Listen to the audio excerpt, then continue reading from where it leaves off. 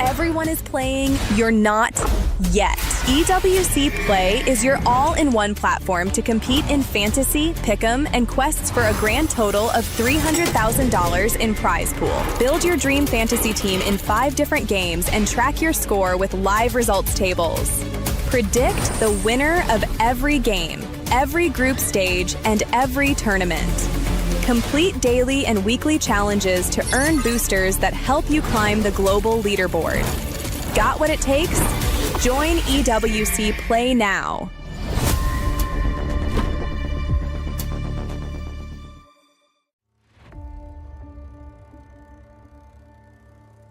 Bloodshed, tears, and glory.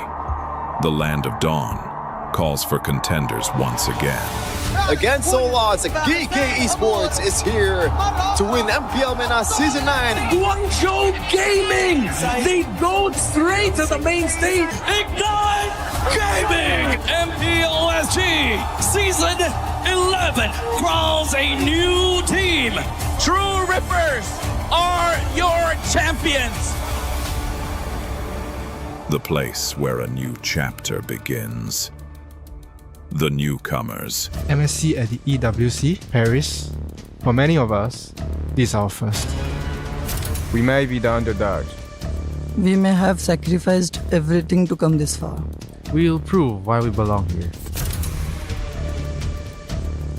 It's the first MCT Grand Finals, and Entity will be your first champions. Bro, Esports is the reigning champion. Team of Falcons will push forward to the main stage of MSC. Congratulations!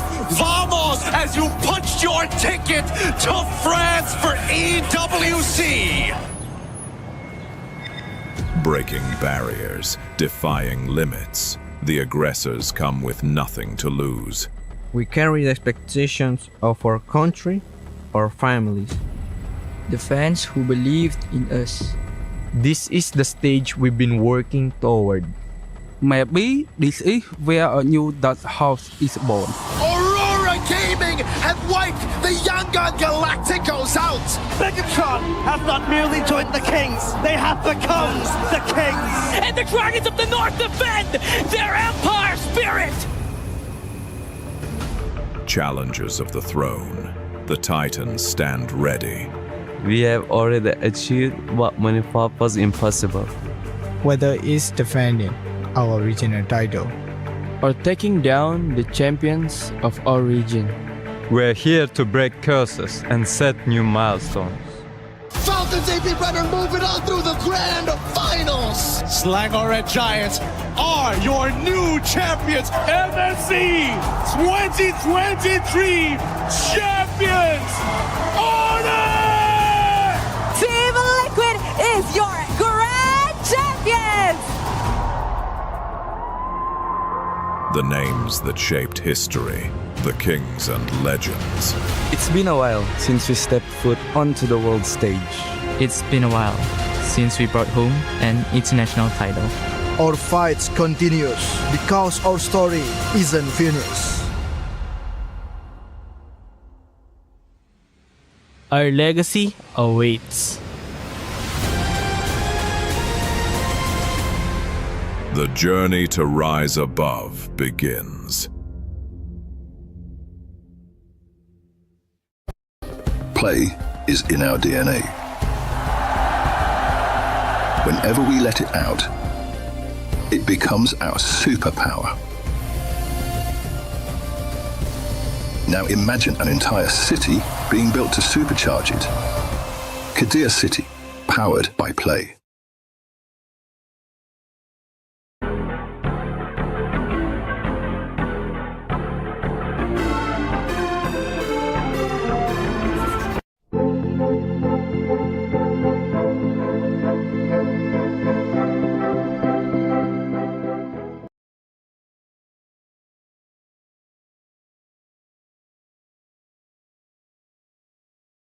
Valley.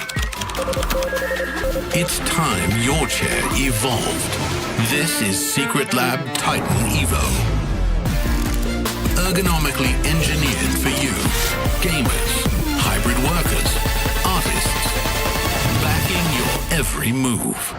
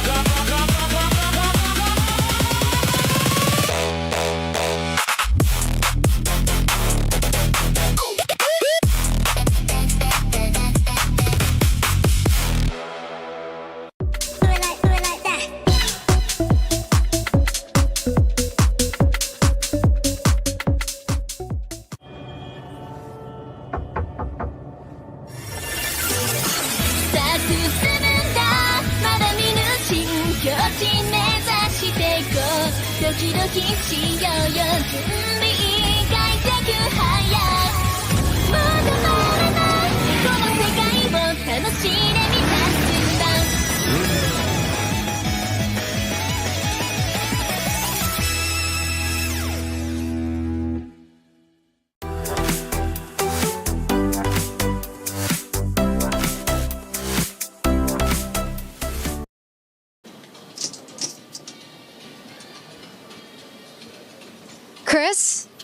Chris, I've been looking all over for you. Chris, what are you doing here? No. I've been trying. I've been here for 3 days trying to win tickets. We got Saturday. We got the grand finals coming. We still have a few more days. You don't have to do it all now. We have some content to do. We gotta go. Hold on a second. What's it? Whatever. What's in it? What's in it? Can I see? Oh. That was rude. Huh? What does that mean? I honestly, I don't know. Anyway, we do actually have other things coming up before our grand final. We do. We have 2 matches today, all in a best of 5, and that's going to be very interesting because whoever loses this gets eliminated out of knockouts. No, that's sad again. No, we don't be getting upset this week, okay? We're fine. It's I'll be fine. Don't remind you. I'll try not to remind I'll be fine. But we got to go. I mean, they're calling me and they're asking for you. We have content to shoot and stuff like that, so let's just bounce, all right? It's a bit rude, that. A bit rude. What did that mean? I don't even know.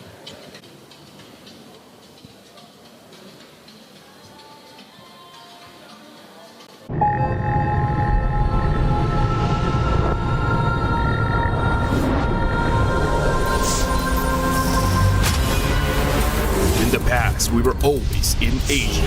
This year, we came to Paris. What stories are still left untold? Kami sudah membuktikannya, tapi ini baru permulaan. Tiada siapa akan ingat siapa nombor 2. We need the win.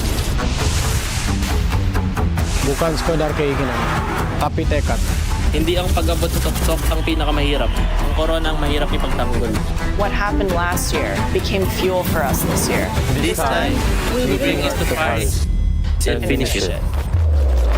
A new lineup, new chemistry, new fire. Once champions, not settling for podium finishes. World champions, defending MSC champions. As the final boss of MLBB, can anyone stop them? Names have been made, stars have risen, but now they need to show the world what it takes to rise above. This time, the world is bigger than ever. Like every year, new challengers step on to the world stage. Some carry the ambitions of 2 continents. Some fight for the pride of home turf. Some have never stopped chasing the throne. So who will finally rise to clinch the title? This is where unresolved stories find their ending. A new shot at glory. One more chance at redemption. We are back. Kali ini, sekali lagi. Bukan atau tidak, Pareho lang ang chance namin. no one is untouchable. Let's fight. Bukan ako kalau bisa. 2 champions, 1 game. Paris breaks through limitless possibilities. Domination or redemption? That's the answer that we hopefully will get later on after these games raise the question here at MLBB MSC at EWC 2026. My name is Rain Day. Welcome back to an amazing day we've got set up. It means it's the knockout stages. Those 2 days of rest have hopefully given the players a few new different ideas, or maybe just the ability to settle in on how they want to approach it, because they aren't going against somebody new. They're all upper bracket rematches. So somebody is going to have the edge. Will it be the teams that did before? Or will we see some surprises later on? It's going to be a fun one. Welcome to Paris, everybody. Again, I'm with my amazing talent. You guys know so much. You could be casting, you could be doing the desk, but they're here on the desk with me. I'm happy. Rinmar and Mirko. Rinmar, a couple of days rest will do you good, huh? Yeah, really good. Our bank accounts suffered a little bit of damage, but it's been a good time in Paris. And then at the same time, of course, we got to recalibrate, rest up, and do a little bit more research for today. It's a nice watch. I just have to say. Thank you. Gave him a little opportunity there. Mirko, you looking good as well? Rush day? Hey, it's been amazing, man. You know, Paris and break days, they just go hand in hand. I just love the city, love the games, and I think it has gotten us a lot more excited right now, right? The anticipation is actually just killing me right now, especially for our first match. Yeah, and the great thing about this is, again, upper bracket matches, so everybody's seen each other. But what new strategies will they have brought together? If you're just joining us, we had an amazing group stage. Let's go to the STC Rewind to see exactly how that went, guys, and walk me through just this first week of groups and what that looked like to bring us here. Well, we started off right away with some surprising results, didn't we, for our group stages? Teams such as SRG going down to the lower bracket, teams like Team Liquid, but we got to see teams like Team Spirit, Guangzhou Gaming as well deliver some surprises. Other favorites just for some reason dropped the ball a lot of times, even in some of these matches where they did qualify. Team Spirit, Guangzhou Gaming, one of those where I was very, very disappointed, right? Team Spirit coming into this tournament as one of the top dogs, A-tier team for me, almost dropped it entirely against Guangzhou Gaming, who were coming in as, again, relatively newer teams for the international stage. They've never really made it to the international stage, first main stage, and they did really, really well. But obviously that experience for Team Spirit, they were able to get it through. And with Zauer debuting in their MSC, he's looking better and better as we get along the group stages. Yeah, and you can say the same thing about the whole of Team Spirit getting better. What was shocking to me is that how it felt like the Entity 7 team that we saw take down Team Liquid didn't look like the same team that went up against Pro Esports. Pro Esports, their aggression, their high tempo, kill heavy playstyle looked like it was just too much for Entity 7 to handle. At some moments we thought that, hey, maybe we could go to a game number 3, but Pro really just wanted to make it to the knockouts already. Yeah, I gotta say, man, Pro, they did such an amazing job. Coily with the, with the taunts against SRG when they sent them down into the lower brackets as well. We definitely got to see that character, and that's what I'm expecting here for Pro versus Yangon and Galacticos. And obviously, one of the craziest matches here, the fact that MSC 2023 champions had to go up against MSC 2024 champions. SRG sent home their key crushed right in front of a lot of the Malaysian fans here by Onyx, who finally got their revenge, and we got to see that civil war between the Falcons, man. Unfortunate for Falcons meta, they looked so good in the wild card. They were able to really capitalize on the utility meta, but as we got into MSC main stage, the assassin meta took over, and just like a lot of the teams that were favored, they just couldn't adapt too well into this assassin meta. Yeah, Flap stepped up, and of course, the KDA machine, Haji, took all of the highlights with his Selena gameplay, reminding us yet again, his first and last. Yeah, I don't think Vitality is going to be giving that Selena to Falcons later, and I don't think the Falcons are not going to give the Selena to Moreno as well. He doesn't want it. Mirko doesn't want it. Let's take a look at our club championship Aramco leaderboard, because that'll tell a story that's also underlying what's at stake here. You could see Natus Vincere, Navi at the top. They actually play our winners of last year in Team Falcons PH, the only Filipino representative here still in the top 8 for MLBB. They'll be going toe-to-toe, not just in that match, but the implications, Rinmar, a win would actually qualify Falcons for the ability to win the club championship. Natus Vincere already have a win, but could do a lot to stop someone who's chasing them up the leaderboard there. Yeah, Navi needs to maximize all of their remaining titles, and it's not a lot. They don't have a lot of teams like fielded here, but they were at least able to maximize it. Meanwhile, the defending champs team Falcons, yeah, it's going to be a grudge match later, not just because of the story within MLBB, but the story of the club championship rankings. I mean, we saw the content piece earlier. Team Vitality is taking digs at Falcons in their little claw machine game with the words of wisdom. Yeah, it is going to be crazy, and I think that the tempo that we have set in this tournament is that things are moving fast. You barely have time to adjust,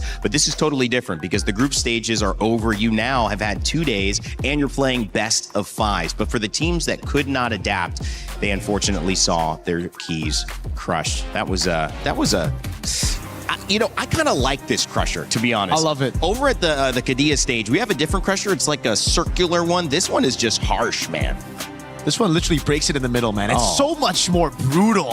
Yeah. I love it, though. This really just shows you that competition. Even Coily and a lot of these players, man, their expressions when they beat their bitter rivals, when they get to finally crush that key. I think, especially for Keyboy, this one was personal, right? Getting that revenge from 2024 after being eliminated in the group stage by SRG. And you guys mentioned the storylines that are also here, jumping in. If you're checking out the knockout stages, the winner of last year, Team Liquid PH, they are out. They went out in the group stages. The winner of the year before, SRG, they are out. They went out against Onyx. The winner of the one previously in 23, that's Onyx. They're still alive, so we'll keep up with tabs. But they're playing one of maybe the most exciting teams coming out here, which is Aurora Gaming.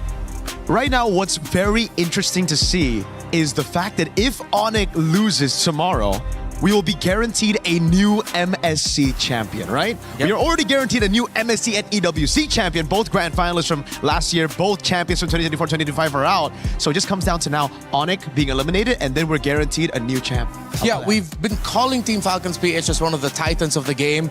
Here's some shocking news for you. They have yet to win an MSC title. They've been in grand finals, but they haven't been able to win it. Well, the second place representative here from the Philippines, they're going to have a chance to represent not only that, but Falcons' hope of the club championship win. Big stakes on the final one. Yangon Galacticos and Pro Esports, though, will lead us off to best of fives, and don't wait till that 14:30 CEST time. We're going to keep these rolling, so you got to keep watching, keep enjoying as we kind of open up the conversation about our very first teams. Guys, this is a matchup that I think is, again, another rematch. Yangon got the better end of Pro Esports. Pro Esports had to move in through the lower bracket. If you're in Pro Esports' journey, what do you learn? What do you learn from that? Fix the comms. You could see it with how they tried to finish the game. They can't find angles to finish the game. There's just something about how they handle their playstyle in early to mid that translates very well to domination. But when it gets to the point where you're dancing for lords, trying to play the minion waves, trying to win it, they just seem to slip up. There's something about their communications and them wanting to do so many things in the late game that they just need to marry to a cohesive plan. I agree. I think they need to again, be cohesive. They need to be a little bit more coordinated and disciplined in the late stages of the game. And I think for me, it's just because they're trying to double down on that early aggression. They're such a good team at playing those micro heroes and, you know, shining mechanically that they rely on it a bit too much even in the late game, right? They don't go back to, all right, let's play it slow. Because in the first group stage match against SRG, it almost looked like that was the reason they were able to beat SRG. Yeah. In the late game where SRG was winning, they would just go in and in. They would constantly just gamble all in every single time for those 50-50s. And when they come out on top, they end the game. If not, then we see E7 and Yangon matches. Well, will we get a rematch or will we get a remake? We'll have to find out, because these are very interesting conversations. And if you think you know who's going to win, whether we're going to see the same result or we're going to see a new one, make sure to get your pick'ems in on this game. They're open now. You can pick for all of the games coming up this afternoon. And then, of course, you'll be able to see if you got right and climb on the leaderboard. There's up to $300,000 on the line that you might be able to get your share of. So again, I'll talk about this. The other side is the Yangon side, and they are successful. I mean, pretty much when you look at kind of the storyline for today, I want to bring this up for us to see, because you can see it's kind of like one dark horse will rise above, but I'm starting to question this dark horse narrative only because these teams are here. They're in the knockout stages. Do you think they like being called a dark horse? Do you think they believe they're dark horses? I think that's fuel. Any team that thinks that they're competitors that gets labeled a dark horse would want to prove it wrong, in the sense of, no, we're not just dark horses. We could actually be in the running for championships. Look at Pro. We've talked about their aggression. They have the highest amount of kills heading into today. I believe the number is somewhere around 31 over the second most kills team, which is SRG. Pro has 31 more than them, and SRG has played one more game. Meanwhile, Yangon Galacticos, it's hard to take them down. They play defensively so well, and they don't take risks unless they know that it means that their mid laner and gold laner will survive. And it's I think we talked about this earlier. Every single member of Yangon Galacticos has had a moment in a game throughout this tournament where they haven't died. Which, Mirko, I mean, that's hard to do in a regular match at a high level of rank, but that's very impressive here when you get to MSC. Absolutely, and I think that's the main difference between Yangon Galacticos and Pro, right? Even in their first matchup, I think for Yangon Galacticos, they're a lot more calculated, a lot more disciplined as well. They understand how to take the game. They know when to go fast, they know when to go slow, and it's through those objectives, just playing around those, that they're able to win championships in MSLMM, and they were able to, again, withstand that early storm that was Pro Esports' mechanical prowess. Yeah. All right. Well, we have a chance to introduce Yangon Galacticos. This squad has made it all the way to the knockout stages, from Ying and Han to Blink, Kaizi, and Sanji, who, like we had just mentioned, is notable for not dying very often in this tournament. We'll see how they perform today, but the road to the Myanmar representative has been anything but easy. They're in pursuit of a championship.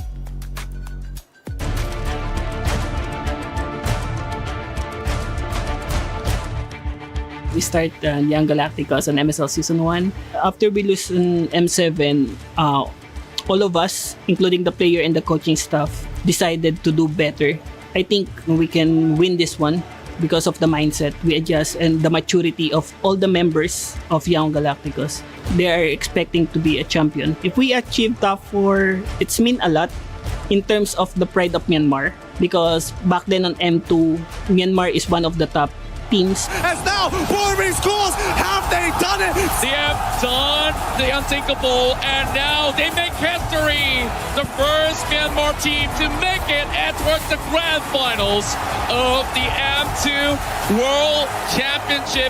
Bringing the Myanmar back on the top 4, it's mean a lot to the people. As a foreigner, what makes me decide to stay on Young Galacticos is because of the dreams of the players. After losing on M7, I think I am accountable for their dreams. I really want to show them that esports can change life.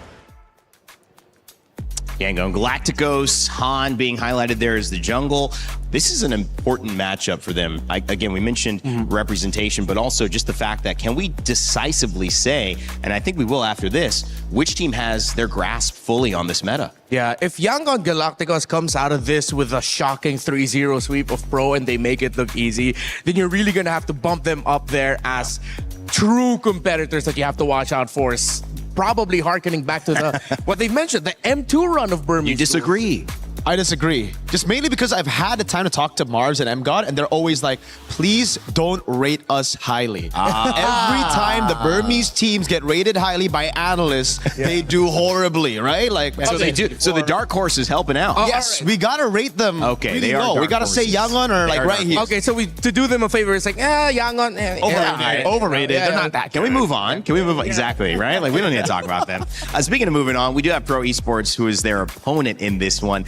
And this is another great matchup with the jungler. You see Coily, you see Felix, Sa, PP, and of course Kozen. This is a team that is ready to achieve great things here at EWC.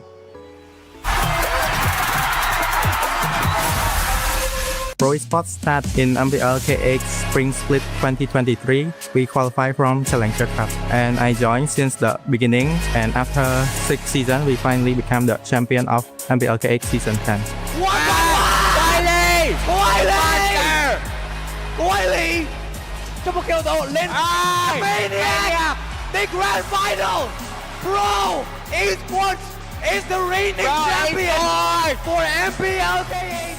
When we win MLBB, of course we are excited because we've been having this dream for many years already, and it's our first time winning, and we qualify to play on international stage, which even make me more happy and excited.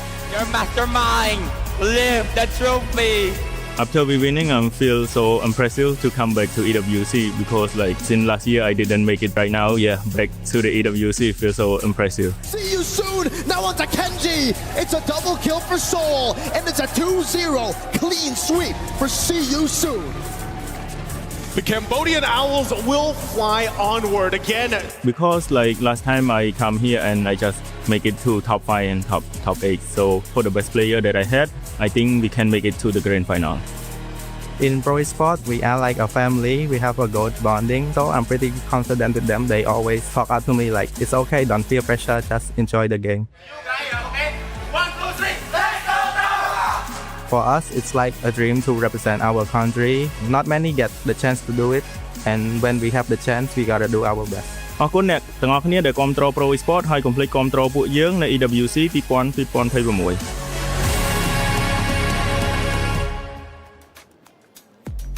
Well, just an incredible journey there. We highlighted a lot of those players, but PP as well. We talk about sharp blades when you look at Coily, when you look at Han, but PP is the leading assist haver in this tournament at 87 assists so far, which, I mean, how impressive is that? We noticed it in the very first set they played on Beleric, but the fact that he's continued to be an impact, it's kind of like sharpest sword versus strongest shield. Yeah, I mean, when you look at kills and you see that your Roman mid have a lot of assists, it just really doubles down on what they said. Pro esports are like a family. They play together. Yeah. It's not just the high mechanic players getting solo kills around the map on their own. They're getting kills as a team, and that speaks volumes for their quality. Yeah, I mean, I just want to say I'm really happy that PP is doing well because my boy's in the EWC fantasy team, and he's in my team. So just want to say that, you know, so a little bit of a flex, putting PP up there. But yeah, I really think you put it well there, Randy. I think for pro, they're all kind of like blades, and there's just one whetstone, which is PP. That's the guy just constantly enabling everybody, constantly sharpening all the other blades, and it's worked so well. And I also think we have another like kind of interesting thing, which is for those who are used to these tournaments, you have somebody coming in with more adversity that they've faced. Pro esports having played 7 games, and you look at YG, who've played only 4. Now they haven't lost any of those, but there's a lot of learning in those 3 games that, you know, pro esports have been able to have, and how impactful that is now. Maybe again getting ahead of the problems that if YG does lose a game, they will have their first experience of going, now we need to adjust. Well, but I think Yangon can hold to the fact that they almost lost their first game against Pro. It took them, what, 30 minutes to finish it? That's true. And they were able to crawl back at it. We thought that, oh, they're pretty much done. This Fanny is close to 10 kills, 0 deaths, multitudes of assists. But then they were still able to crawl it through. At least they have that to hold on to. Yeah. But do you agree? I mean, there's a dynamic there of experience in this tournament. Oh, absolutely. Absolutely. Yeah, I think for pro as well. I mean, if you look at it, you correct me if I'm wrong here, but I actually think they have the longest average game duration, right? So again, for them, it's always, if you look at that stat, kind of weird because they don't play in the late game. They're not a team that actually plays around the utilities and waits for their carries to get to a point where they need their power spikes. No, they're a team that actually dominates the early game. So that's a big question mark for them, especially against Yangon as we get into this rematch. Yangon are so good. And that's, I think, one of the main things I saw from Yangon Galacticos that was the big difference compared to all the other Burmese teams is that they know how to play the late game. Even when they're down 10,000, they know when to wait or how to wait for their power spikes. And they know how to identify their power spikes in the late game. Major scale. You look at pro esports in Cambodia. What does this mean for them on this stage at MSC? It means everything, especially for Cat God, man. He's been here 2024, a disappointing run, disappointing series. It's time for Cambodia and Pro to prove to the world that they're here, they're meant to be here, and they deserve to be on the main stage. They've had 10 seasons of MPL Cambodia now. It's high time we get to see them in the top 4, but Yangon Galacticos are standing on their way, and they are hungry to get Myanmar back on top, as they said earlier. It's not just a battle of the draft or in the game. Shoot, it's not even a fight for the Lord. MLBB has come to Paris, and with that, in the Lenovo Legion Gauntlet, the biggest trophy this season so far for MLBB is on the line. Will it be Yangon Galacticos from Myanmar, or will it be Pro Esports from Cambodia who move on to face Team Vitality versus Team Falcons PH? When the lights are bright, it's about how you show up. And sometimes showing up is just getting the job done. No talk, no words. It's time to play. MLBB MSC begins now.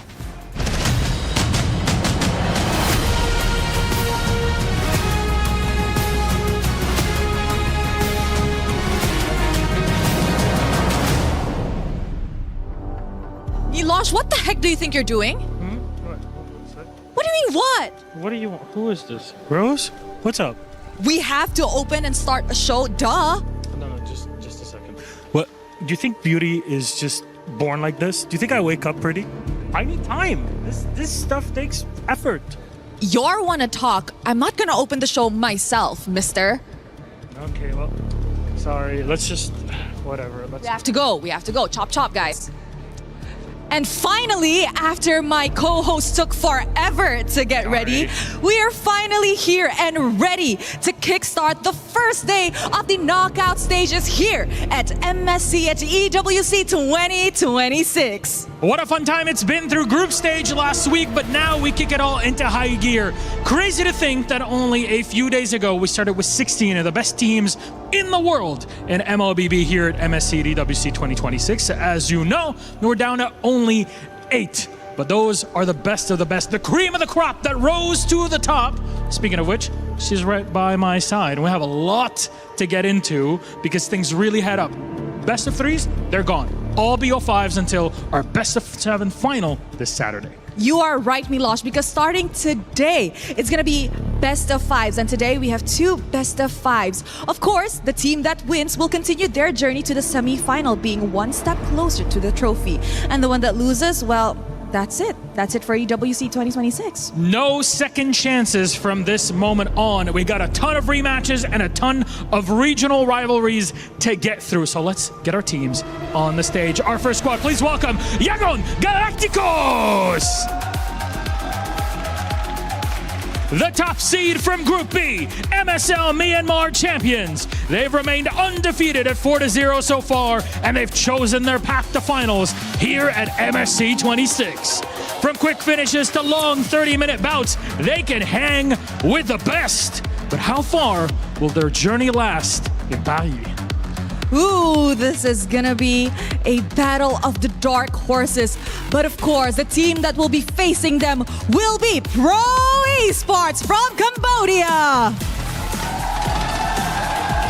This team came in strong by dropping the 2024 champions down to the lower bracket.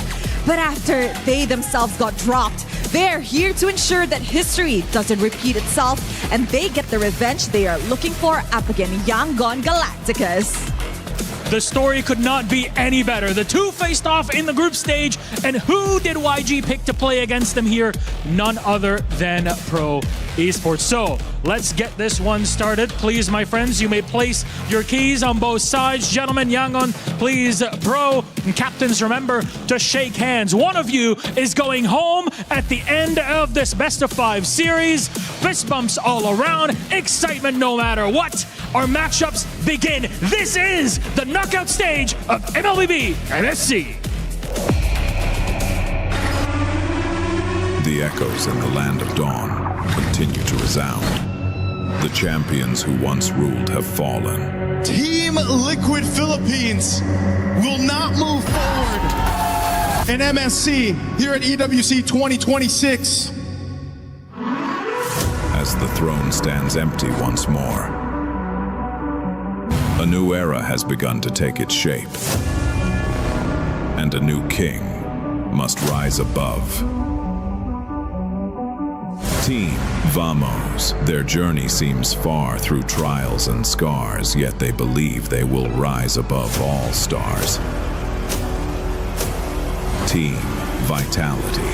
The dream they chased has led them to this stage. A new chapter for Indonesia begins on this page. Pro Esports. They defeated the champions who once led the way. The world will see how they earned their place today. Team Spirit. Through every setback, their spirit grew strong. They will carry the dragon's crest to show where legends belong. Yangon Galacticos. More than teammates, they are a family forged through the fight. They chase for glory to make their nation proud for life. Team Falcons PH.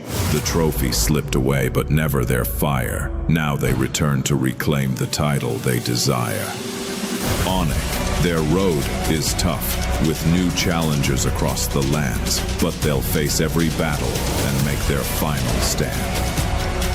Aurora Gaming. The world has begun to speak their name. This is Aurora Gaming's time to reign. 8 contenders remain. Some fight as the new hopes of their nation. Some fight for a glory that was almost within reach. But all 8 paths lead to the same legacy. All paths lead to the same legacy.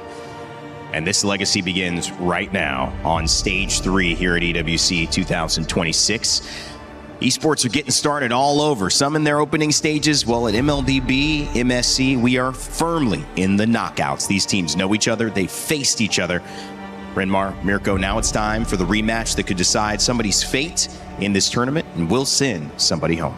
Yangon Galacticos, any team that comes out of Myanmar will always have the ghouls of the past hovering over their shoulders.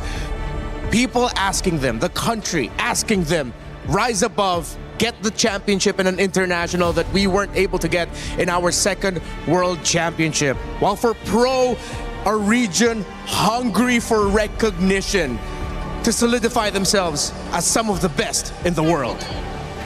And it's the dynamic of those two storylines colliding, and also these two teams with their clear identities, those play styles that'll be clashing again. Yangon Galacticos, a team that has also went back to rely on utility jungles, gone back to their ways, and MSL Myanmar. What crazy picks await us here, right? I mean, Coach Marv's, Coach M God, the way that they're able to dominate in MSL Myanmar wasn't just through playing the fundamentals, being clutch in the late game, but it was through these crazy picks that you would put on Blink, those Hellcat roams, those crazy junglers, even Ying sometimes on the carries. Could they possibly pull it off here against Pro, who are just trying to double down on the meta? In our discussion about the meta game throughout the group stages, there's a C word that popped up. Not just crazy, but creativity. How creative can you get with the picks available in terms of where you're going to put them? Barrett's in the EXP, well, he can also be played in the jungle. Mathilda as the roam, nope, surprise, she can actually be played as a mid laner. All of these are now leading to this point. We've had 2 days where teams, we've got to talk to them. They said, we've been training our butts off, just trying to break the code of this meta, trying to come up with our own way to play the game. I'll throw out another C word, calibration. Because I think these teams have seen what's worked, but they've also seen what hasn't worked against their opponent. And now it's time to figure out, how do we split the difference in terms of the stuff that we know is effective in this meta, but also the stuff that we've been punished with when we've tried to go up against Yangon earlier on. These two teams have fought for certain heroes. Uranus has been one of them. But YG, on the other flip side, has experimented and never failed. They haven't lost yet. And I gotta say that in the draft, that is the one thing that I'm wary of coming into it, Mirko, because if you haven't lost, you're not gonna change much, and why would you? Ooh, I agree. If it ain't broke, don't fix it. Yeah. And for Yangon Galacticos, that's been, I think, their core identity throughout MSL Myanmar. Entire season, in the regular season, when we were seeing fighters up to now. And one of the doubts that I had for Yangon Galacticos is very similar to one that I had for TL, is that Han is such a good utility jungle that we might be seeing more of the utility jungles instead of it. Fanny and Ling Ban, I think now we're going back to that. The Freya's left open though, so Yangon Galacticos will just build from there. They pick up the Freya, it's a good flex pick. They've also already taken out one of the counters for it, the Phobius. So now it's open anywhere. Now Pro, do they go for the straight up counter against the Freya? Do they pick it up? Let's see if they do. Are they going to double down on the utilities? You still have the Nolan option for Assassin if ever, but then what happens if you pick the Nolan early, you show it up, and then suddenly you're going through a very aggressive Freya, you're up against utility. Things like Akai might still be available, but a Valentina as an option for these two would be great. And Pro continues now to actually look at the drafts of Yangon.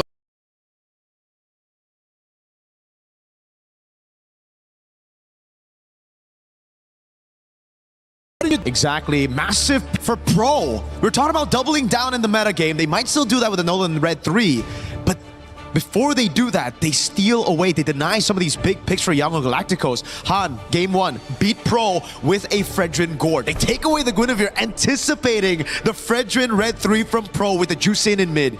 And the Cho is also a hero that they've won a game with. They're 1-0 on a Cho. And going back to what's worked, I mean, you come up with a game plan. This looked good for us. You take something away. I like this draft already. As much as you want to try and escape from utilities and junglers in the meta, sometimes you can just take away a few and suddenly you're back to a few months ago. Guinevere, Baxia, welcome back to the utility junglers. Only when Hirara, Fanny, and Ling are banned do we get to see these heroes, man.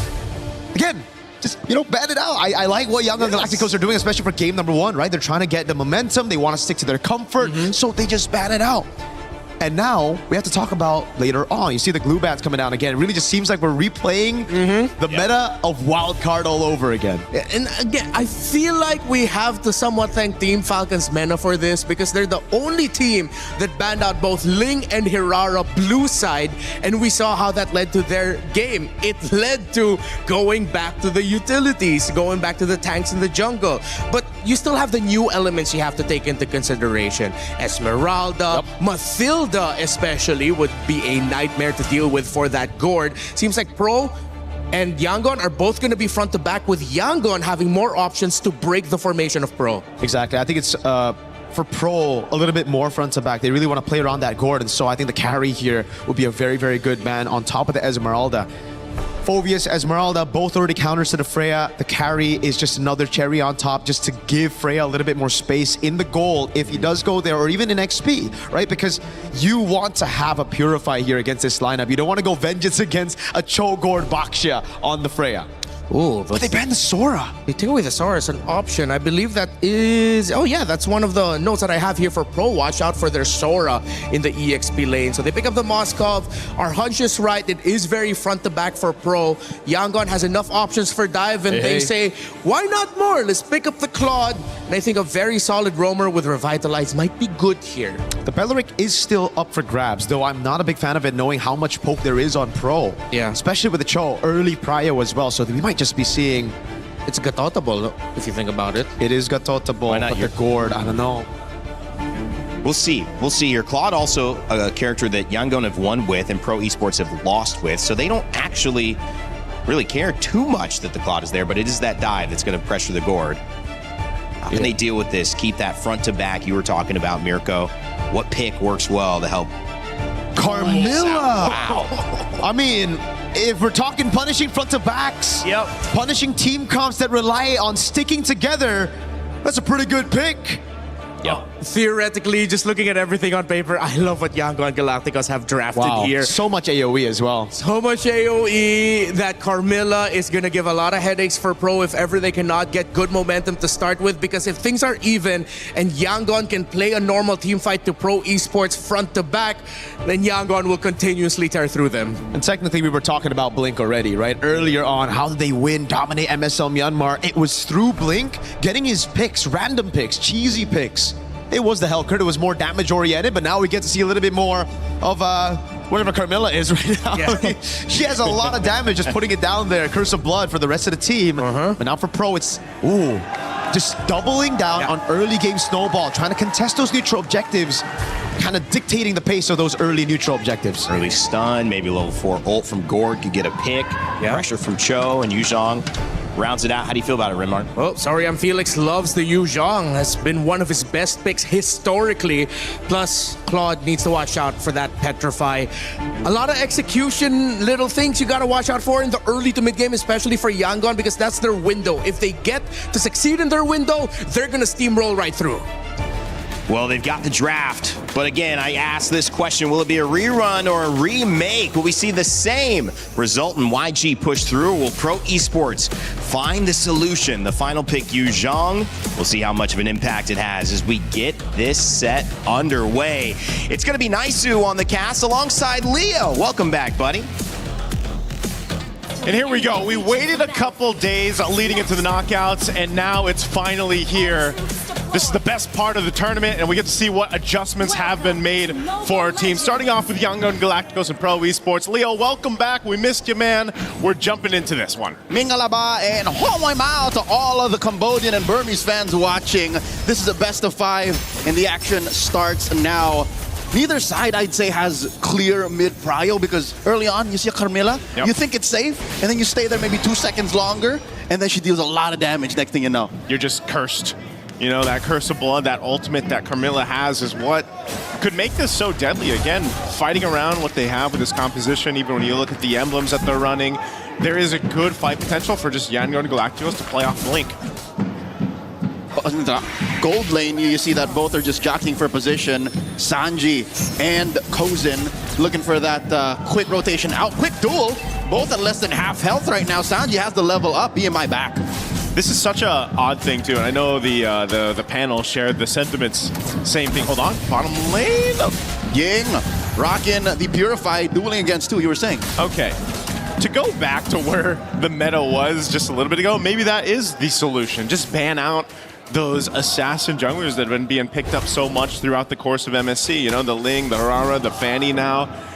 And I'm wondering if that'll be the case, just because, again, it's the nature of the best of 5. You've got some variations you can go through, especially Game 1 and Game 2, depending how this series goes.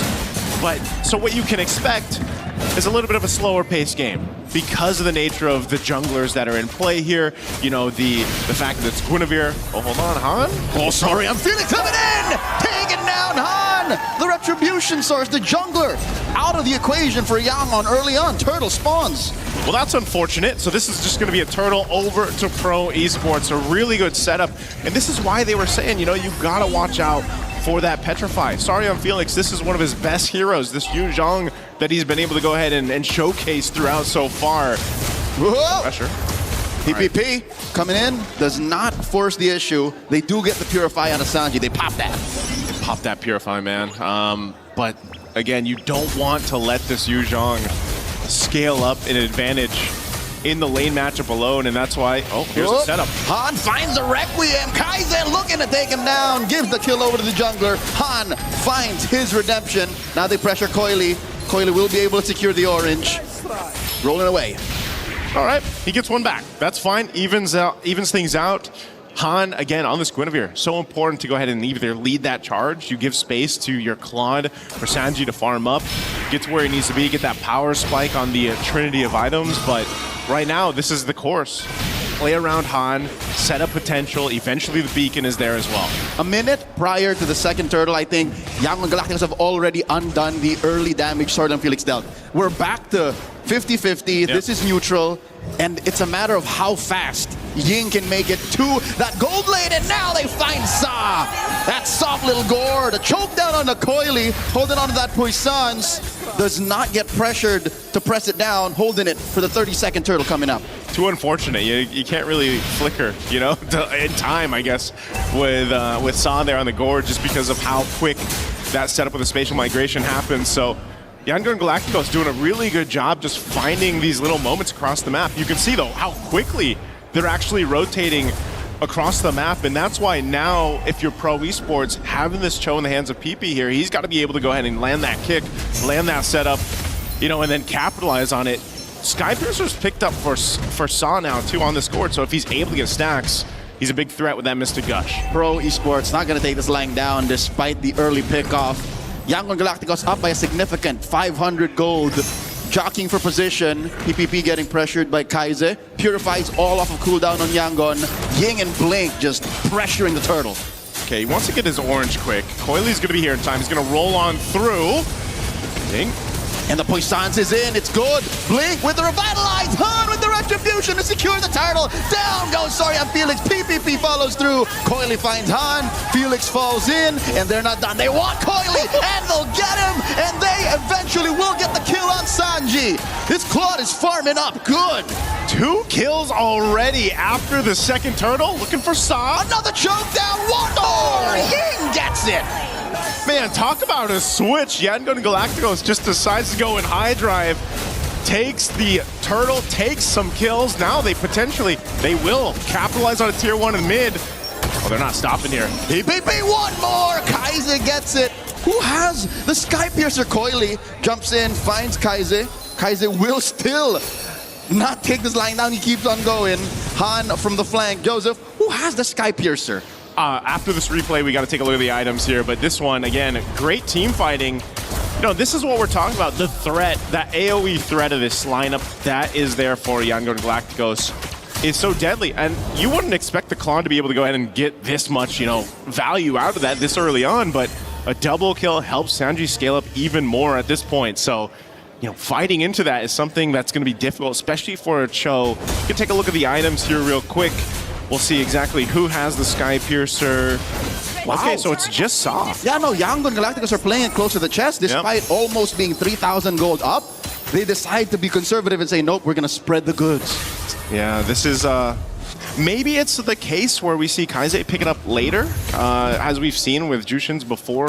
Eventually, maybe second, third item. He's already got the glowing wand. He'll be going... So he's just going to go to the Clock of Destiny next, I would assume. But again, these variations of the build, especially for the Jushin, has changed depending on the game, depending on the composition, and that's what they're going to play it. So right now, Pro Esports... Oh! Sanji here, purifies, blazing duet on the Kozen.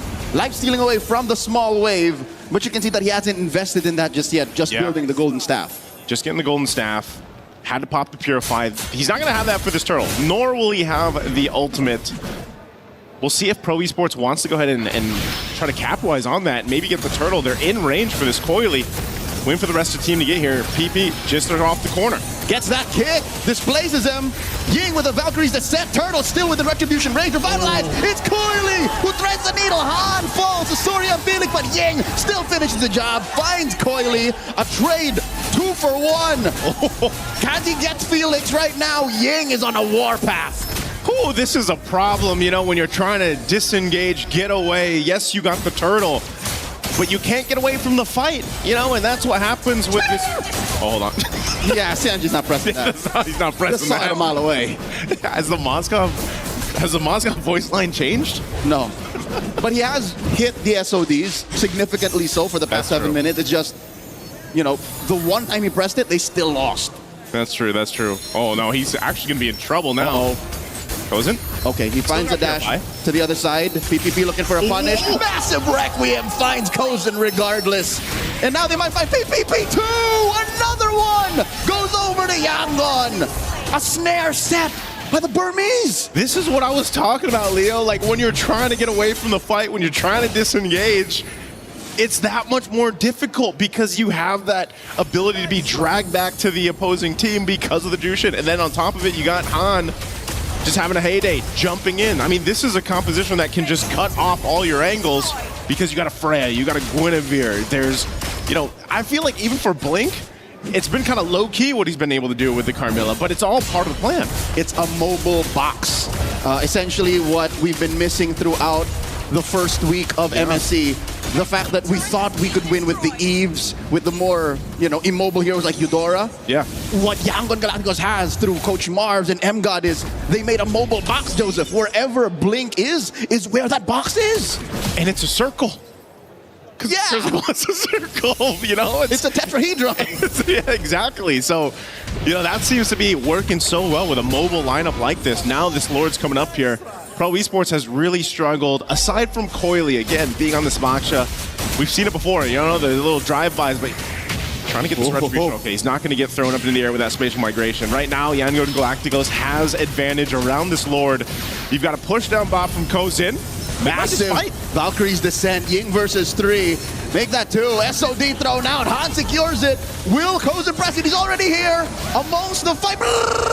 Into the back line. Sanji puts him in half health. Finds one. Make it another. Double kill for this Claude. And that's enough to keep Pro Esports at bay. Yangon with 2 kills and a Lord. Man, I can't believe that also Ying was just able to buy so much time on this Freya. You know, when he goes Valkyrie form, that's enough to go ahead and keep a lot of the members of Pro Esports at bay.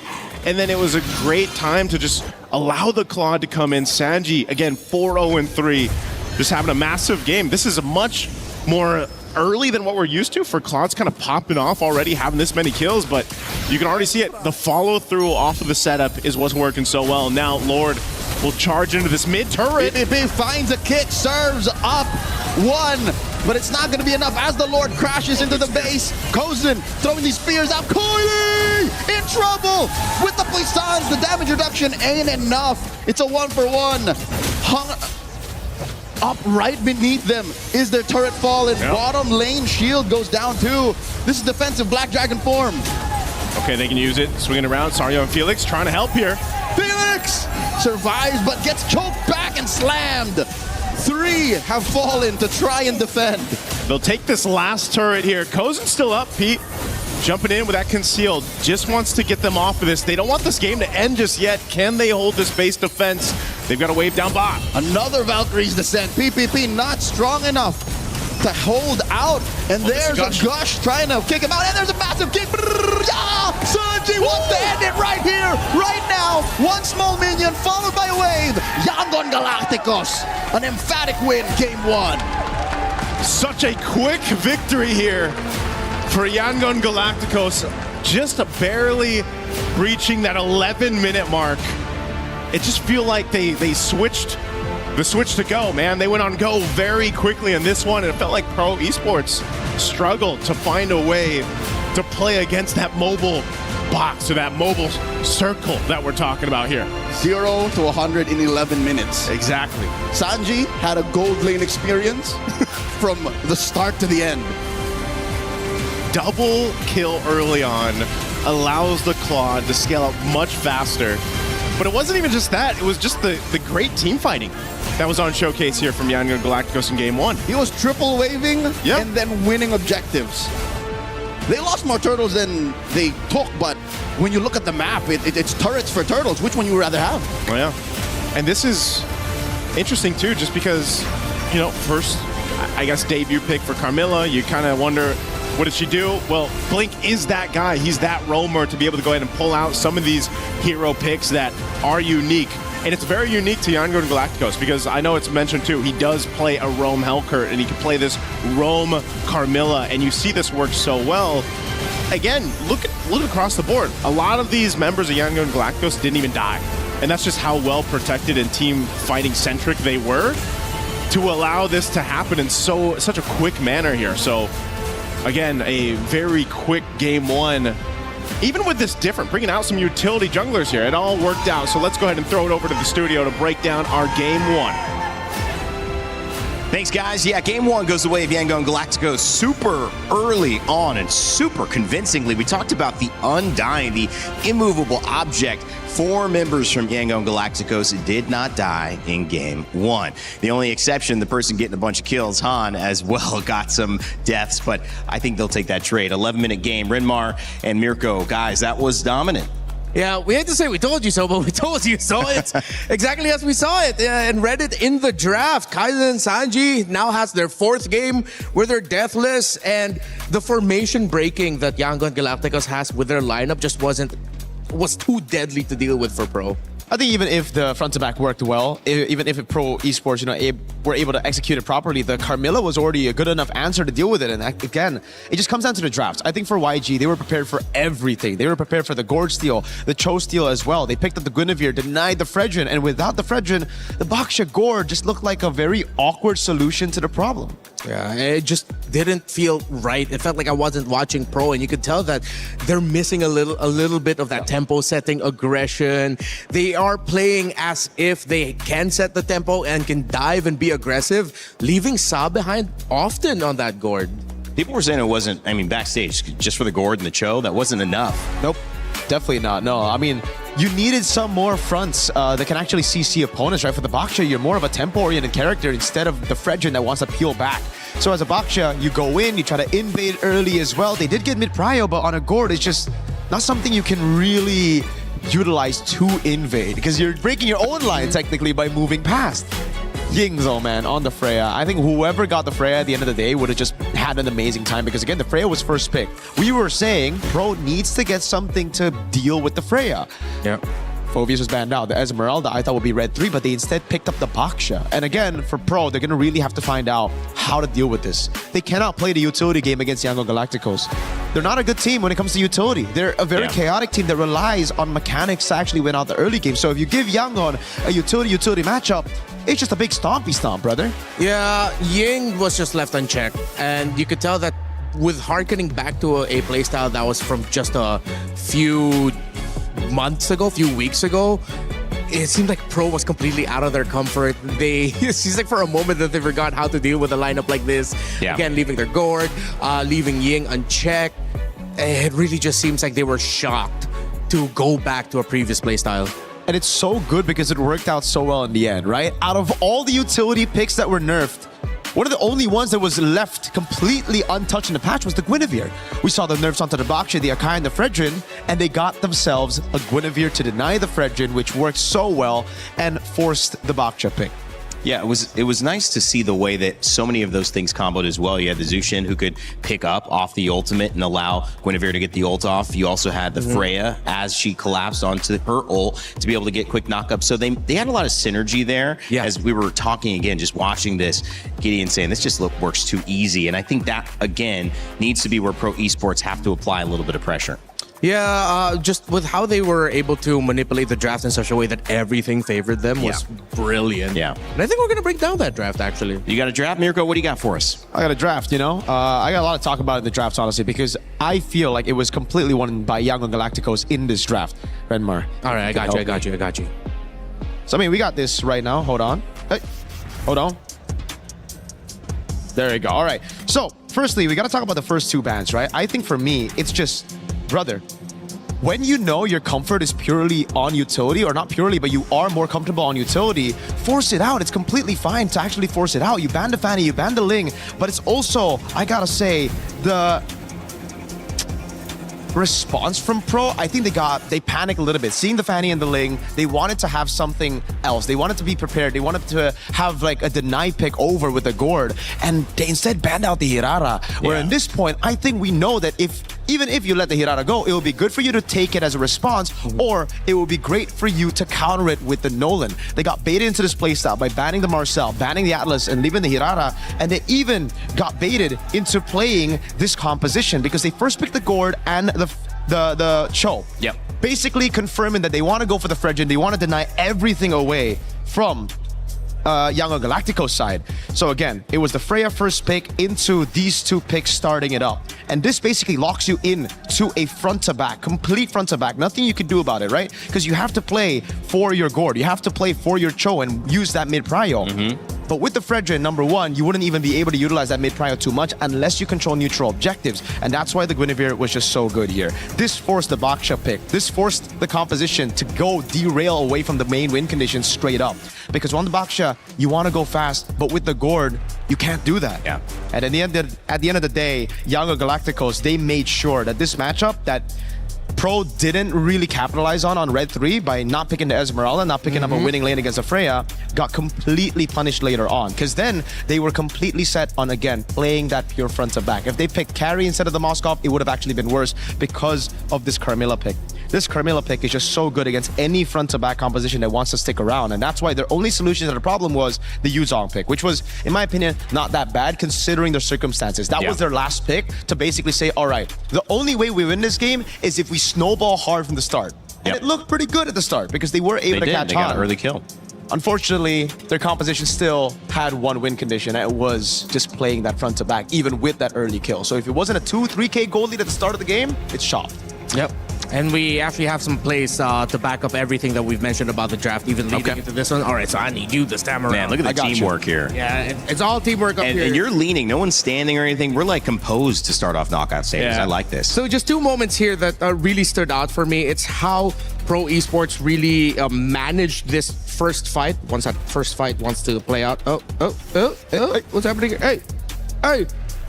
Whatever. Okay, we can just go ahead and look at this. All right, so you see how we go back to it once again real quickly. Sa left behind, that is cardinal sin when you're going up against a lineup that wants to dive and you have one major damage dealer in the early game. I feel like they also put too much value on their Moskov being able to be a major presence in terms of the damage. Look what happens to Sa. Once their formation is broken like that, they got no damage. No matter what kind of combo that you get, you already have heroes under your belt here. Beneath the ultimate of the Carmilla, it's not going to be a good time. And then with that going down really quickly, without their Gourd, you see how quickly they're crumbling. They're able to get the turtle, sure, but this is where, again, we go back into the Freya getting left unchecked. Coily will just get slashed through by this Freya. The rest of Yangon Galacticos will be able to recover from not being able to get the turtle. Because again, look where Sa needed to go. He had to go loop around behind the wall, loop all the way back to the turret, leading to Ying being able to get the double kill. And this was after we saw that big fight earlier for, I believe that was turtle number 2, where we get to see a classic return to some old rotations, wherein after you win turtle 2, you go right here. Where's the zoom button? All right, you know what? Let's just circle it in the map. Where you could go to the center of the map and be able to break the tower. You don't see it here, but the tower goes down so quickly because of how many members of Pro went down. The minion waves were crashing in. They maximized the gold in the turret and mid, and then were able to break it. After that, that's pretty much GG. It would take a miracle for Pro to lose this game. It's an interesting thing because you mentioned Saw's rotation, but looking at that, I think he chose to get into the fight quickly because the turtle was in the middle of it. But because he got pressured from that angle, he had to abandon the entire fight. If he had gone a little bit, and again, this is just looking at what you showed me, where he tried to end up going, that took a while once they were all dead. Maybe that patience. But again, he's working against, like you guys had said, tempo. We got to win fast. We got to win turtle. We got to win early. And so, of course, he's taking the quickest route. It just seemed like maybe there was more to do than there was that they could do in that early game. Mentioning this matchup, sorry, I'm Felix and Ying. Felix 4-0 again. Several members. I think it was 4 by the time I looked at it in the green room. It might have been 3 or stayed 4 that did not die. Guys, I mean, this is just, they've got to find an answer. Yeah, strong side lanes with the utility in the center. Even though Han went down 3 times, they're fine with it because their Freya's untouched, their Cloud is untouched, their Juicin was ripping through the formation and the play style of Pro. With all of that said, yeah, that was their game to lose. This is what makes Yangon Galacticos so scary, right? Because they can play the utility game. They can also play some of those assassins if you leave it open. The Fanny, again, we've seen from Han as well. Not as scary as the utility game because, man, when they get those picks on Ying, when Ying's able to just carry, it's so, so good. But, again, back to the point at hand here. You mean the fact that Rhino Day is available in the shop? That too. We've been talking about. I mean, that's been the whole conversation, no? Well, if you're not paying attention, basically, yeah, YG won game 1, but Rhino Day is here. New interactive effect. Grab those emotes, spam them to show your support, whether it's YG, whether it's Pro Esports, whether it's MSC in general. I love MLBB being so proactive about supporting the esport. That's a great thing to see. Mirko, back to you. So, again, for Pro, it's just understanding your identity, playing with it, right? You don't win championships by playing something that is completely out of your own, comfort zone. Yeah. You still have to stick to your own comfort, and the comfort for them is clearly assassins, man. They cannot play that front to back composition. They need Coily on a carry. They need, hey, I love you too, man. Thank you so much. God. All right, but yeah, play that aggressive game, control the tempo, dictate it, go crazy. Yeah, you get I love Mirko. Where's the ranking sign? I get who's Renmar signs. No, bro. Everybody loves Renmar. Yeah, sure. I don't even want to say the sign I get. You probably you probably don't want to see the sign I'm getting. Mark can't stop laughing. Even FaceTiming the homies to be on camera. Oh, that's cool. That's cool. That's what's up. Yeah, that's a true homie right there. I love it. Ban the Dark Triad. Freya, Atlas Ling. What's the other one? Fanny? I'm guessing it's Fanny. It was something Ixia. It was Ixia. I like that. Hey, I think you just gave our writers a new idea. Whoever made that Dark Triad sign, Dark Triad. Thanks for the idea. Okay, do a Mobazone pick. I hope these have been approved. They have been. Saber. Okay, pick Saber. I love this. I mean, we do know that basically the assassin jungle is so important, and they committed to the ban out. They saw the Ling and the Fanny. They said, well, we'll ban the Harara. Let's go away from it. But you've been mentioning they can't do that again today. In game 2 and beyond. So now you're going to see a completely different approach. YG's still going to ban the Ling. But they're not participating, it looks like, on the side of Pro Esports. And this is where it'll be confusing for Pro Esports, right? Because I know exactly what Yangon Galacticos are doing now. They're banning out the Ling, they're banning out the Marcel. I think the Fanny will come next, and they're going to leave it open now. You want to go Hirara or Freya? Yeah. Because at the end of the day, I think YG will walk away with the winning trade. Yeah. They're really centering on the EXP Freya trade. There you go, right? This is the Fanny ban, and then Pro are just going to be forced into either Hirara or Freya. I don't think you want to let go of the Freya. Yeah. No. But then I think it's also a tough call for Pro because they know that the Esmeralda is going to be coming through. Oh, they banned it out. The Fanny. Oh, that's what they want. Okay, wow, Yangon. Wow. All right, so we saw Yangon play a little bit more into the utility. Let's see if they're going to whip out the Assassin through the Fanny, or maybe even the Nolan. Who knows? They go straight up Eudora, Belleric, and then Fanny Red 3 here, no? Yeah, Eudora will be good, Belleric will be good. I think I want to see them consider... I was about to say Selena, but all right, Eudora's not bad too. Oh. Barrett's early on. 2-0 on Barrett so far. YG have played him twice. They've won twice with him. Yeah. I love the development of the meta, man. Barat's early, especially in this situation, just creates so much confusion for Pro because they themselves banned out the Uranus. It looked like they wanted to get their hands on the Barats. But even if Pro go for an Esmeralda, something of a counter against the Barats, this is still a flex pick knowing Yangon Galacticos. They can put it into the hands of Han. So now as Pro, you don't know what to go. Right. Yeah, I think if I'm Pro, I'm looking at what could you pair up with the Barretts and the Matilda. Does Yangon really want to play Matilda Roam and then Eudora mid? If Pro's idea to that is the answer is no, then expect that this Barretts is going EXP. A safe choice for Pro right now. Oh, I was gonna say, a safe choice would be a Lilia to have a way to deal with the Barats anywhere it goes, but they instead go for the Selena and the Belleric. This should be where the Fanny comes around, right? There's not a lot of crazy lockdown. They can ban it out later, like the Moskov ban. Yeah, you don't need to worry about something like a Badang showing up. The only thing that Pro Esports could come in through a surprise is if that Barretts is going EXP. One very old answer to that is to rock a Cho in the EXP so that you get that pick off up against that Fanny. But let's see if Pro remembers that and if that can actually translate to the current metagame today. If this is Fanny, Pro Esports are going to be scrambling to look for options. It's a glue. But no, they don't want to show it yet. The benefit is they just don't show their cards. Yep. There's still so much flex, man. It's all flex except the Eudora. Yeah, except the Eudora. Wow. Oh, Pro is probably scratching their heads right now of where to go because they can't pick up the Vexana anymore. They already showed the Selena. Yangon is on something else. I mean, from an EXP perspective, they played Barats, like I said. They played Uranus there. They played Ruby, another character that's come up and flexed both gold and EXP. They've tried the double fighter. And Ying can play the glue in XP too. Ooh. This glue could be Roam, it could be XP. This Barats could be XP, could be jungle. I don't think we can say it's going to go gold, huh? That's out of the equation. But they ban out the Fanny, so Pro respecting that. Knowing Yangon Galacticos, though, again, there's still that possible Nolan that's a good pick against the Hirara as well. And it'll be good. You have a very strong EXP in the Barretts. You have a very annoying Roam in the glue. They ban out the Fanny and Harley. If ever they do want to lean towards playing the Assassin, this Nolan will be fine. Just go for the gold lane, reveal your cards there, leave the Barats as a question mark for Pro to deal with all the way to the end right now. So safe gold laner, I'd say just take away the Moskov, right? Especially because you have a glue, but they go Claude again. They're brave with it. I think maybe that's a little bit more of a, I want to say it's ego, but Sanji's feeling it. He's feeling it. I mean, he did have like a pretty good game in game one. I just said pretty good. I don't want to compliment him too much. Remember, I mean, they've won twice, and now this could be the third time, so nothing has gone wrong when they pick the Claude. So I think a comfort pick, it's available. They ban out the Harith, which is the only other highly prioritized gold laner.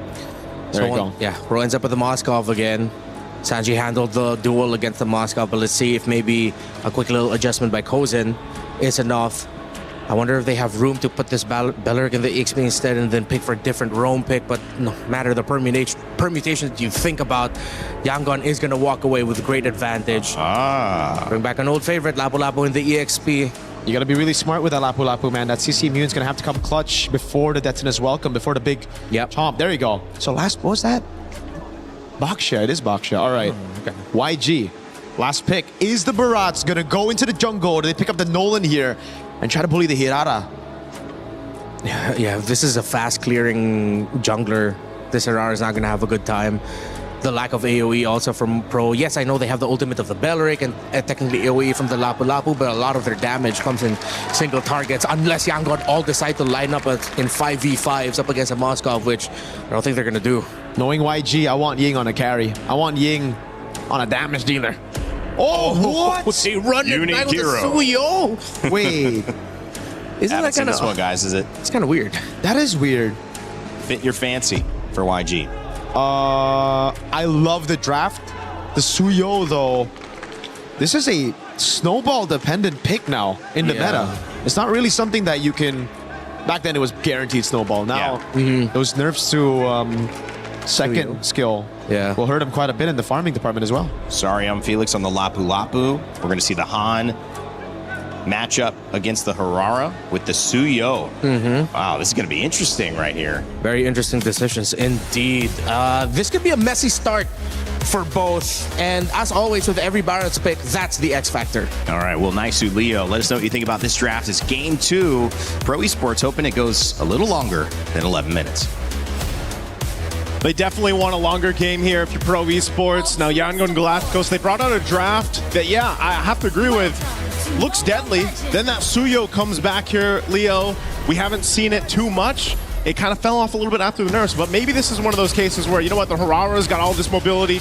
Let me just be this Suyo and try to match it. Nice, so it's not just the fact that it's the Harara on the other side, it's the fact that Pro Esports are now playing with a more proactive lineup. Yep. I agree with Mirko, I agree with Renmar. Even Rainday knows that there's something up with this weird Suyo from out of nowhere.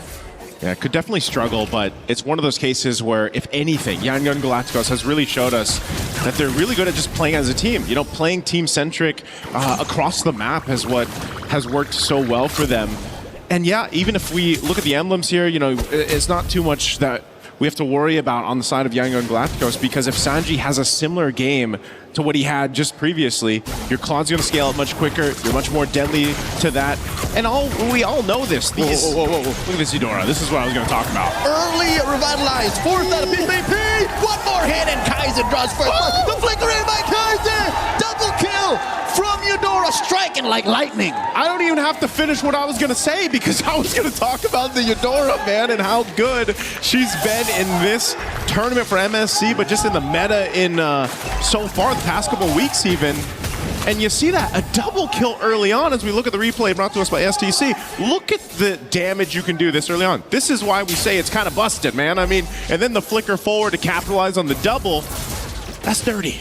You know, it was compounding effort. Oh, real quick, up top near the orange. Han falls, Seth finds him, the trade. Coily goes down. Ying gets it. Oh, throwing it out into the wall. One more. And there goes another. PvP. Double kill for Ying. Sa falls another time. Yangon are calling all the shots despite losing the retribution holder.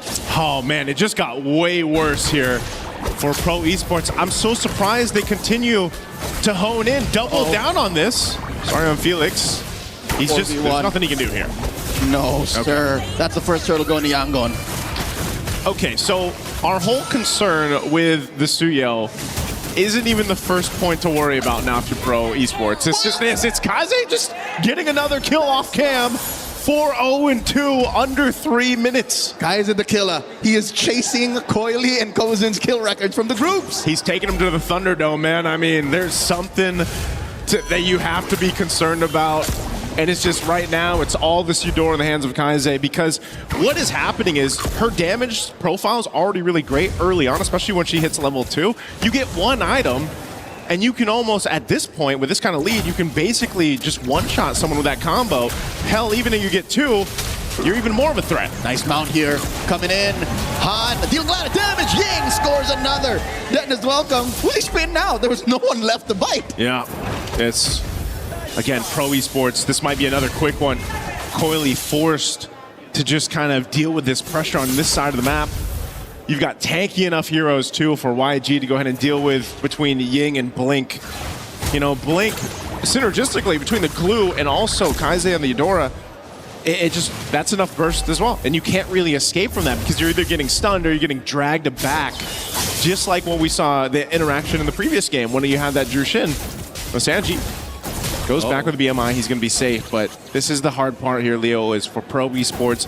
Where is that opening? Where is that opportunity then for them to actually get something here? Because originally we thought it would be these arrows with the Selena, maybe the Belric play. I'd say it's off of a perfect arrow, which Sa hasn't yet found. Yeah. The best chances would have been before the turtle or during those early skirmishes, but I don't know, something about Sa and Yangon Galacticos being so far up front throws off the accuracy. And you know what the problem is? Even if you land an arrow in your Sa and it's not Kaze, you're going to get stunned and bursted down anyway. So you have to be able to land it on the right target, and right now that's Kaze, and he's playing so well protected around the team here. Second turtle up, they're going to fight for it. Throws it out, Han secures with the retribution. There you go, taking route. There's VPP. Kaze, very low, but takes out Coily first. Kaze still alive. Han fights VPP. Coily goes down, and now there's a trade. Finally, Pro on the board. 2 for 3. But the turtle still goes over to the Burmese. Again, they got Kaze, they shut him down, but at what cost? You know, at this point, Yangon Galacticos is happy to go ahead and just take what they want. Objective. Now they're going to take some tier 1 turret in the mid. They get a Sky Piercer on Han. They build up forward more momentum in this game. You know, all this happening and a 4,000 gold lead at the 5-minute mark. Sanji and Blink and the rest of the team are here. Kaize, so deadly with a dangerous grass as well. Coily looking to take down Blink, takes a few Glulings out on the way. 5.5 minutes in, Joseph, gotta say. Sanji's been getting the gold lane experience once again. Yeah, that's what I was worried about. You can see that too, man. 1,000 gold ahead right now in that gold lane matchup. You know, he's just able to go ahead and hold his own, but just rely on the rest of the team to be here. He's so aggressive with it too against Kozin. He knows Kozin needs some more time to build up on that Moskov, and right now he'll be playing that long lane, playing off the side of the map when it is objective time. But at least this next turtle is going to be towards that side, so we'll see how both gold laners decide to play around it. But you can just see the clear lead right now that Sanji has as he looks to take down that tier 1 turret. They might just go for a swap here, give up this turret over to YG as they scale in forward. With 30 seconds before the turtle spawns, I feel like there's just too much on Sa's shoulders. Sa is trying to plant snares. Sa is trying to throw out lethal arrows on the right target, mind you. It seems to be Blink right now, but even with all these ults thrown out, Blink might survive. SOD sidesteps in, buys a little more time, but PPP punches him into the ground. A little bit of a kill, some respite for Pro. Yeah, a bit of a baby step in the right direction that Pro Esports needs. Again, they need to slowly build up here in their own favor, and you know, at some point, you just gotta get what you can take. Oh, Han is 2 levels up on Coily. Despite the man advantage for Pro, the retribution count is just so much higher. Look, Yangon will secure this easy peasy. Yeah, even without Blink, you know, there's just too much of a threat right now for YG's lineup. And like you said, I think, you know, this is the big part. It's so much responsibility for Sa to land these arrows. You know, usually when we see these Selenas picked up so far throughout MSC, yeah, you're able to play around the arrows, you know, you're able to go ahead and follow through, but that's if you're not down so much in the early game. And so now, your arrows, even if you land them, you don't essentially have this free reign to just go follow up, get that kill, have the team make it, because it's all just a risk up to this point. Still holding up almost 3 levels now against Coily here, this tier 2 being threatened on the bottom side. Oh, both junglers up on this top side too. We might actually have 2 fights break out. Oh, it's not just 2 junglers, it's Ying as well! Iframes on Coily dashing through the wall, but Han pursues Sever to take him down. Coily bites it. And this is why it sort of made sense that the Suyo came through with the Hirara on the other side. At least in some way or another, you have some mobility options yourself to catch up after those iframes and Hirara's dashing around herself. I mean, one might argue if Hirara has 4 skills. Yeah. 1, he's got 6. 3, 4. He's got 6. Yeah. So the math just counts for Yangon either way, especially since Pro are down so much. And now, as you can see, Kaize has taken a little bit of a back foot. Now maybe 2nd or 3rd prio when it comes to damage output.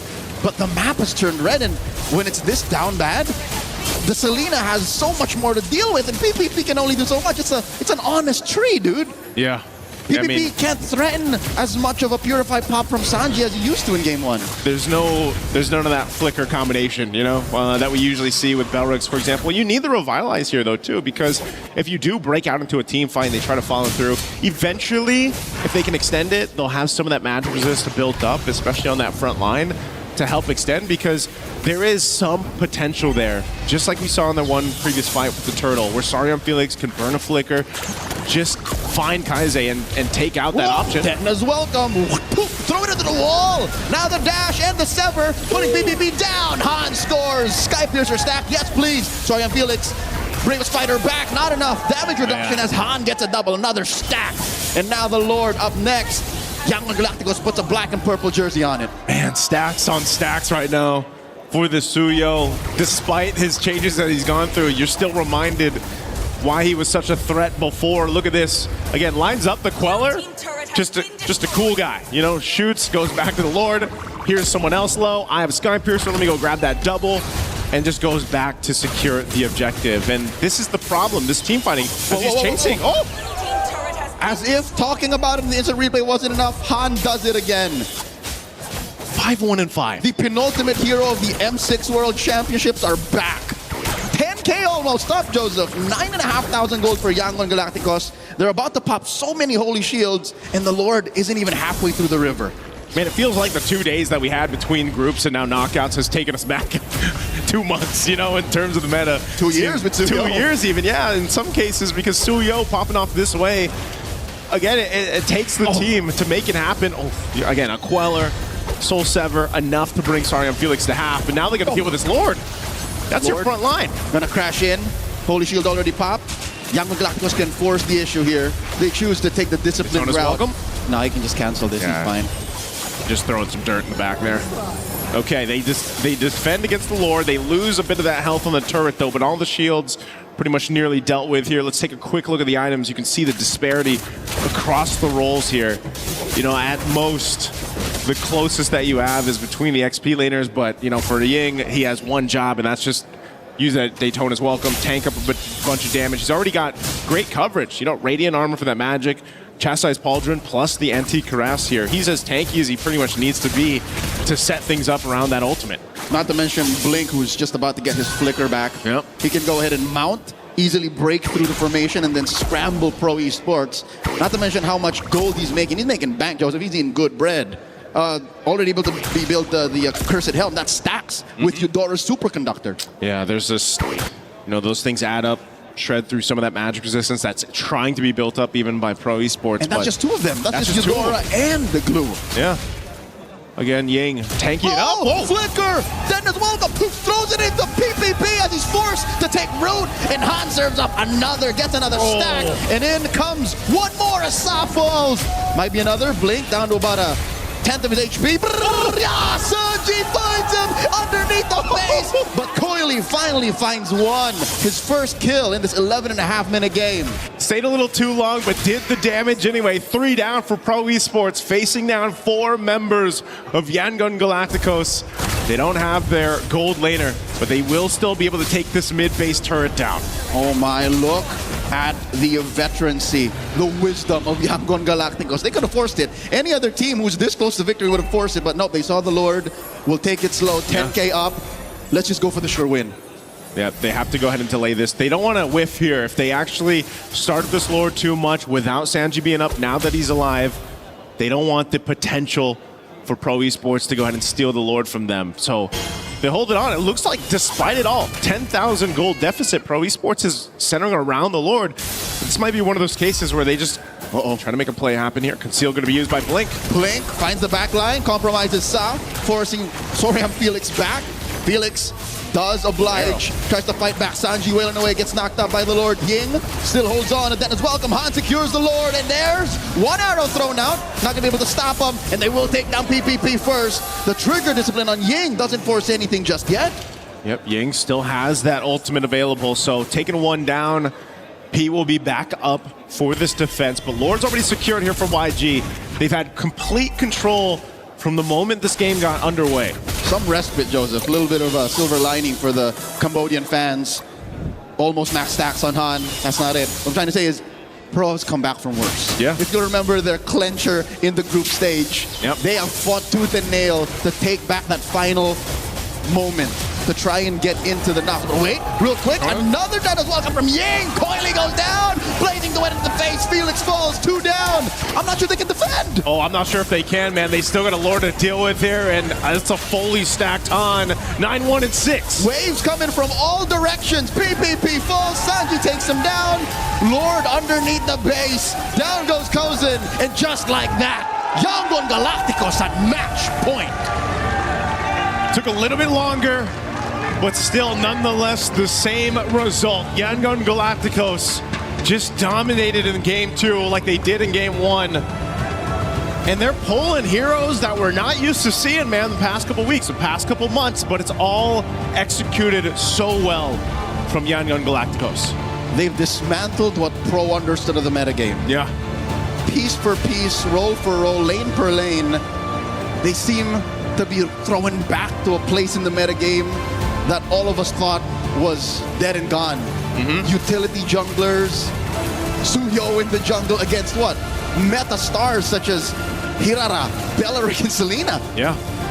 Again, one of the most impressive things about Yangon Galacticos and their trip here to qualify for MSC was just how adaptable, how versatile their draft was, the coaching staff behind them to go ahead and secure these kind of drafts that this executed this way, and the way that they play around each other makes it almost seem easy the way that they're doing it. But it's, again, one of their strengths and one of the difficult things when you're their opponent. How do you draft against that? Because even if you have some of these picks that you might not think come through, and it's executed in this manner, that's really difficult to play against. I think our panel will dissect a little more from the minute to minute, because the early game went sideways. I think that was a big canon moment in this match. Let's go ahead and throw it over to the panel to break down at game 2. This was another strong one. Yangon Galacticos aren't just playing like the best team in this matchup, they're playing like the best team in the galaxy right now in MLBB. And I'll give you 3 C words to describe it: clean, concise, and unfortunately for pro esports, curt. These have not been long games. They have not been games that have been enjoyed by any pro esports fan. And it's because YG just looks so good. They're simply better. Their understanding of the meta, their understanding of the draft, how they're playing together, they are more cohesive, everything. They're playing perfectly. Honestly, there's no way else to put it. They look way too good. And it's not just the execution, it's the draft. Yeah. Marv's got a big pat on the back from all of us here on the panel, and obviously all the Yangon Galacticos fans, you know, all the Burmese people, just a crazy synchronized pat on the back. It's gonna hurt a lot for both those coaches, but wow, I'm just so surprised. Again, yes, there were some off-meta picks, but the way they build for the off-meta pick, for the Suyo as well, right? It was through these really smart placements of the picks and great choices as well. The Barats early, after seeing the Uranus ban, flexing it all the way to the end. We saw the Glue also flex on Red 3. These are just like, it feels like for them, they weren't just 2 steps ahead of Pro. They were 7. For no reason, just that number ahead. Just 7. I agree with you, because that's the indication of a team that's planned and then plan the next move when you make a move based on how they just showed up. And the Barats is a perfect example, because that's a character, a hero that they've won every single game that they've played with. Now it's 5 times that YG have played Barats and won. So you do not want to let them through. But you know, earlier on I mentioned Uranus. That's a character both teams vie for. Well, that was banned, but then ended up not being an impact there. So maybe again having to look at the draft for pro esports. Yeah, it seems like just when they think that they've come up with an answer to something, or an answer that's yet to show up for a question that's yet to be asked. As Mirko mentioned, Yangon already knows, like, no, we're already at that point. We're already at the second phase of the draft, just when you started. It's rare to see barriers get picked up this early on, but this might be something that other teams might look into now, considering that for 2 games, one of the most iconic EXP laners in Cambodia, in Soriam Felix, got 2 very aggressive picks. Got the Yuzhong, now got the Lapu Lapu. He hasn't made his presence felt enough here, and that's not his fault. That's because Yangon keep drafting lineups and heroes that effectively take Soriam Felix out of the fight. Mirko, how would you draft against YG? Right now, I mean, it's very, very difficult for me to draft against YG. I don't know how I would draft against YG, man. But for Pro, they should already have an answer, not to this, but to adapt. It really just feels like, for me, I mean, you get to see the expressions as well of CapGod, that they're stuck in the group stage. They're still stuck in the group stage. They're still going for picks that are prio in the group stage, even picking up the Selena, the Belleric here after seeing the Eudora and the Barats early on. They really are stuck there. They're really stuck with the same picks, and they didn't evolve. We saw the last 2 days. I mean, we had a break. These teams should have been already kind of like trying to find the new answers. And I feel like YG, they paid attention a lot to that game of TLPH against Entity 7 and how Entity 7 were able to outdraft TLPH in game number 2, because the Barats flex was something I pointed out as well when I did my analysis on that matchup, right? The Barats was picked up Red 4 by Entity 7 against TLPH. We saw the Uranus pick up then by Sanford, and it just cooked them because it was flexed in. So here, they utilized that idea, but all the way in the early game, or all the way in the first phase, after seeing the Uranus ban. And to add to that, they added the Glue to it. So now that's even more layers of like, oh, who's going where? And that combo is devastating. I think even for Pro, they were caught off guard, because the Eudora's second skill, you get a little bit of magic defense shred. You add a roamer with magic damage, the Glue, and my goodness gracious, you saw how much damage they dealt. That's why. That's the reason. I mean, the other thing is Kaize early on. I mean, 4 kills from mid for Eudora. You cannot let that happen. That just really goes to show that the mid laner is reading the opposing team so well. When a mid laner gets that much kills, I know it's a Eudora. I know how easy it could be to get kills into Eudora really quickly, especially once you get that first item. But with how he was moving in the map, the specific positions he was getting into the bush, the timings of it all really showed that he did his homework. It's like, I know he's here. I know he's gonna be here. For me, it's also the response to it. You see the Eudora, you pick up the Selena, makes sense. But then together with the Belleric, it just like, Usually when you go for the Selena, you need that mid prio. You need someone to actually help enable the Selena to rotate around the map to find these picks and arrows, right? Or to lay down traps. Just a very core fundamental of the Selena. You control the map by clearing out mid, and then you go also with the tempo to control the neutral objective. Now this game, I see a massive disconnect. Selena goes for the Season Hunter, right? We take a look at it again here. They go for the Lapu Lapu up top there instead of something that can guarantee tempo. Again, it would have been bursted down, but something like an Esmeralda, right? The Uranus early that was banned out by them themselves as well, and no mid prio. So what was the idea of the Selena at the end with the Season Hunter if you couldn't burst the neutral objectives, or you can't even get to the neutral objectives first? It's been 2 drafts in a row where they've drafted their EXP laner for Sarion Felix last. And that is maybe something they need to look at, Mirko, because there's an element to the draft, but as we'll have time to talk about that, before we go on a quick break, I want to just raise this question. Is this now an element of the mental?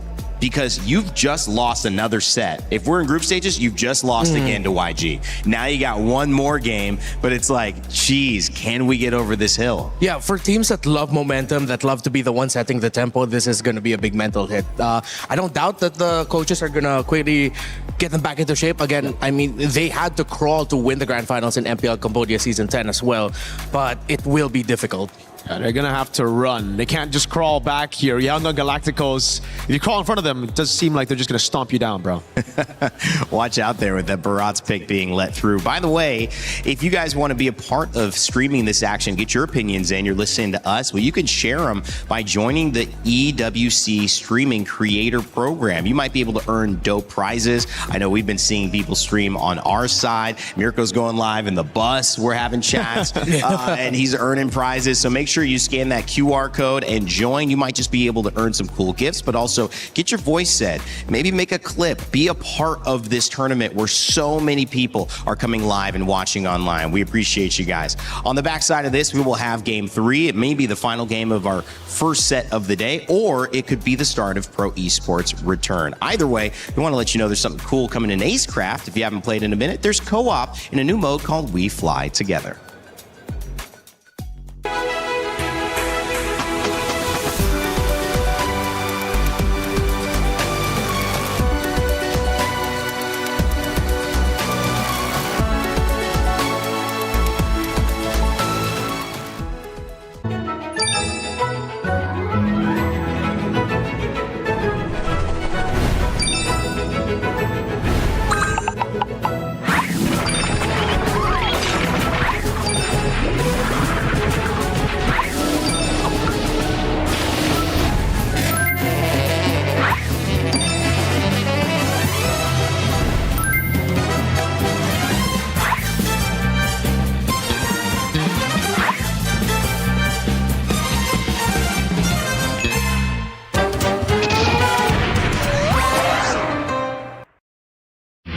A lot of people are haunted by their past. I'm inspired by it. They're not just playing for themselves, they're really playing for their entire family. They have defeated their demons! They have crushed the curse! He thinks he can come in here and play my game! He knows nothing! Let's go! Tyler 1, you're done. Raw energy, half from blow the house down!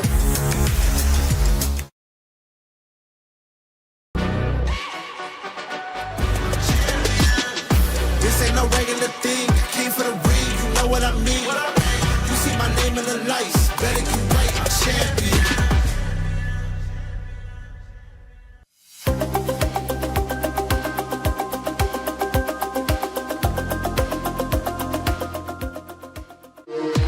We were there. For every click, every clutch, every respawn. We were there for the years of grind. And we're here. Now, the proud founding partner of EWC, powering the biggest event in gaming, shoulder to shoulder with the world's best, making history. Greatness deserves a stage. Lenovo Legion, reach your impossible.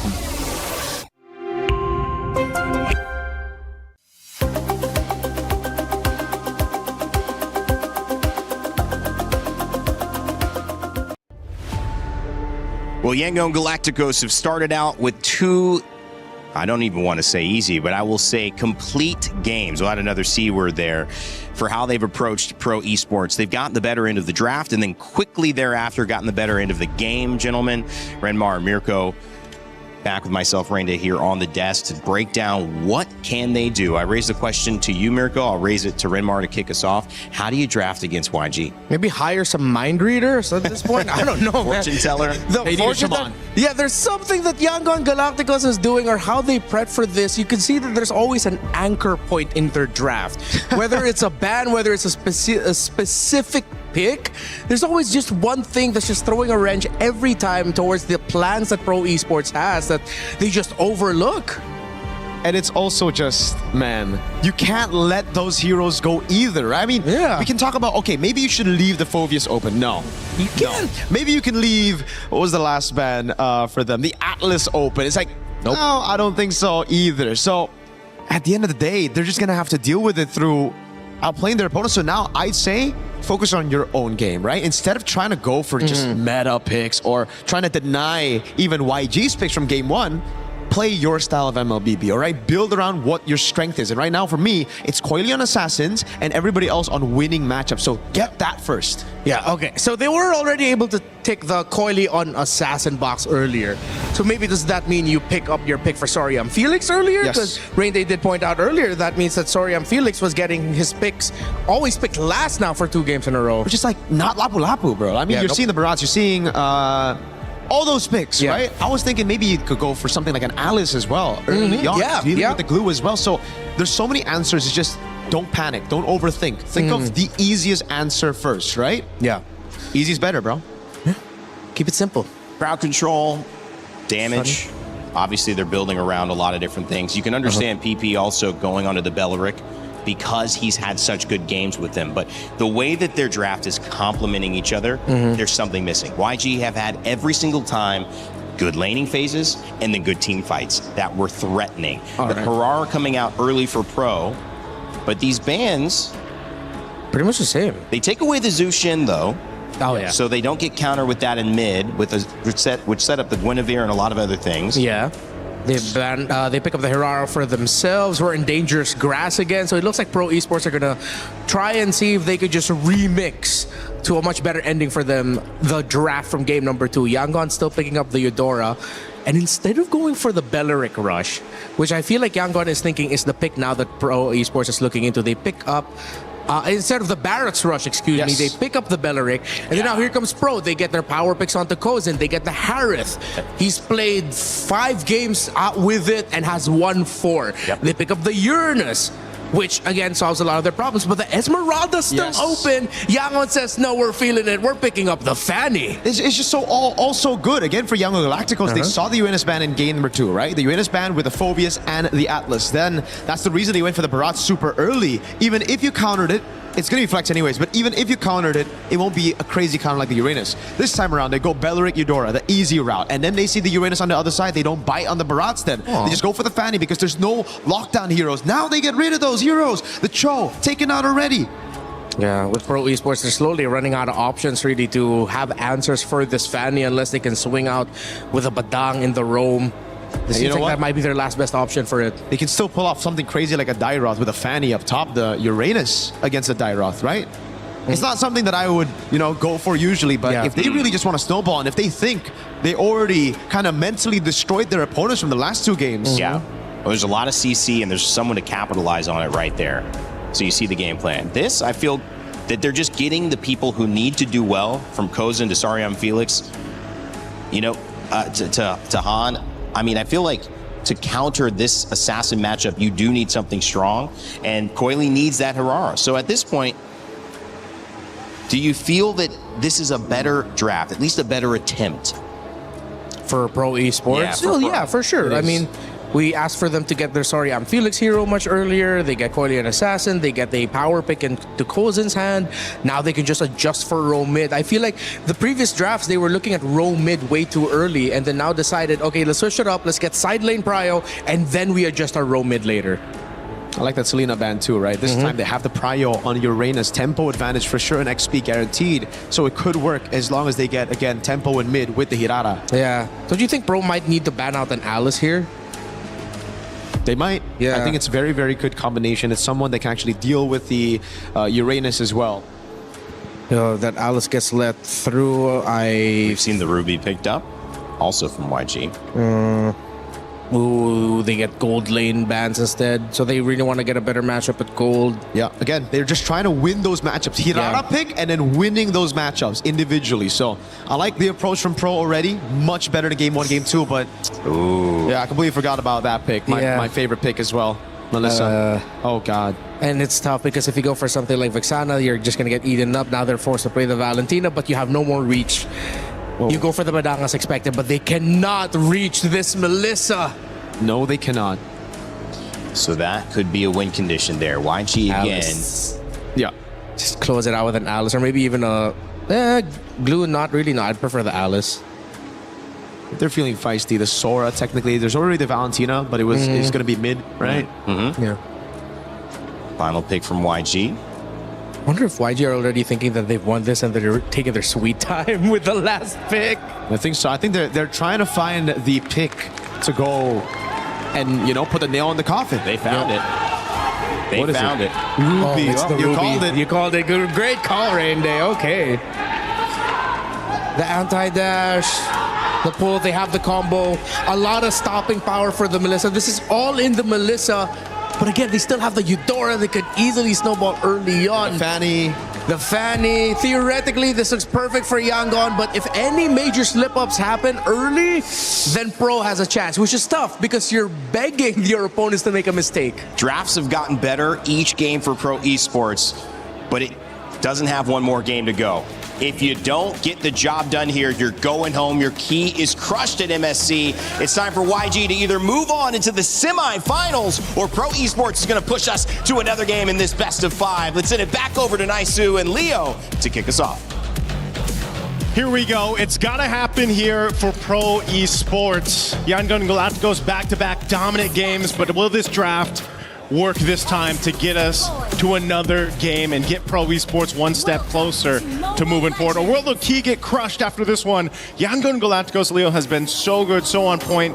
This draft, though, I wouldn't say is as, let's say, guaranteed as the last 2 games. There's a lot that they're trying here, especially when they threw the Ruby into Ying's hands. Blink bullying a PPP out of the mid prio. If there is something I might say is Pro, especially at this precipice, at this pivot point in this match, they're putting it all on Coily and Kozin.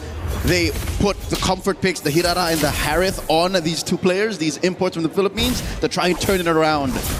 Stroke of genius what they did though, especially with picking the Valentina in mid. Yeah. Kind of blocked out Ying Sora. Yeah, that dealt with it, but I still think that even Ying picking up the Ruby here, it serves the purpose of, you just have this crazy amount of crowd control that it can help you catch the Hirara if you need to. It can help you catch Kozin if you need to. Reliable damage too. Yeah, damage, but he also is a way to pop a Purify for Kozin. And you got to remember too, Kozin, this is a signature comfort pick for him. If I remember correctly, this is, I think it's Kozin on the Harith that has the most kills in one game. Him or Coily. Now they're putting so much pressure. Sorry, I'm Felix. Han draws first blood. Oh, that's tough, man. Again, you do not want to let these early kills, these early first bloods go in the hands of the likes of Han on a Fanny, mind you. To go ahead and just snowball much quicker.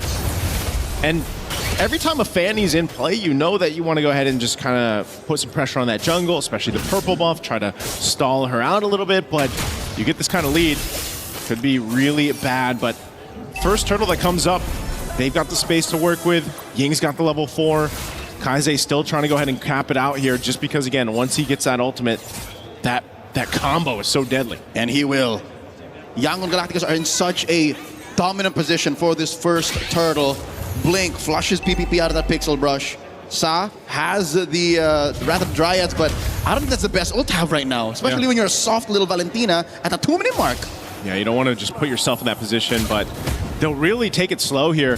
Bit of a reset. Han goes back to base, wants to get his purple buff. So maybe they just trade it out. Maybe they decide they don't want to. Really good decision here, though, from Pro Esports to just see that window of opportunity, take it. At least it's something for them.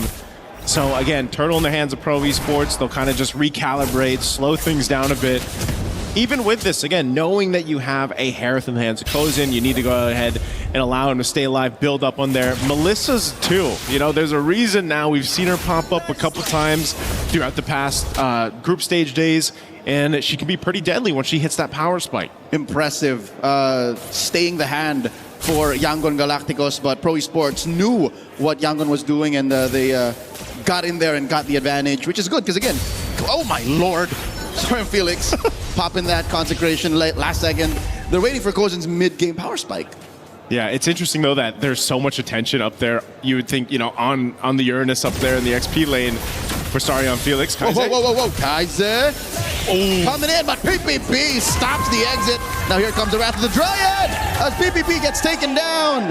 Han and Blink walk away. Okay, a trade. Oh wait, this is still putting potential up there. Han walks to the wall. Ying to the rescue. Coily retribution. That's a steal on a small camp. All right, that's what Coily needed to do. You can see he's slowly building up a bit of a XP lead also against Han. Even though Han had those early kills, it's just some of his camp's been taken away from him. They've really done a good job. Pro Esports has done a great job of just kind of choosing their fights and slowing down a bit. They're able to catch out Kaise again. This is one of the great things about having that Badang in the roam in the hands of P. He can actually just kind of take them for a surprise, whether he uses the flicker or not, to set things up for a potential kill. You just have to be able to go ahead and survive once Blink literally comes forward and Wrath the Dryads, like we just saw. And, you know, that's why also when you look at what Sa has been taking, he's got his own, right? I'm not sure if he's really going to change anything other than just having the Wrath of the Dryad for him. It sounds like the perfect Rochambeau, because right in the middle is Sa, who is relying on what ult he gets. Right now, 2v1. Soria Felix pops a consecration one more time underneath the turret. Not going to be safe here as three of them go for it. They had to send Kaiser up too, but this opens up another turtle for Pro.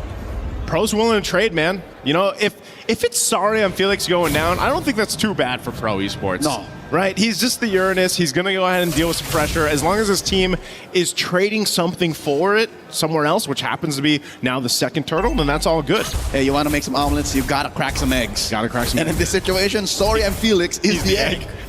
That's a big egg, man. You know? But hard to open. He eventually, though, too, even though he's died a couple times, he'll be tanky enough to be that front line for this team, for sure. Buying time now inside the left side bush. Ying gets found out. Coily traded out for. Making that a 2-for-1 as Han finds a double. P falls as well. I don't even know who really started that fight, but at the end of the day, I think Pro have lost the lead that they've built up over the past 5 minutes. Yeah, I think they both just saw each other and like, you know what, let's fight. Because that's exactly what they did. Let's take a look at the replay. Again, this is all, they're all centered around here. You can just see that double basically Wrath of Dryads being set up, but the problem is because you're fighting that little choke point and you've got the walls to work with, Han kind of gets that upper hand where he can just kind of cable back and forth. Like Spider-Man. Hey, go see it while you can. Han picks up the Malefic Roar now. A lot of damage coming through, so it's not Sanji time just yet. Yeah. Nor is Kaise going as hard as he was in game number 2. So we're expecting Han to be the real punisher this early on. Especially since Pro has lost that, you know, big 1,000 gold lead they had in the 5-minute mark. Oh, big wall put up. Blink gets caught. He answers with a Wrath of the Dryad. Han comes in! Cutthroat finds B! Serves up a kill to Kaise. Okay, flicker burn from Kaise. Again, really good counterpunch there from YG. Pro Esports has to choose these fights a little bit better, but they can start to go ahead and rely on this. Oh, Kozen. Uh-oh. He drops that Salmon Force. Oh, the cable. Han, maybe one more enhanced basic attack would have taken down the Fanny midair. They popped the Purify from Kozen. Kozen is going to be that guy for Pro Esports once he scales into this Harith. This third turtle, though, being worked on by Yangon and Galacticos, most likely will go in their hands unless a Conceal's already used. They're going to fight for it. Drop in Muddles, Ying skewers. There's the Wrath of the Dryad coming down. And the lineup on Pro Esports are compromised, but Young Galacticos lost a little too much health.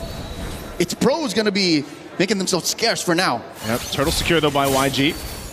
So they fought for it. There was an attempt there from Pro. Pro's still in a good position though, even though they lose that turtle. It looks like they had a hard time with that team fight, but they're still in a really good position to go into that first Lord. That's really where it's going to matter. You can also see gold lane, right? There's a bit of an advantage for Kozen. He had a really good time in the laning phase, has about a 700 gold lead. He's already got the Starlium Scythe worked in, and that's why, you know, imagine one item locked into for that Harith. You're already seeing the damage potential that he can have in these fights.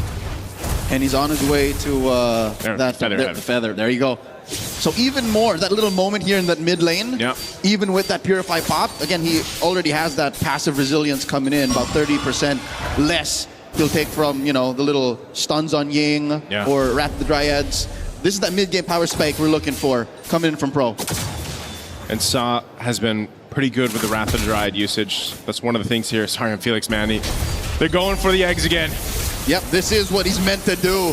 Pops that Purify, Consecration as well, buys maybe 2 seconds, but will not stop Yangon from pushing this tier 1 down bottom.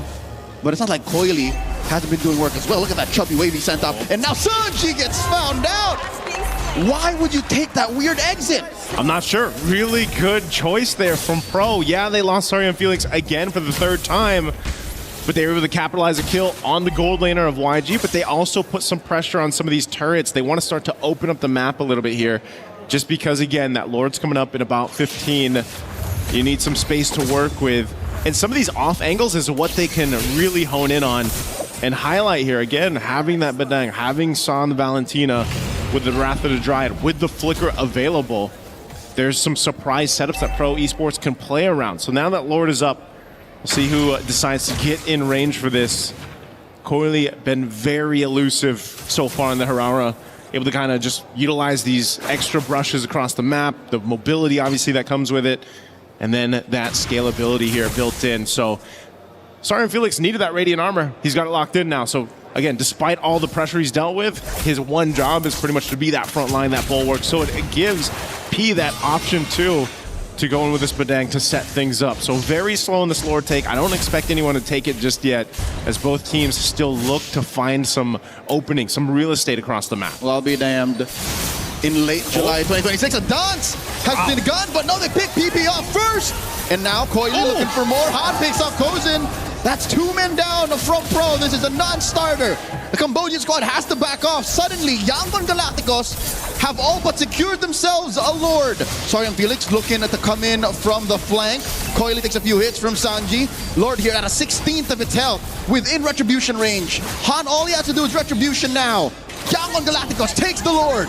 Wow, again, Yangon Galacticos showing their fighting prowess here in these team fights. I was thinking they'd slow it down enough, but again, when you have a Ruby and Ying can just say, you know what, let's go.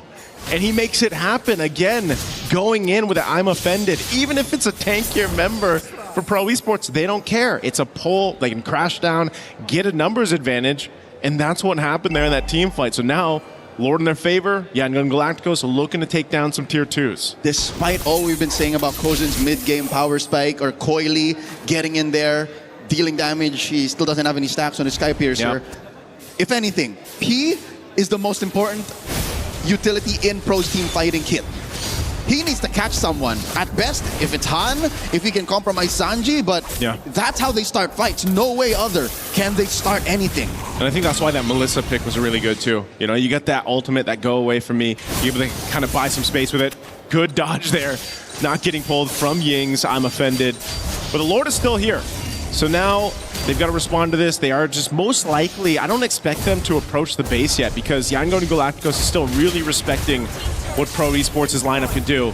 So at most, they take down some tier 2s. P comes in, finds it, does force Han to back up, but P will fall now. One more for Han. And I think P is getting a little impatient. I'm not so sure how well they coordinated that whole ambush. Yeah, it just didn't seem like they were ready to follow through on that. And now, again, you know, this Bedang, it serves a purpose. There's a reason why it's there.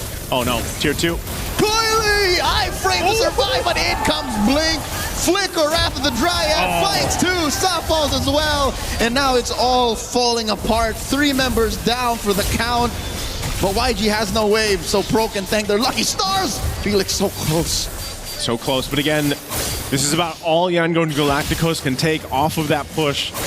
They'll take down, open up the map, take down the tier 2 turrets.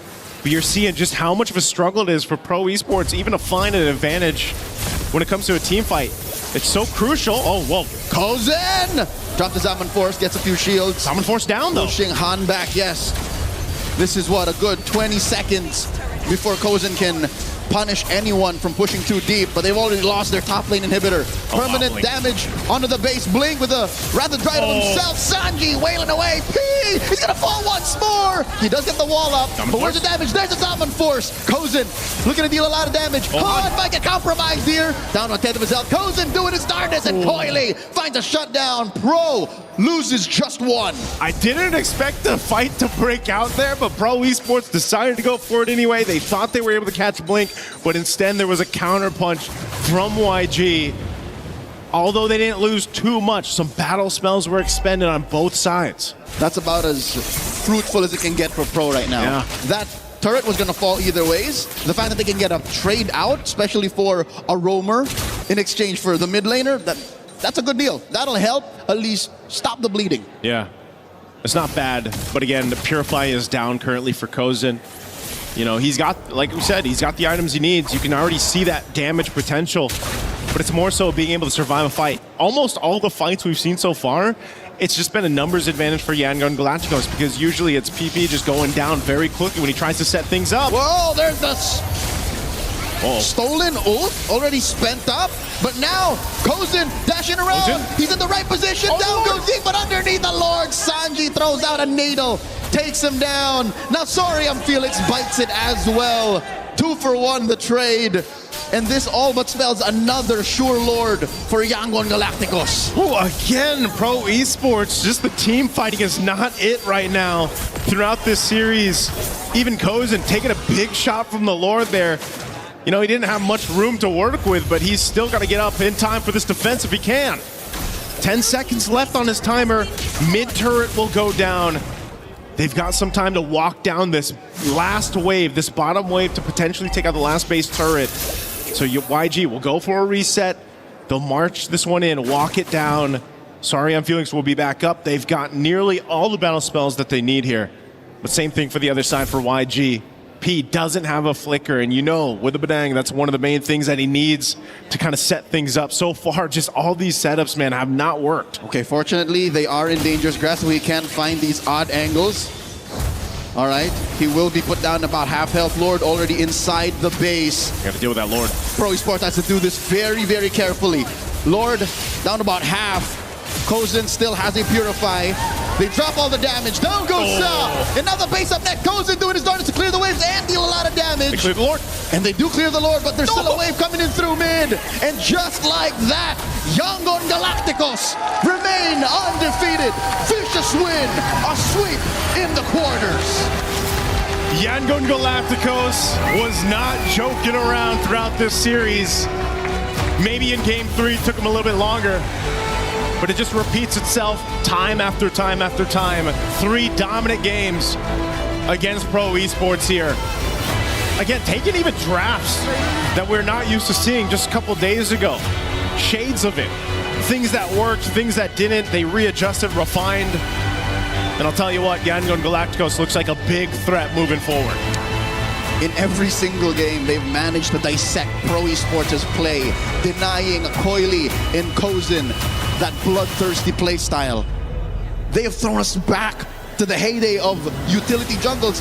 I was going to say mid-game here, I can't believe it. We were Lord dancing again. Yeah, it's been a while since we've seen that Lord dance. We've seen a bit of it here and there, but maybe that's a premonition for what we're going to see here in the knockouts. You know, and they knew the weak points of the lineup that Pro Esports brought to Game 3.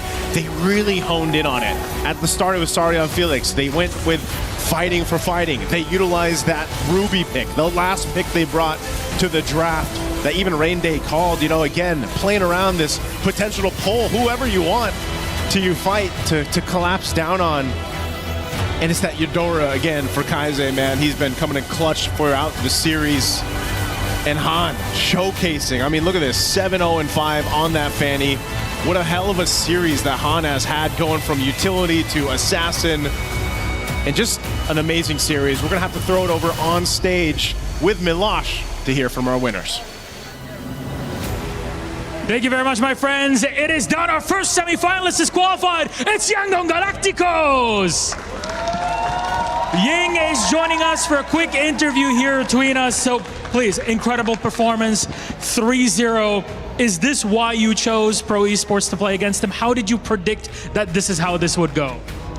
အဲ့တော့ရင်းရေ3-3 ညာနဲ့ဒီပွဲကိုနိုင်သွားပြီတကယ့်ကိုကောင်းတဲ့ပွဲပါဂုဏ်ယူပါတယ်အဲ့တော့ဒီ Pro Esports ကိုဒီလိုနိုင်ဖို့အတွက်ဘယ်လိုများရွေးချယ်ခဲ့တာလဲပြင်ဆင်တာပြောရလားဘယ်လိုပြင်ဆင်တာအရှိမှလည်းကျွန်တော်တို့နဲ့တွေ့ပြီဗျာကျွန်တော်တို့2-3နိုင်တာရဲ့အဲအကြောင်းကျွန်တော်တို့ရွေးဖို့အတွက် confidence ရှိရပြီးတော့သူနဲ့တွေ့ရင်ဘာလို့ရမလဲဆိုတာကျွန်တော်အမြင်နဲ့တွေ့တာအဲအကြောင်း We have experienced that we have won in the past on the first game and then we know what to do with them that's why we choose them I mean, clearly that was the case because you specifically, in this entire best of 5, only died a singular time. You've had some of the lowest death rates of anybody in this tournament. How do you make that work? Because you're more of an initiator, someone who's in there in the fight, and yet you still keep it up. How does that work? အဲ့ဒီတော့ဒီပြိုင်ပွဲမှာပေါ့နော်ဒီအသက်ခံရတဲ့နှုံကြည့်မယ်ဆိုအရန်ကိုနှိမ့်တာပေါ့နော်ဒီပြိုင်ပွဲကြီးတစ်ခုလုံးမှာကြည့်မယ်ဆိုရင်အမှားယွင်းမရှိခဲ့ဘူးဒါကိုဖြစ်အောင်ဘလို့မြန်ပြင်ဆင်လေ့ကျင့်ခဲ့ပါလဲပြင်ဆင်လေ့ကျင့်ရင်လည်းဆိုအမျိုး enemy ရဲ့ spell တွေသူတို့ရဲ့ဘယ်တဲ့ spell တွေကိုကျွန်တော်အမြဲတမ်းမှတ်ထားရဗျာမှတ်ထားပြီးတော့ကျွန်တော်ဘယ်ချိန်လုပ်လို့ရလဲကျွန်တော်ကသူတို့ဘယ်ချိန်ပြန်လုပ်လို့ရလဲဆိုတော့ကျွန်တော်မှအမြဲတမ်းတွက်ထားတာပေါ့အဲ့ I have watched all the games in the past and then I have counted what will come to me and I have predicted what I have to do. That's why I'm able to overcome. He's always 7 steps ahead. This is what's happening here. Well, the next game, it's going to be tough. You're facing a powerhouse regardless of who you play, someone you've never played before. It's difficult to be many steps ahead of them. It's Vitality or Falcons PH. First up, who do you think you'll play in the semifinals? အဲ့ဒီတော့ဒီခြေလန့်9လမ်းကြိုပြီးပြင်ဆင်ထားရဲဆိုတာတကယ်ကောင်းတဲ့အချက်ပါတဲ့ဒါပေမဲ့အခုလာပြီးတွေ့မဲ့အသင်းကြီးပေါ့နော်တကယ်ကိုပြိုင်ပွဲထဲမှာဒီ Vitality ဆိုတာရှိတယ်နောက်တစ်ခါ Falcons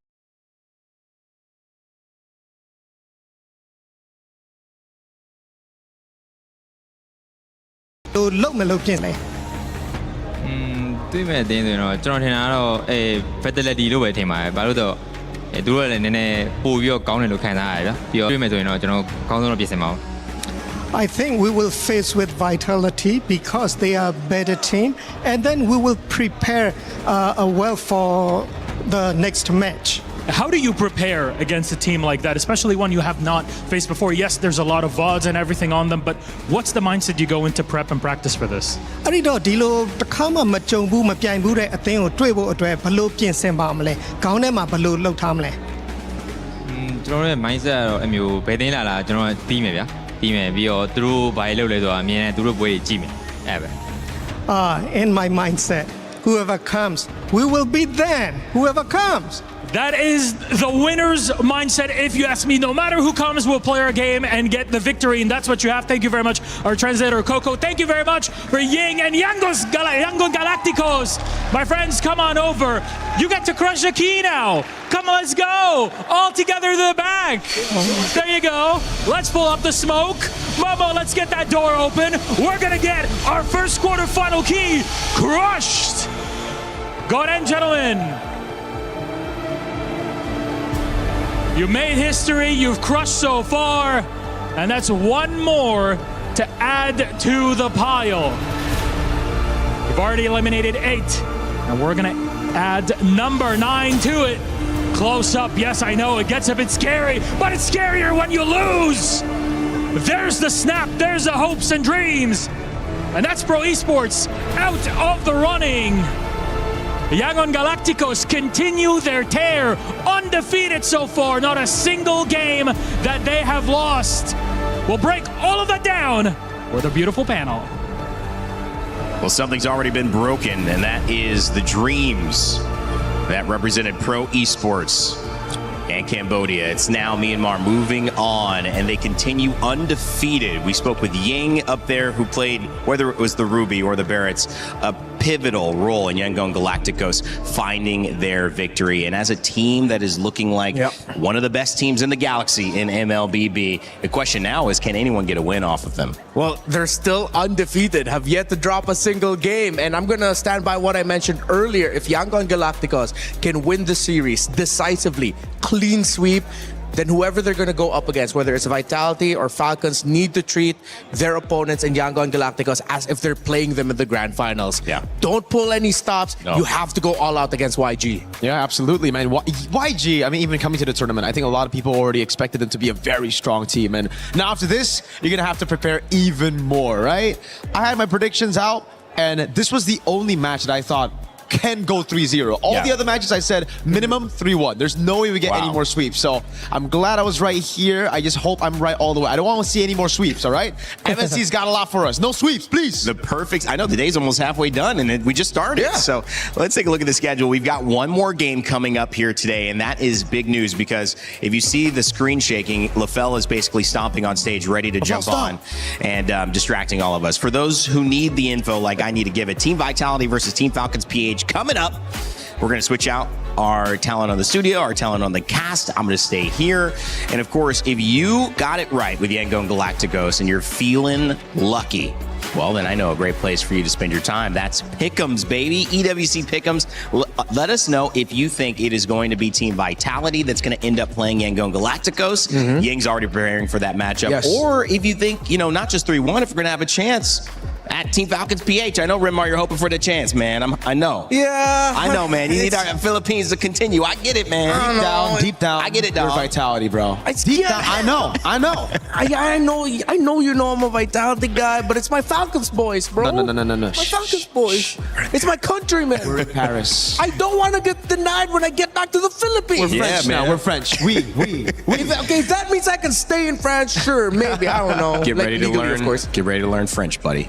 We.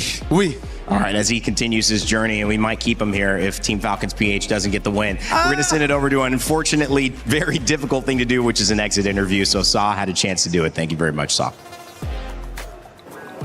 We are now backstage with Sa from Pro Esports. Sa, what's going on? Are you okay? What happened? I think it's okay. I'm fine with the result because, we all tried our best already and we didn't get the win. But I'm very happy because we get to experience something new since it's my first time on international stage. I'm proud of my teammate and we experience so many things like we win, we lose, new environment. So it's okay. Our runs and here's. So you're grateful for the opportunity to be here in the first place. Yeah. But were you surprised? I mean, did you think that you could find a rematch here? I think we could, but we still couldn't revenge our match. What was the main problem? No problem. They just do it better than us. Okay, they just were the better team today. Yeah. What lesson did you learn? What was the biggest thing that really stuck to you, considering this is your first international? Like there are so many things left that I need to learn more. And hopefully, I just want to thank to my boss and coaching staff for always encouraging and motivate to me. And I'm very happy. That's really sweet. That's really sweet. Sa, if there was something that you feel like you could take to your next international or your next MSC, what would it be, Sa? I think we will, if I can get the chance to come back again, I want to prove them that we will improve better and much stronger than before. Much stronger and much more improved the next time around. Sa, this was great, but do you have maybe a message to all your fans out there? Because I'm seeing a lot of them in chat really supporting you. To all the fans from Cambodia who supporting us, thank you guys. And we are sorry that we couldn't bring Cambodia to another level, and thank you for all your support. You guys are part of it. Thank you. Keep supporting us in our next tournament. Thank you. I'm pretty sure they will. Everyone is supporting you. What's next for you, Sa? What's after MSC? What's your next goal? I think we still have another tournament, and so we just reset our mindset and just focusing on that tournament. I love it. I love it. Thank you so much, Sa. We're going back to you guys. Thank you, Sa. It is a journey, and getting to any level, once you get to the next phase of it, you learn how much you don't know. But for all of us here, we know the great representation that Pro Esports has given to Cambodia. So shout out to Cambodia and their regional representative here. We know it's tough to take a loss like that, but there's a lot of honor in doing that interview and taking a big lesson from it as well. Yeah, they got to take down SRG to open up the That's campaign. huge, man. They got a top 8 finish, putting Cambodia back on the map in global MLBB. And I like the vibe out of that. You could tell, of course, he was disappointed, but ultimately he decided to hold on to the good things, which was the experience of it all. Absolutely, man. Again, instant reset as well, right? He says we have another tournament up next, so instant reset to fixing those errors. So again, learning after seeing those YG drafts, I take a lot from it as well. Yeah. So they have a lot of time to prepare. I'm very confident in Cambodia as a region's future. All right, Mirko Rimar, thanks for hanging with me on the first set. We saw a confession there from Sai. He said it was his first international MLBB event. Well, you know we like confessions. We already saw LaFell do some. We saw Brigida do some. Now it's time to see Rose's confessions. Play is in our DNA. Whenever we let it out, it becomes our superpower. Now imagine an entire city being built to supercharge it. Kadir City, powered by play.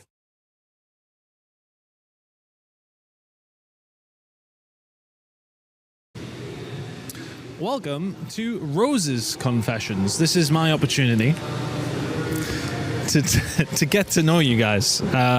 Just for anybody who doesn't, you know, we've got a few questions prepared. Let's get into it. Wow. It'll be fine. Okay. Don't worry about it. Don't worry about it. How much money have you spent on this trip as the richest member of talent? Who said I'm the richest member of talent? How much money have I spent on this trip? This is real? No? It's not Van Cleef. You don't need to actually tell me. I mean, if you can, if you want. Because honestly, I'd be shopping. I'm not going to lie. Because I haven't started shopping yet. Okay. So it's like... I don't know, the chance, too busy. 300-400 euros. I went to that it? Disneyland. I went to Disneyland. Is that it? I think it could be more. I think it's more. These are rookie numbers. We're going to get these numbers. I think it's more. I think it's more. It's got to be more.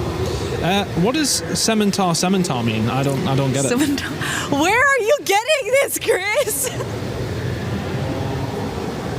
Chris! Okay, backstory. Back in MPL Malaysia, the region I come from, we had a guest host and he just interrupted me as I was talking in the grand finals, and he said Cementar, which technically means hold on. He was like, hold your beer, girl, I got something to say. And it was like grand final, so yeah. That's annoying. There's people in the... No. Is your love language acts of service or physical abuse? Since you tend to hit the players a lot, but you always buy them food. I swear to God, the person who gave you this, I think I know who it is. I will not be telling you. Both? Both. Both. No. We'll go with both. Okay. So I heard your MPL MY S11 debut went really smoothly, especially in front of the Minister of Youth and Sports.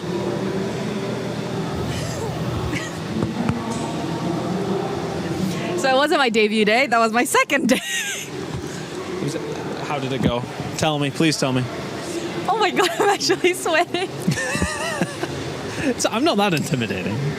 The questions are, Chris. So on my second day, that was the second day I've ever been a host. Yeah.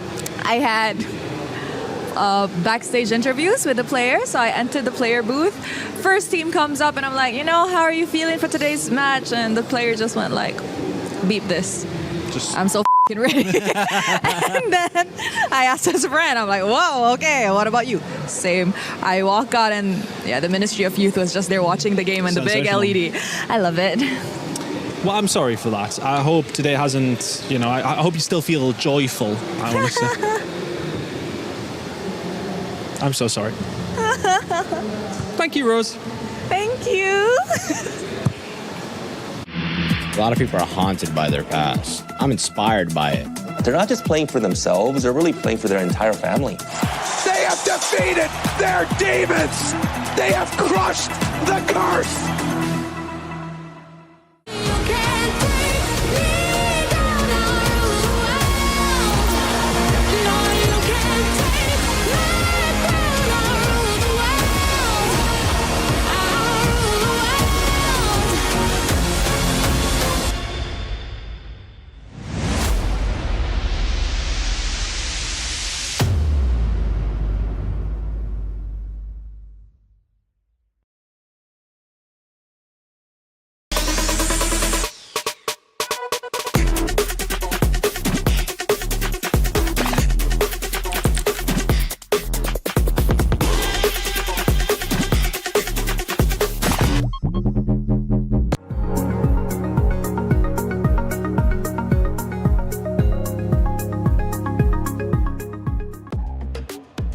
16 games, 4 weeks, all in pursuit of one championship, the Esports Nation Cup.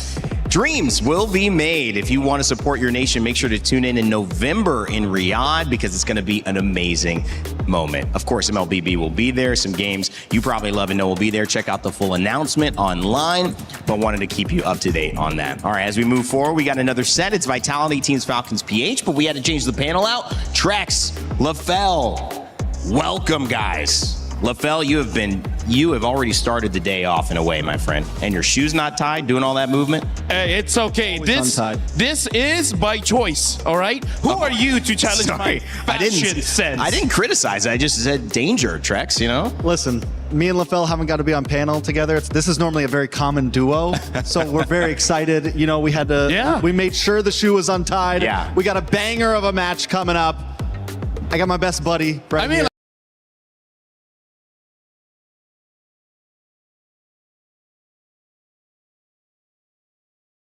With the two of us. Well, welcome to America, buddy. Hey, America. I want to be free. If only Entity 7 was playing, we would be really you have hyped to up remember right with now. the S at the end. America's. We're plural now. Well, nah, that's true. That's true. I'm not going to go on that one. There's a lot of you guys, yeah. Guys, there's a big matchup coming up. It's not just Team Vitality and Team Falcons PH. It is the fact that the club championship is being fought for as well. And those two teams, thanks to our Aramco club championship rankings leaderboard, are in contention. Nada Vincere currently in the lead, and one of the big things to note is MLBB gave Nada Vincere a win with the win on MWI. For those who don't know, you have to win a tournament if you are going to win the club championship. Those other points from high ranking moments, yeah, that matters, but you've got to get a win. So Trex, directly standing between Team Falcons and their first win right here is, of course, Nada Vincere. Yeah, I mean, Nada Vincere has snuck to the top. They've got this dub already under their belt, so they at least have security and overall a chance to win the tournament. Yeah. Team Vitality and Team Falcons, this is a big opportunity for them here on this main stage. Both of them still sitting here in the top 8, and the rivalry is there. Team Falcons reigning champions. Someone else is looking for that crown, though. Yeah, and I think that is a great point as well. Back-to-back champions for Team Falcons. So if Team Falcons lose the Vitality here, not only does it hurt their standings, but does that start the storyline of will we see a new club champion? We don't know, but obviously all those things we'll keep track of as well before we narrow down into today's matchup in LaFell. I know that drama is here. I love Drama's there. drama. Drama's everywhere. Yeah. And you do have drama. Do you start a lot of drama? Did you write those questions? Are you the one writing the confession questions? Actually, no, I did not. I'm still looking for who that sort of a farsa, gave the questions to. Like, I'm still Son of a minotaur, huh? Yeah, I locked Chris in a basement, and I thought he would give me the answers. It turned out he liked it, so I'm like, well, might as well have a good time. And then we just went.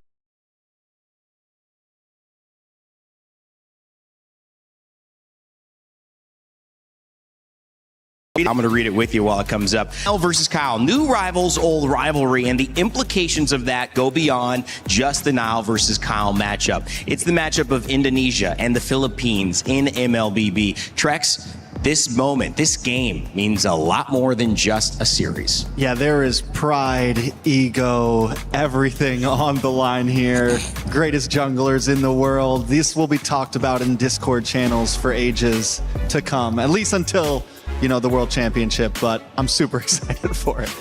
Yeah, watch what you say, LaFell. Hey, you're gonna get clipped, man. How can I watch what I see?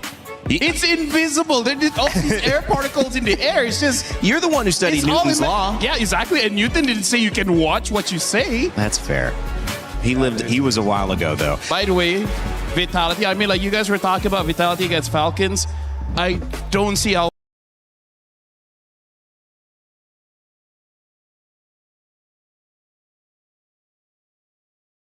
Like, yeah, no, dude, Vitality is something else in scrims. I gotta say this though, Falcons, Filipino teams in general, the fact that they've had 2 days to recuperate will be scary for anyone. The fact that both teams weren't able to be knocked out in the group stage, there is still a team hanging and waiting.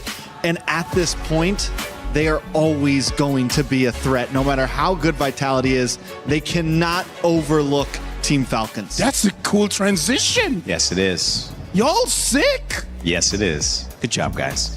I have to say that best production. We get off that bus too. We just don't get the camera shots like that. Hey.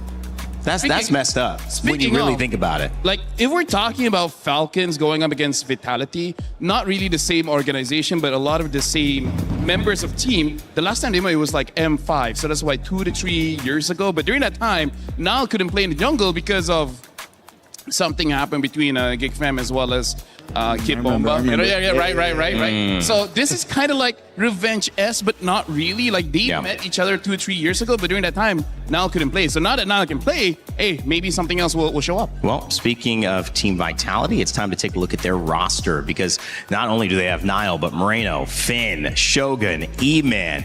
They are on a mission. We had a chance to catch up with E-Man before the match. We are now with Eman from Team Vitality. Eman, how was your 4-day break?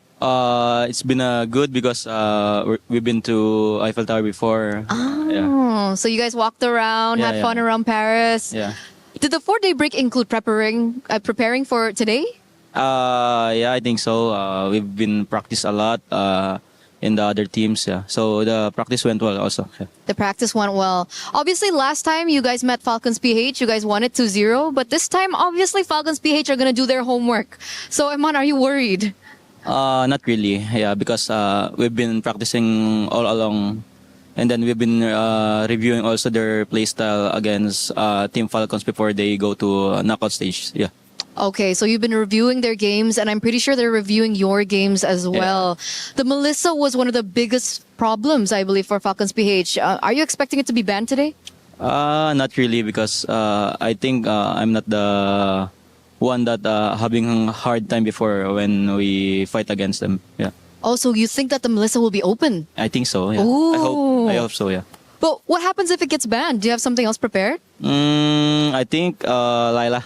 I think so. Lila! Damn, that brings me back to Skylar's generation, the Lila in the gold lane. What about the fighters? Do you think the fighters are still a viable pick in the gold lane? Yeah, it depends, I think, on the team. Like Aurora, I think their composition is so good, yeah. So I think it depends on the team. Okay, so it depends on the team. But about the meta, are we going to be expecting something different come the knockouts? Or do you think it's going to be similar to the group stages? I think it's just similar, but I think the jungle, and mid lane, because I see Falcons before, they play also Selena. So I think there's what you call this? Deny hero pick, I think so. Yeah. Okay, so the drafting phase. Yeah, drafting phase will be very interesting in this best of 5. And obviously, if let's say you guys win this, there could be a chance of an Indo Grand Finals. Eman, is it possible? Yeah, I think it's possible because I know Onyx is strong, especially in playoffs, knockouts. But if they win against Aura, I think they can defeat. It's either Team Famous or Spirit. But if you move forward, is that the team you want to meet, Onyx? I hope so. I hope so. Okay, why? Why Onyx? Yeah, because I know they're one of the greatest team also here in MSC and Aurora. But I think Aurora is so good also. But let's see tomorrow, I think. There's a lot of contenders right now, Eman. And obviously your first one is going to be Falcons PH. Do you have a message to them right before your match? Just good luck and have fun. Yeah, don't destroy us. Yeah. Don't destroy us. Okay, thank you so much, Eman, for this interview. Good luck for your next. And of course, we're going to throw it over back to you guys. Why is the Turner calling him Eman? It's E-Man, obviously. Yeah, obviously. I mean, as an Evan, I would know. Yeah, that's how his grandparents call him. Yeah, E-Man. Come here, E-Man. Brother of He-Man. Exactly. Cousin. Yeah, distant cousin. Eman with the Turner there having a fun little chat up and talking about Lila and talking about the fact that there is an opportunity for an Indonesia grand final. LaFell, that's also on the line if Onyx make it through on the other side. That is honestly quite rare because I feel like the most significant Indo Grand Finals was back in M1, the very first World Championship, and ever since then, it's either been Philippines, Indo. So this hasn't happened in a while. So if it does happen, then you know Indonesia's just gonna have a good time on social media, and that's where I will deactivate my.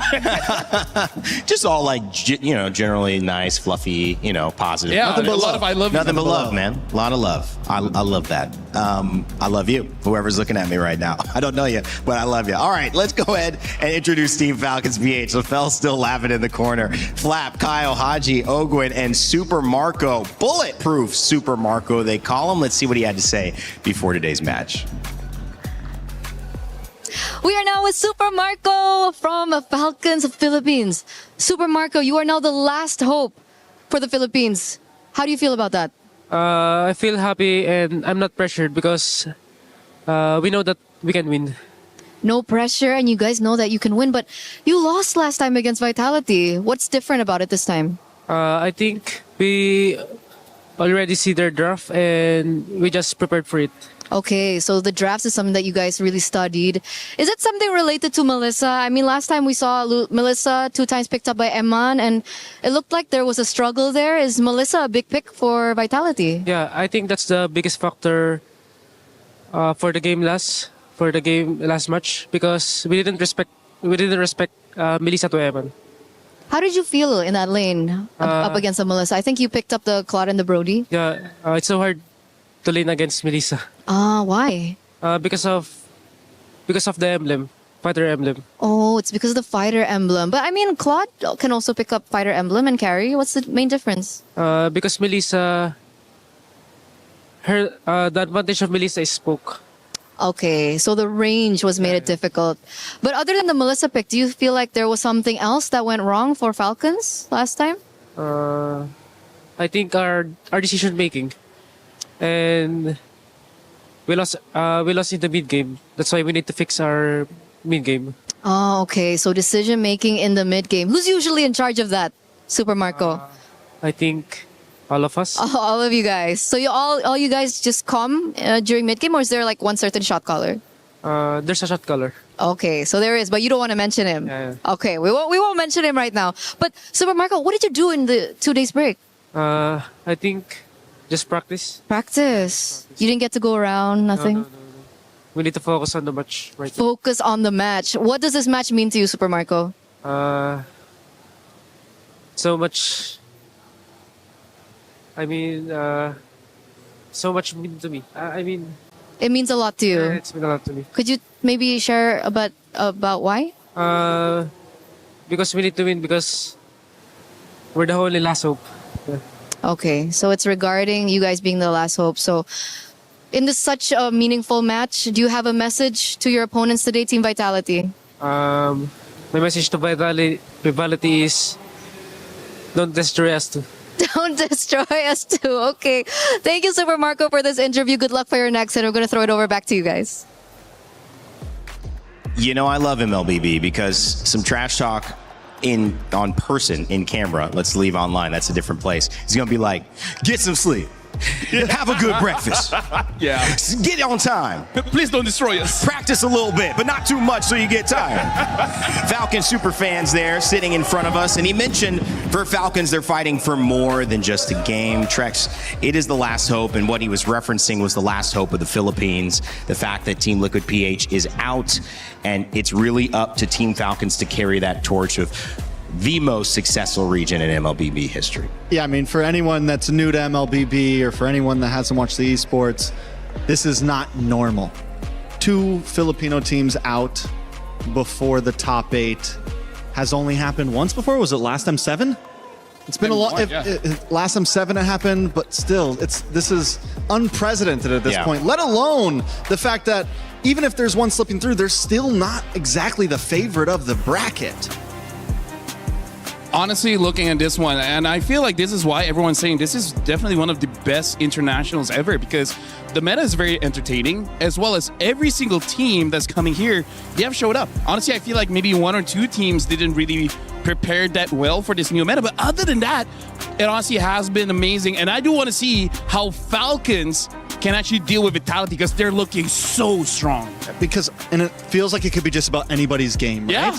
I mean, Falcons could still win this. Vitality could win this. Aurora could win this. Team Spirit's in the running. Vamos, sadly no more pro esports. Yangon, I mean, just everyone feels like they have a chance to make it to that grand final stage.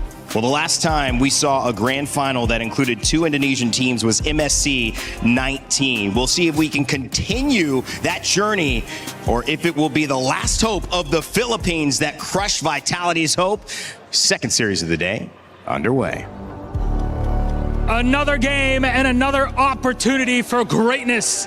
Philippines-Indonesia rivalry continues, but before that, I gotta say, Yangon Galacticos, they looked incredible. I mean, I knew they were good, but 3-0 in the way that they did, remaining undefeated, Rose, that's crazy. Yes, definitely. Yangon Galacticos is now officially a team to watch out for. But let's talk about this match. This second match, a rivalry that dates way back a few years in the MLBB ecosystem. And today, there is a possibility that we could continue this tournament without a Filipino representative. Both teams have faced off in the group stage, and what have they done? They've chosen to play one another once again here in the knockout stage. Last time, a close win for Vitality. We'll see if they can replicate it again, or will Falcons Philippines fight back? Speaking of which, let's bring up our teams as the drums begin to roar. Please join me in welcoming Team Vitality! The hometown heroes. They have dominated the group stage and have made it to knockouts. At first place in Group A, they demanded one thing, a rematch of epic proportions. The Beehive Stars, it's time to get your sting and black out. Ooh, this is gonna be fun. And of course, the rivals for this match, all the way from the Philippines, and it's Team Falcons Philippines! The last hope of the Filipinos. They have shown that experience and mental fortitude is what they are known for. But is that enough to continue the dream? Can Team Falcons Philippines come out on top in this rematch? Can the Hope Bringer continue their journey? I love how our crowd is split 50-50 between them. If anything, it means we're gonna get a hype matchup. This is gonna be one hell of a series. So with that, boys, you may place your keys, take your seats, and of course, captains, don't forget to meet in the middle. The crowd right now looks like it's about to be a grand finals match. I am loving it. The handshake is in! Only one will continue Will journey. Will it be Team Falcons Philippines, the hope bringer of the Filipinos? Or is there a possibility that we will be seeing an ID somewhere in the near future? Let's throw it over to the desk to kickstart this match. Hope Bringer. Sounds like the next Brandon Sanderson novel. I love it, Rose. Thank you so much. Good one. It's good. Vitality versus PH. Falcons, PH. The Philippines versus Indonesia. In MLBB, you can hear the hype. Woo! It's that time. I mean, like, of course it has to be hype. This is the battle of the birds and the bees. The battle of the birds and the bees. Why did we think of that for the Crunchyroll story, you know? I can think of a few reasons, but hey. Okay. Isn't this like a battle that's been historical since the time of Adam? The time of Adam. Yeah. And who's the atmosphere, unlike anything we've seen so far at EWC 26 for MLBB. MSC is changing the course of its destiny with the result of this matchup. And what will that be? Will it be the Philippines still in it? The hope bringer, the last hope. Team Falcons, who are in pursuit of a club championship win, their first win that could send them back to a back-to-back-to-back, or will Team Vitality crush the hopes of a region and have their opportunity to get a club championship victory and enter into the semifinals of MSC? That is the question on all of our minds right now. Electricity builds for sure. I gotta say, this feels like a grand finals match. It sure does. And ever since MSC took away the double elimination bracket, the pressure just builds so much for these matches in the top 8 because you know there's no second chances. The term "the last hope" couldn't hit any harder for any Filipinos watching out there. And right now, Team Vitality wants to crush that. I mean, honestly, that's crazy. Imagine you have a flawless run in the group stage. And then all of a sudden, going into the knockouts, facing against the opponents that you took down before. Just losing this one match, it's over. Like, in terms of the mental stress for all of the players here, they look calm, but I gotta say, it takes a lot for you to be calm in this kind of situation. It sure does. And the beauty of that is that there's no need for calm at this point. I feel like the benefit is that you have the chance to have the chance from your crowd, the fans going crazy, rooting you on to let you know this moment means something. In esports, it's common to go through these grueling groups where, let's face it, guys, sometimes a game doesn't mean that much. You're already through. You already know what's going to happen. We are out of that stage. We did that last week and the week before. It's time for the big games, and this marks the beginning of truly consequential MLBB at MSC, and the draft is almost underway. And it looks like it's going to be dangerous grass here. Yeah, it's going to be dangerous grass. Vitality will be first pick on blue side. Falcons, red side, second pick. And this is already very interesting, Trex. Vitality banned out the Esmeralda, so it does seem like they're trying to open something up here. Possibly, or in the end, it comes down to Falcon on what they want to open up, but with the Esmeralda gone, looking for a possible Freya up front, something of that nature. Fanny getting banned out after, and back to Falcons with Harara, Ling, both still open. Yeah, because I really feel like right now, the trinity of Esmeralda, Uranus, as well as Barats is really something you got to look forward to, because the Eudora is a very strong pick, but these very heavy frontliners, they can kind of mitigate some of the advantages that the Eudora has. And now the Freya gets banned, which is amazing. I don't know why Freya gets through all the time. Yeah. It shouldn't. It shouldn't. It should not. Those last games, that last series, Freya should not have been allowed in the Land of Dawn. She got through game 1, won't be through here in game 2. Excuse me, series 2, game 1. And what we had seen was kind of this assassin, hold our cards to our chest, make sure to see if we can outbluff you. We're going to ban Fanny, we're going to ban Ling, we're going to ban Harara. They switched that up because there was just too many assassins to go into that pool on the side of YG and not enough for Pro. But here we could see a Harara banned out. I think at this point, you might have to leave it open and go for the trade. Maybe come back with the... Maybe ban the Eudora. What do you want? But I think Falcon wants the Eudora, right? So ban the Harara. I think this should be Eudora, because if you pick up the Ling, there's going to be so many counters. Or pick up the Zushin. Eudora, one of the most played heroes on the side of Haji, and it's the Barretts. Wow, guys, that's the earliest we've seen Barretts. I'll tell you one thing that has changed in the meta from groups to now. Some of these first picks, some of these pryos early on, the fact that Barats just got picked up mean a lot's happened in scrims over the past 48 hours, for sure.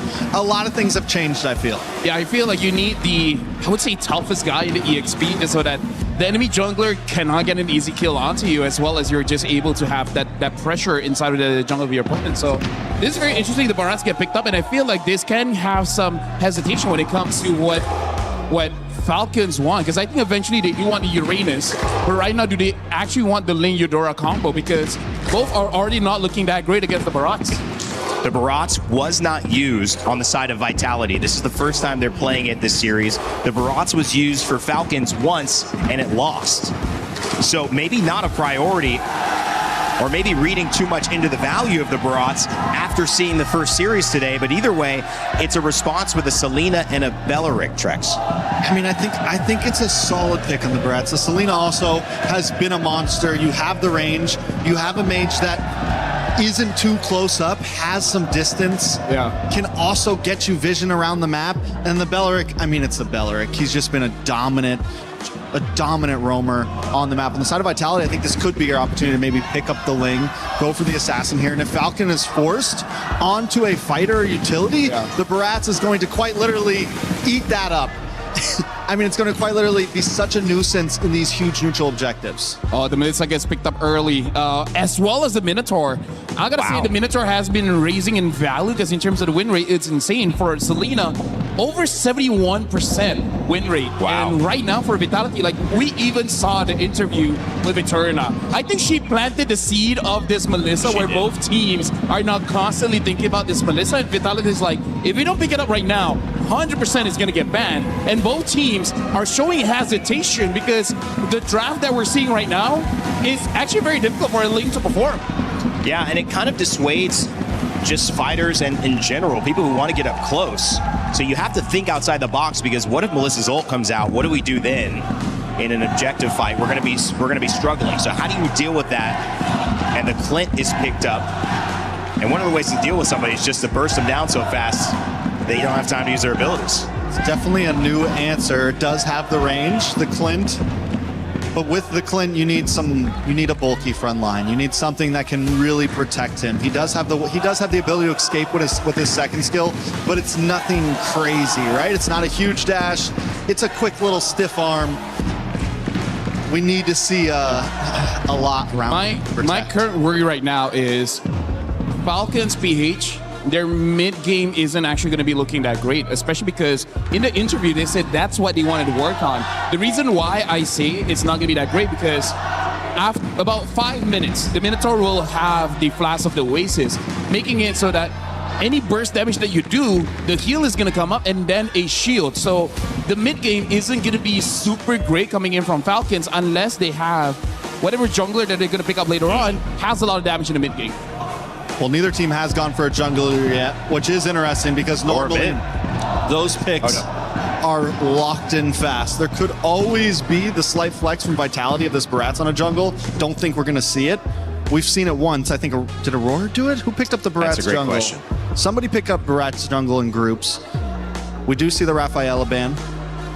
That would be deadly if Vitality picked it up. Way too much heal. And the Harley. As the crowd settles down just a little bit, guys. You went for a long time. Good on you, super fans. I feel like for now, Vitality, I think it really depends on what their EXP is gonna pick up, because I think a good EXP for them should be something like a Yuzong. The only problem is, wait, no. I don't think this Barats is gonna go jungle. Yeah, I think the Barats is gonna go EXP. So the real question is, what is gonna be the jungle pick here? Because it looks like they might build a draft around Yi Sun-shin. I just don't know if that's the right idea. Well, especially if Falcons later on picks up something like a Yuzong, a Lapu, or a Bennett, the Yi Sun-shin might have a tough time.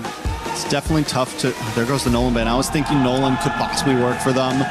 Since they're on blue side and they have to show their whole hand, a YSS pick right there where Falcon still has the opportunity to counter with their 5th red pick could definitely be dangerous. Could be possible, though. I mean, the reality is they have the Melissa who works great inside of that type of strategy. A YSS would also work great inside that type of strategy. They would need some nice magic damage, though, and that's where my mind is at. What do they pick here in the mid lane? Honestly, with the range, I wouldn't mind seeing something like an Eve, but the Eudora is still there. Yeah. Right? It's not like any of the picks here makes the Eudora not viable. You know, like the Selena, sure, it's gonna have some, I would say, some poking power against the Eudora, and now the Lapu gets picked up. I don't know, I feel like either Eve or Eudora should be well. I feel like using something like a Kimi might be too risky. Well, the Lapu picked up. It was picked up last series and it lost, but maybe Falcons have something up their sleeve here. And you've seen the Nolan, the Harara, they've gone deep into the jungle bands. Yeah, the Lapu's definitely been having some trouble. I mean, overall, just hasn't been able to keep up with the bulky EXP laners that are out there, and you have this Barats already. We are going to see this final pick in the Valentina. Clean, easy. You get even more crowd control if you steal that Wrath of the Dryad. You pair that up with a Nolan's Fury. Vitality definitely just has... Ooh. So it is a Barats jungle. Fighter. Unless it's a Paquito jungle. Or Paquito jungle. Or Paquito jungle. I kind of feel like maybe better for the Paquito to go to jungle, because I feel like, honestly, both win the lane against Lapu. It's just that I think Paquito has more burst damage to secure the Turtle/Lord. And we saw that on last day of groups. We saw the Paquito jungle come in as well. So I feel like if you want to balance it out, maybe a Suyo, because I think the Ling is going to be pretty difficult for this one, right? If it's not the CU, if they want to go utility, then maybe the Akai. But They have played Akai. They have played Akai before. It's a win and a loss, but they played it on Rome. But because that's a Valentina, I think there would be a bit of a hesitation there. The Ling has been successful. They've played it once, they've won once. But going into this lineup, you feel the hesitation, and it gets us a unique hero, baby. This. Okay, what are we feeling? So let's talk about this. The Joy has enough iframes to actually go in the goal away of Melissa and possibly one-shot her. Everyone else, there's a lot of peel here. The Paquito can peel, the Minotaur can peel, the Valen can peel. This is a pretty, I would say pretty dangerous choice, but I can see it working-ish. I mean, I think you look at this left side, Trex, these are all top-performing heroes in this meta. Those are a few, but not all of them. I will say this, teams have been blessed by getting unique. Teams have made things happen by trying new heroes. The Joy was once a monster, and it does well against a Suyo, can do well against enemy fighter jungles, so maybe it is the answer to the Paquito jungle. Well, will it be the answer? The new rivalry in the jungle and the old rivalry with Indonesia and the Philippines. 152 games between them. 90 have gone the way of the Philippines. Let's see if they can make it 91. Thank you so much. We're jumping into our very first series. Me and Brig are here to catch it all. We got Vitality on the blue side facing up against the Falcons on the red. And immediately, we already see the openers from both sides. The draft has been particularly interesting. This is the first time we are seeing Joy here and now in this game. It's a Paquito versus a Joy in the jungle. Never really expecting a new rivalry to come out again now that we're in the knockouts. But hey, it's MSC. It's always been surprises everywhere. But at least for Vitality, they've gotten one of their very good comfort picks, which is the Melissa on Eman again. And that's the thing, right? Lafel was mentioning just now that Joy does have enough iframes to actually not only close the distance, but actually deal some damage despite the go away from me. So at this stage, we're trying to see whether or not Falcons, they built a lineup where, hey, as much as we want Super Marco to win the lane, there are other aspects of the game that we cannot let drop or slip. Yep.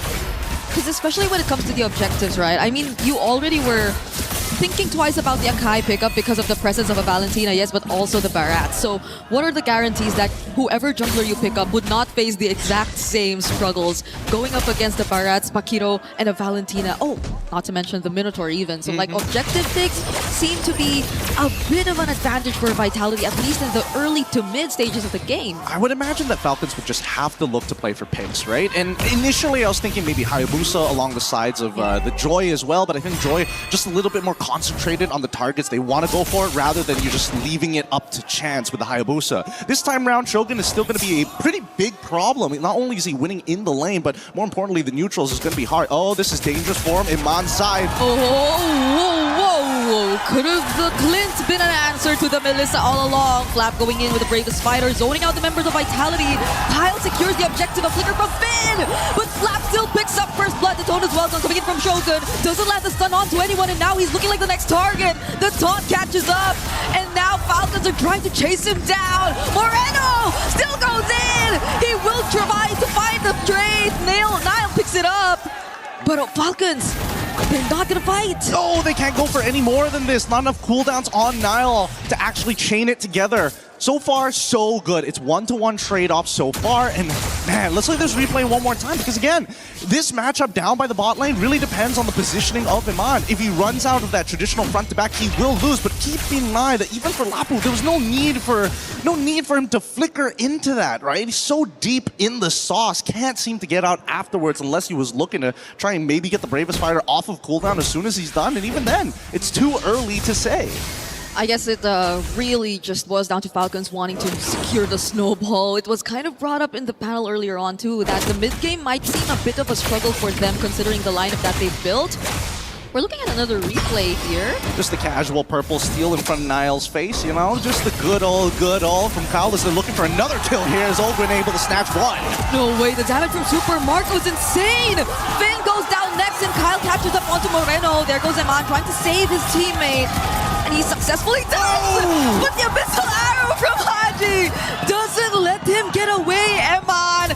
There are 4 members of Falcons here down bot, doesn't have to go away anymore! And Kyle will just pick up the kill! This is snowballed into a pretty huge lead for the Falcon side. One bad fight taken, resulting in a dive on bot side. Everything that they wanted to get, and more has been taken. Well, that and Super Marco not getting the kill. He's got 4 assists in his back. He even flickered for it. So, you know, Haji, yo, KDA machine, calm down. I need the money, sir. Please. Yeah, I imagine this is exactly what Falcons wanted. And they already have that 3K goal lead, which is really great. If the second turtle still goes over to their side, Vitality, what we were expecting for them in terms of objectives might not happen anymore. No! He just stole away that objective from Falcons! Now it's Flap all alone in the middle of 4 members. The Minoan Fury already casted, still catches on to Flap.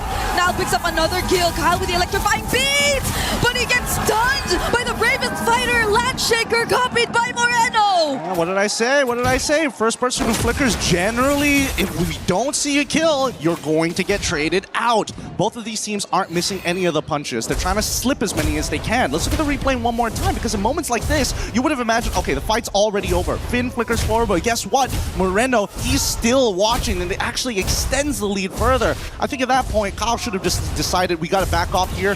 But that's a scary part in these types of drafts. Giving away a trade could lead into a bigger snowball, and that's why you see that both sides are so eager to trade 1-for-1 every single time. Such a good steal, though. I'm still not over it. I don't think, and I couldn't really imagine that he was actually within Retribution range. But now just punched forward and actually got it away from Team Falcons. Now it's Vitality. That 2 or almost 3K goldie we saw earlier is now cut to half. So I think we're sort of even all over again across the map. But hey, Shogun! Whoa! Actually decides to go for Ogwen. Is that the choice that they actually want? The Wrath of Dryad copied as well, so they get to take at least the 1-for-1. Kyle catches up though, now not looking in a great position. Does he get to sustain his way out of it? It's a no! Falcons chased him down. Yeah, once again, pretty difficult choice there. I think Niall even recognized that if he tried to go back into the get away from me boundary of Iman, it might have led into him getting killed as well. So this is probably the best option, but the arrow hits once more. And Haji, making sure that he is the KDA machine, continues to follow as programmed. That's a crazy combo. Okay, maybe that's where the burst is going to come from after all. You know, it's the Selena and the Clint, who had a very decent lane. He did mention it was 004 earlier, now it's 007. So I think there's been very decent kill participation over to Super Marco's side. But he is a threat that has yet to be shut down by Vitality. He's so well farmed on this Clint, currently 2 levels ahead of Eman. Let's also not forget about Kyle, who's actually making a lot of these motions happen in the first place. Like Ogwen, it's pretty straightforward. He's just got to chain that CC, but who gets that initiation? Who is able to kind of get all the spells out of their opponents? And I think Kyle has done a phenomenal job as of yet. Now, cutting back over to Niall, right? Sky Piercer as second item, pretty dangerous. He's 4-2-0, which is already great, but how many fights will he find despite the 3.2k lead that Falcons have developed, right? And the majority of that lead actually is on Super Marco. Yeah, because I think that fight earlier was started by Vitality, but it was Falcon actually winning it out off of that decision to try and burst down Ogwen, which I think they failed to actually achieve. Another Abyssal Arrow, gotta dodge that. And Finn seems to be having a much harder time right now dealing with the damage and tanking the front lines for Team Vitality at this point. There's also so much range, honestly, over on Falcon's side, which I think is going to be a problem if Vitality just really want to deal with the more front-to-back approach of landing these team fights. Only naturally. I think that Vitality, it's Iman, right? He is going to be the key to make this game open wide. Oh, Gogo? Gets haunted just a bit. Not gonna really be the target for Falcons just now, though. They just stole away that orange buff, and that's all that they wanted. Yeah, no, this is actually a perfect coming in from Falcons, right? There's no need to try and impose your lead on your opponent, especially when it's within the 2.9 to 3k, right? It's very deceiving for most people. You would imagine that everybody is rich. No, it's not everybody is rich. It's Super Marco and Kyle who's kind of rich, and even then, it's really just Super Marco. So as long as Vitality take Marco out of the question, then maybe they have an opportunity, but Falcons isn't going to let it go for free. So now watch the motions on the map, right? Vitality start from their side of the orange, and they're going to do the sweeping motion towards the top side after they correct bottom, right? When you have control over one sector of your map, you got to make sure you set up those waves. Yeah. Right now, at least, Falcons, though, will have a clear idea of where Vitality is coming from. It's a very difficult task to find Super Marco, but there are ways that Vitality can actually pick him off. But Falcons are already grouped up. There goes Flap, already trying to zone. Wrath of Pride already committed as well, but the electrifying beats are dealing too much. But you know what, Yuri? The Daytona's welcome. A 4-man knockup coming in from Vitality. Kyle finds Shogun, but that's going to be an exchange of his life. Oh, man. Oh, gets hit by the arrow as well. They're going to get one more for this. Finn in trouble. Yep, has a heal. He will be saved, though. But Flap finds the kill still, and Super Marco, too, picking off Nile. This has got to be really frustrating for Vitality. A great engagement. They found everything that they were looking for. It's just unfortunate that Iman, he's not really the finisher here. It's supposed to be Nile, but he was the one taking so much damage. Look, Nile already with the empowered, with his empowered champion stance, he got the damage reduction and then realizes, I need to get back into the fight. But since he doesn't have Flicker, he can't close the distance as quickly as you would expect a Paquito EXP. So really, it's on Iman to get those big chunks in these fights and then look for Nile to actually try and clean it up, because nobody else on their side can do it other than maybe Moreno if he steals the bravest fighter. Yeah, but honestly, the amount of disruption and formation breaking heroes that are present in the lineup of Team Falcons are just not making it easy for Eman to do his job, nor even place Muddles in a perfect position to at least force Falcons to be a bit more 50-50 about the team fights that they actually want to take, and now they're on the verge of just losing out on more and more structures. That's a conceal play by Ogwin here. Doesn't have the Oh my god. The arrow all over again! Oh my god. And the burst from Super Marco! Oh, that was just... It was just one hit away from going down, and that was Finn! This is too much. This is too much for them to handle. As much as Iman is great at sieging on this Melissa, so far this Clint is doing double the work, not only chunking out key members from Vitality's side, but a raw amount of burst. Interesting. Flap making a blind read there, trying to open up this one part of the bush, but watch it every single time. If they can just get a little bit more space after the Muddles, they can almost guarantee that inhibitor turret. Yeah, he didn't have the flicker there too, so it was just probably them really wanting to zone away Team Vitality further from being able to defend that turret, but nonetheless, at least for Vitality now, they're still holding on to their base turret. It's an 8k gold lead that we're looking at right now, though. I think being able to come back from this kind of situation really requires for Eman to get as much farm as he should. But now that Falcons, especially with the Selena, are taking full control of the map, it's looking like a very difficult task at this point. Well, I think it's a good time to play good and bads here, right? Because truth be told, the best situation possible for Vitality is if they wait 2 Lords, and then they should be able to even out in terms of the gold. If not, they have to get at least steal away 1 Lord and somehow get a complete wipeout on Falcons. 4 out of the 5 would also be ideal, majorly to get that shutdown. That shutdown goal on Haji, but so far I don't think Haji's been really out of position, right? He's been throwing these arrows from so far back, and it's difficult for Vitality, especially when they are the ones on the defense. Yeah, this Selena is a hero that I really expected to be contested between these two, and whoever seems to be getting his hands on this hero is just able to apply so much pressure against the opponents. But Vitality, you're looking at them right now, they're still showing up, trying to get position around this objective. Oof. I was looking at that arrow. Yeah, but we've got a slow push down on that bot side, and Niall is already trying to correct that top side. It's going to be back into a neutral state. Same goes for mid, so Falcons will not waste any time. They're going to set that up on a hard push down by mid lane, but somebody's got to correct that bot side at some point.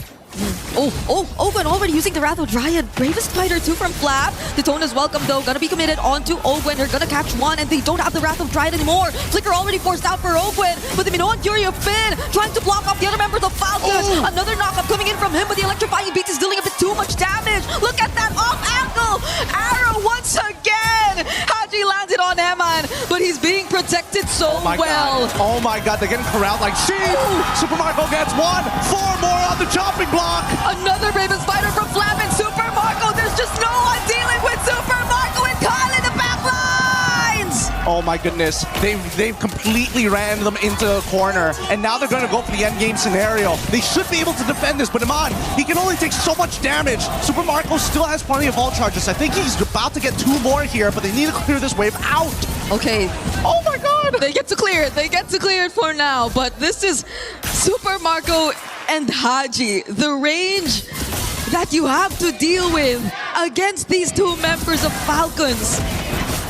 This is no joke. Vitality, I mean, even that Minoan Fury that you saw from Finn earlier, the most that they could do with it is just prevent Falcons from getting even closer, but they weren't able to deal with the other members who were already looking towards engaging from the back lines. It's just crazy how they're influencing these fights. It's just like it's like a sheepdog corralling sheep. They're just putting them back into the pen every single time. And once they get that back angle, it completely forces Vitality to just say, no, we can't win this fight anymore. We need to keep it front to back as much as we can. And Falcons are the ones who are looking to break that. Not to mention, we should probably drop the bulletproof Marco at this point. He's machine gun Marco, man. He's machine gun Marco with Ballista Haji in the back. Being able to siege them down from underneath the turrets is crazy. Whoa, that was also the great Dragon Spear pickup for Super Marco, as we got to see in the items.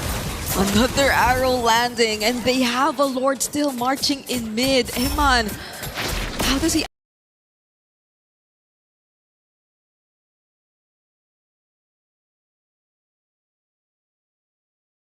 with it first, but Flap! Lands the stun on Eman, forcing the go away. Kyle finds the kill onto Finn, and Flap is looking to be in danger right here. There goes Rather Giant all over again, and the Falcons, they just put an end to game number 1. Beautiful game here, beautiful game, but the series ain't over just yet. This is the hard work and adaptation coming in from Team Falcons PH after their crushing loss against Vitality in the group stages. A great adjustment, but also it's not the end of the road just yet. Vitality, they can correct themselves here. It's not impossible. Just know that the priority list has definitely changed. It's shifted right now. We saw it in the draft. We saw it in the way Falcons were able to play this out. They were very aggressive at times. We thought it would eventually lead into opportunities for Vitality to equalize or turn things around, but they had to keep the gas. They had to keep stepping on the gas. And it was very rewarding for them. They got the snowball that they need. They got everything that Super Marco needed, and Kyle on this surprise Joy last pick.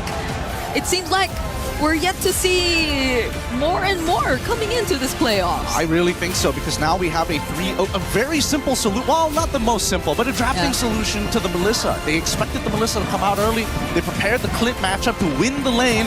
I gotta give it up to Super Marco. It's not an easy lane to win, especially when it's all about positioning and mechanics, but they added the anti-CC from the Bravest Fighter from Flap to cut through the get away from me, to force space, because if Iman can't auto attack, he can't get the bonus damage from Muddles. Yeah, I agree. It hasn't been a really good run for the Lapua as a hero in the current meta in general, but in scenarios like this, I think you see how efficient it can actually be in the XP lane. Let's not forget about supports dropping Revitalize, picking up Flicker. That's something that you guys are going to be sitting on and thinking about as we throw it back to Rain Day and the panel to break it down for y'all. A moment electric here in the Lenovo Legion Gauntlet. We had a chance to see two of the top regions in MLBB's history go toe-to-toe, and it was exactly what you hoped for, an electric battle where Team Falcons PH take the first win. Haji, bulletproof Super Marco, do not die. If they continue that, well, it could be another semifinal for a Filipino team, but still a lot to happen, a lot of adjustments. Trex, LaFell, what did we see after that one? I mean, you have to first even just address the energy in this room. It's different than any other match we have seen so far at MSC. Yeah, the hype has definitely not disappointed from crowd to in-game. Falcons showing that they've been definitely doing their homework the past 2 days. They controlled the draft, I feel like. Marco on that Clint pick was just monstrous, farmed much faster than I expected.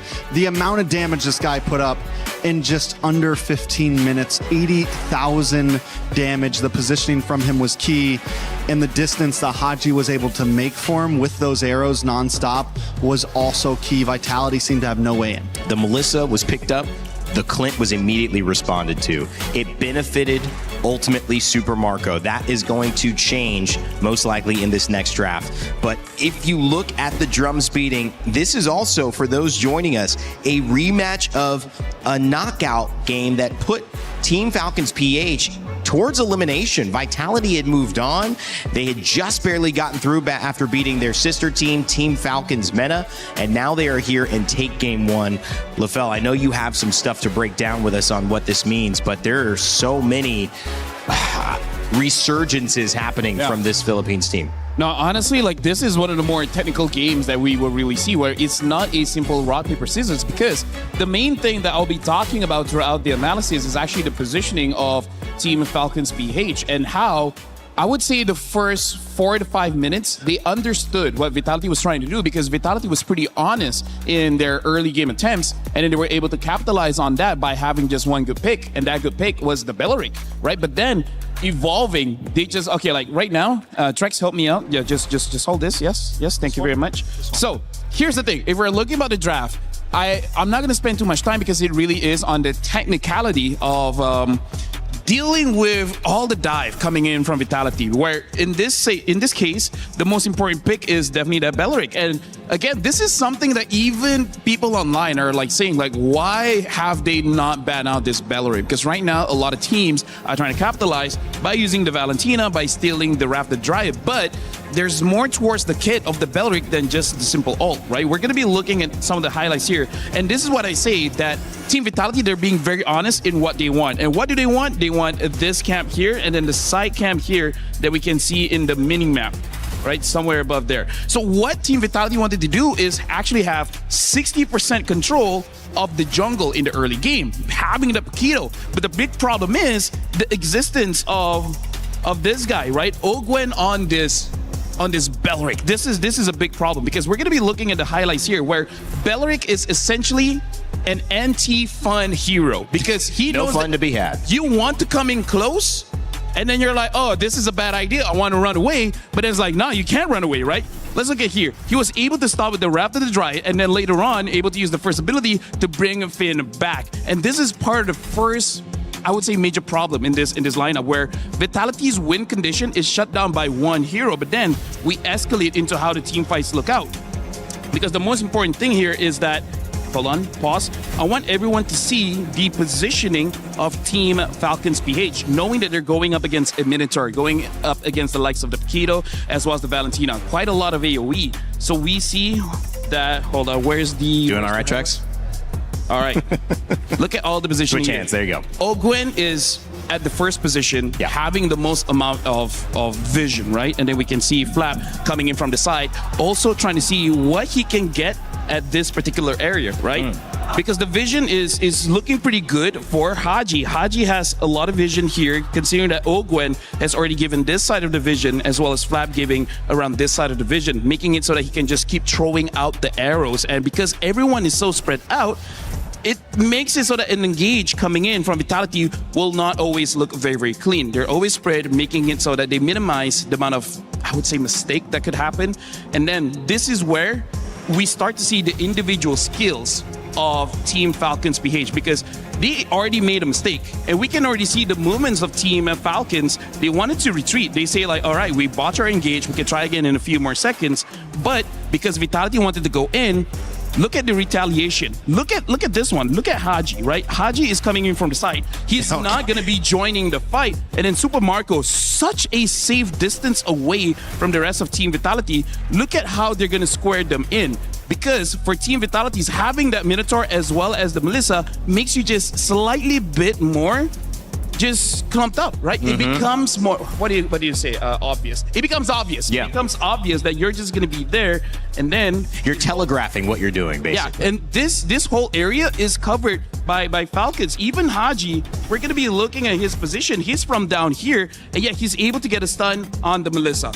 Long story short, they were able to surround them every single time, making all of the positioning coming in from Vitality looks bad, but actually it's the amazing positioning of Team Falcon. So this is one of those games where the draft could go either way, but the piloting of this draft is next level. This is not easy MLBB. This is a draft that not every team can use. And it's also clear that maybe things go differently. Maybe the Barats gets a little bit of an early kill. He takes the lead over the Lapu Lapu, makes him a little bit less of a threat. And then that pick can then pick somebody off. and then they're fighting 5v4. Maybe that happens. It doesn't happen, though. Super Marco gets that pick, and maybe the decision is, if he's got a Clint, we need to fight on the other side of the jungle, try to get our EXP going. All of these things are going to be looked at in these 10 minutes before. But in the meanwhile, we told you how important that matchup here today was, not just for the regions, not just for the organizations, but for the club championship. We had Chris Tunn have a chance to catch up with Danny Angles from Team Vitality earlier today. Chris here with Danny Engels of Vitality. Danny, nice to see you, of course. And I mean, it's a big day for Vitality, especially on the MLBB side of things. You've taken on Falcons in a knockout game. How big is this for you guys and for the club championship?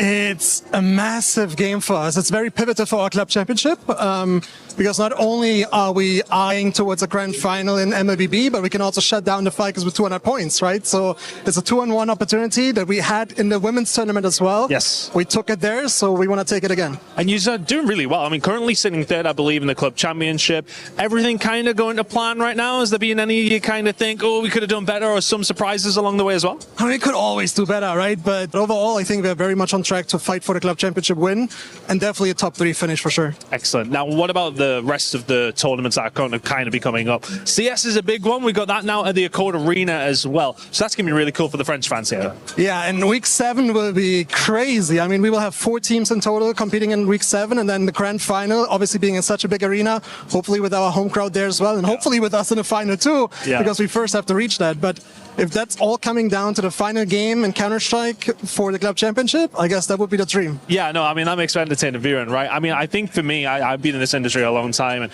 a lot of European esports.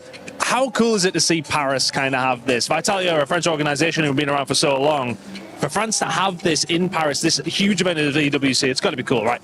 Absolutely, and it makes me so proud to see that all the players from all over the world come here for Vitality, and they call it their hometown, their home city, right? Even though they're from Jakarta, have never been to Paris before, but they feel at home here, and I think it's the fans that make it so special for them. Yeah, anybody do it better than the French fans or not?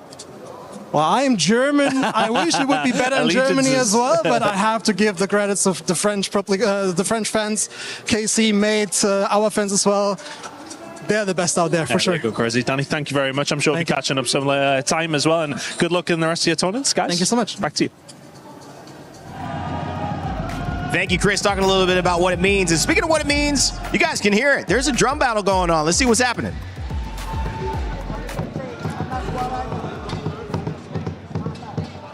Well, the Hope Bringer takes game number 1 in this best of 5.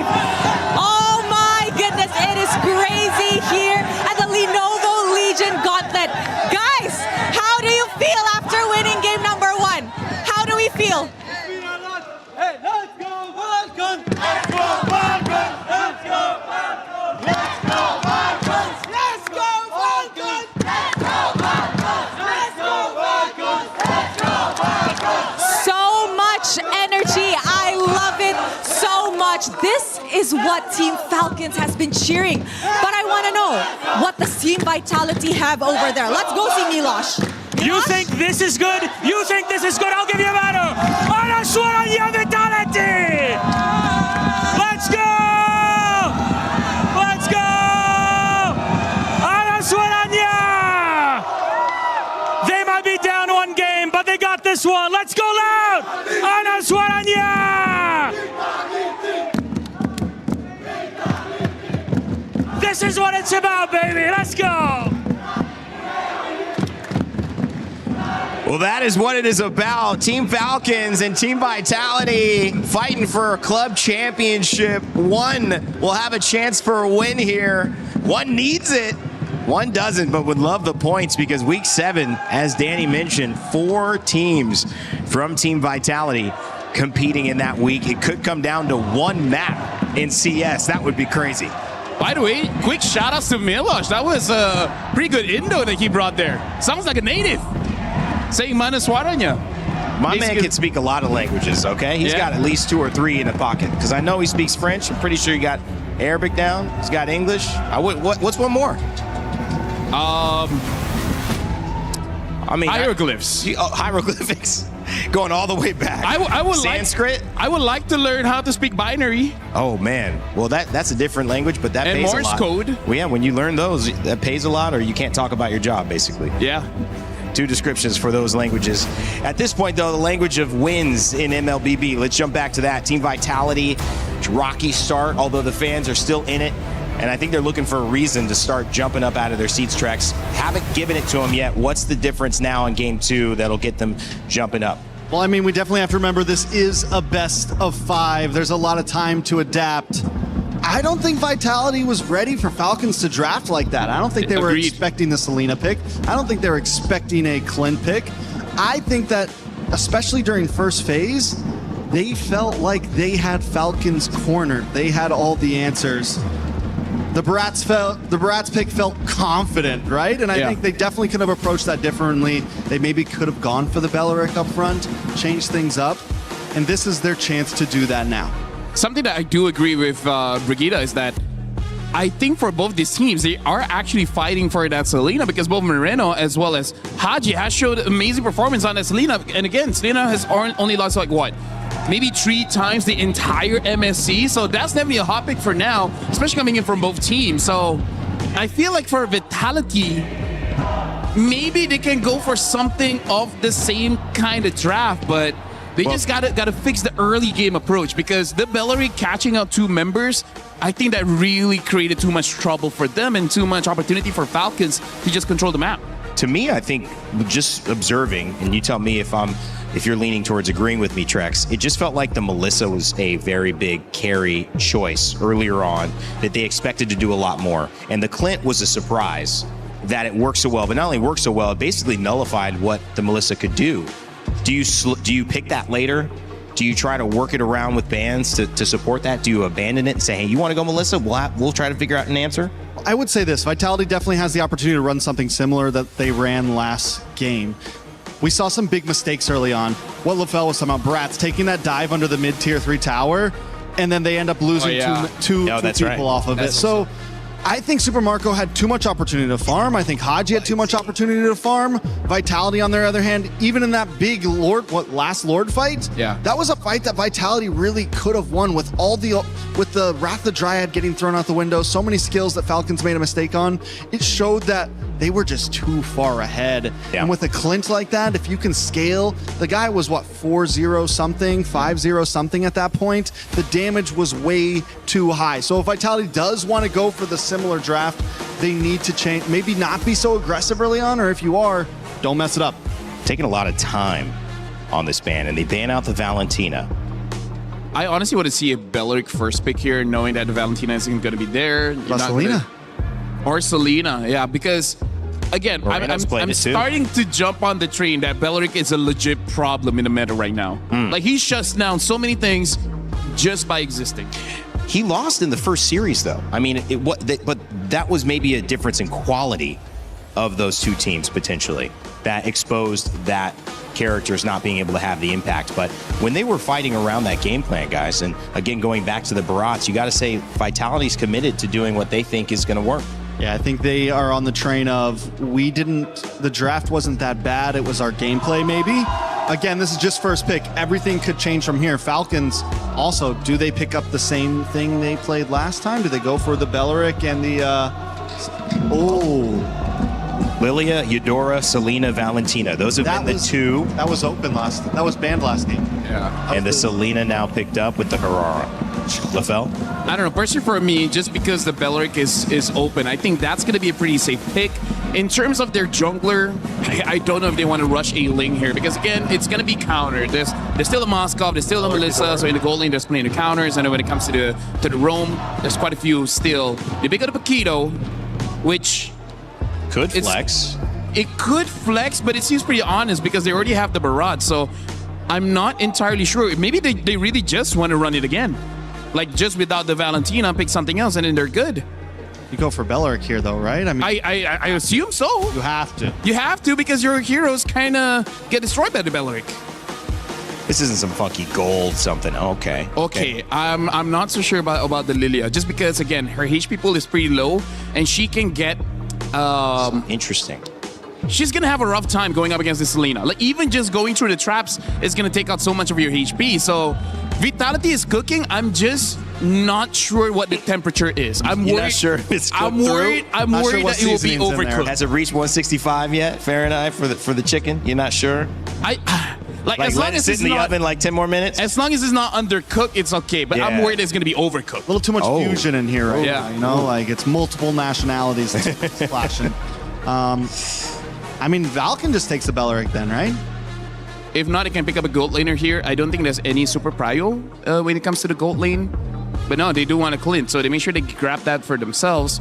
And I feel like the thing about a Selena in the current meta, there's quite a lot of roamers that helps out anyways. So even if you don't get a Belleric, it's a-okay. Because they pick up something like the Cho that can help out quite a lot. I'm still so thrown off by this Lilia, I'm not going to lie. It's too early, yeah. And it's everything. You have the Selena that has huge range. You have this Clint that has huge range. Dude, even the Harar Clint can has two-shot so her. many iframes. Even if you don't go down, how does the Lilia fight back right now? Unless there's some clutch pick that Vitality's going to bring in the second phase, that's going to be able to open up these fights and give her the space to come in. Right now, Vitality, what they're banking on is for a maximum like level 3 power spike, because right now having the Lilia level 1, you're already pretty strong. You can already have a lot of forward momentum. With the Paquito, you need level 2, and then you can already have a forward momentum. So I think they're trying to go all in this early game strat, because now that I look at this, I think this draft is salvageable if this Paquito goes gold. Yeah, right? Have something else in the jungle, and then I think they got a draft. That was the flex I was talking about, because we've seen the double fighter mentioned coming into this. Could it potentially be a gold lane Paquito, like LaFell's saying? And we could see something else jump into the jungle. The Ling still available, difficult, obviously, to play. The Joy worked so well. Actually, now seeing Herrera, Selena, as well as Clint, this is very lingable. They just got to take out all of this Like that word. heavy CC heroes out of the way. Like Belleric, they already banned out the Belleric, they already banned out the Alice. So yeah, it looks lingable. It's part of the LaFell dictionary, actually. Lingable, baby. I'll gift you one later. Claude and Belleric. That's one for free. I'll give you the extras later on. Yeah, exactly. So this is looking pretty similar. The Cho, Arome, you mentioned, could have that same impact. Grab a pick. The Harith is well banned out. So it does seem like they don't think that Paquito is going to go gold, banning out the Harith. Yep. Safety precautions for sure. Moskov is still open, but again, it's another short range hero on Vitality, and that's what, Falcon is really pigeonholing them into this. We're going to outrange you. We're going to poke. We're going to continuously send arrows, and you're going to have no way in. So Vitality has to find something here to open up. Again, unless it works out perfectly like LaFell said, where first 4 minutes, they get a couple pickoffs, they invade jungle, they do something of that nature. But still, what roamer do they put in front of Lilia here to open up that space? Here's the thing. I feel like Vitality, if they pick up a Ling and then either a Hylos or a Gatot, they're looking very strong. Like, that makes the draft more balanced, because come to the late game, that can help out. Now they pick up the Uranus. There's basically no instant crowd control here. This makes the Ling look much more better. Uranus picked up for EXP most likely. Even a Grok wouldn't be bad here for Vitality. We have seen Vitality grab a Badang, a Bading, Badang. I don't know if we see the Badang here. I feel like Ling Gatot would be pretty simple, but honestly, quite a lot of roamers should work well. Yep. Galacticos also a part of this matchup as well.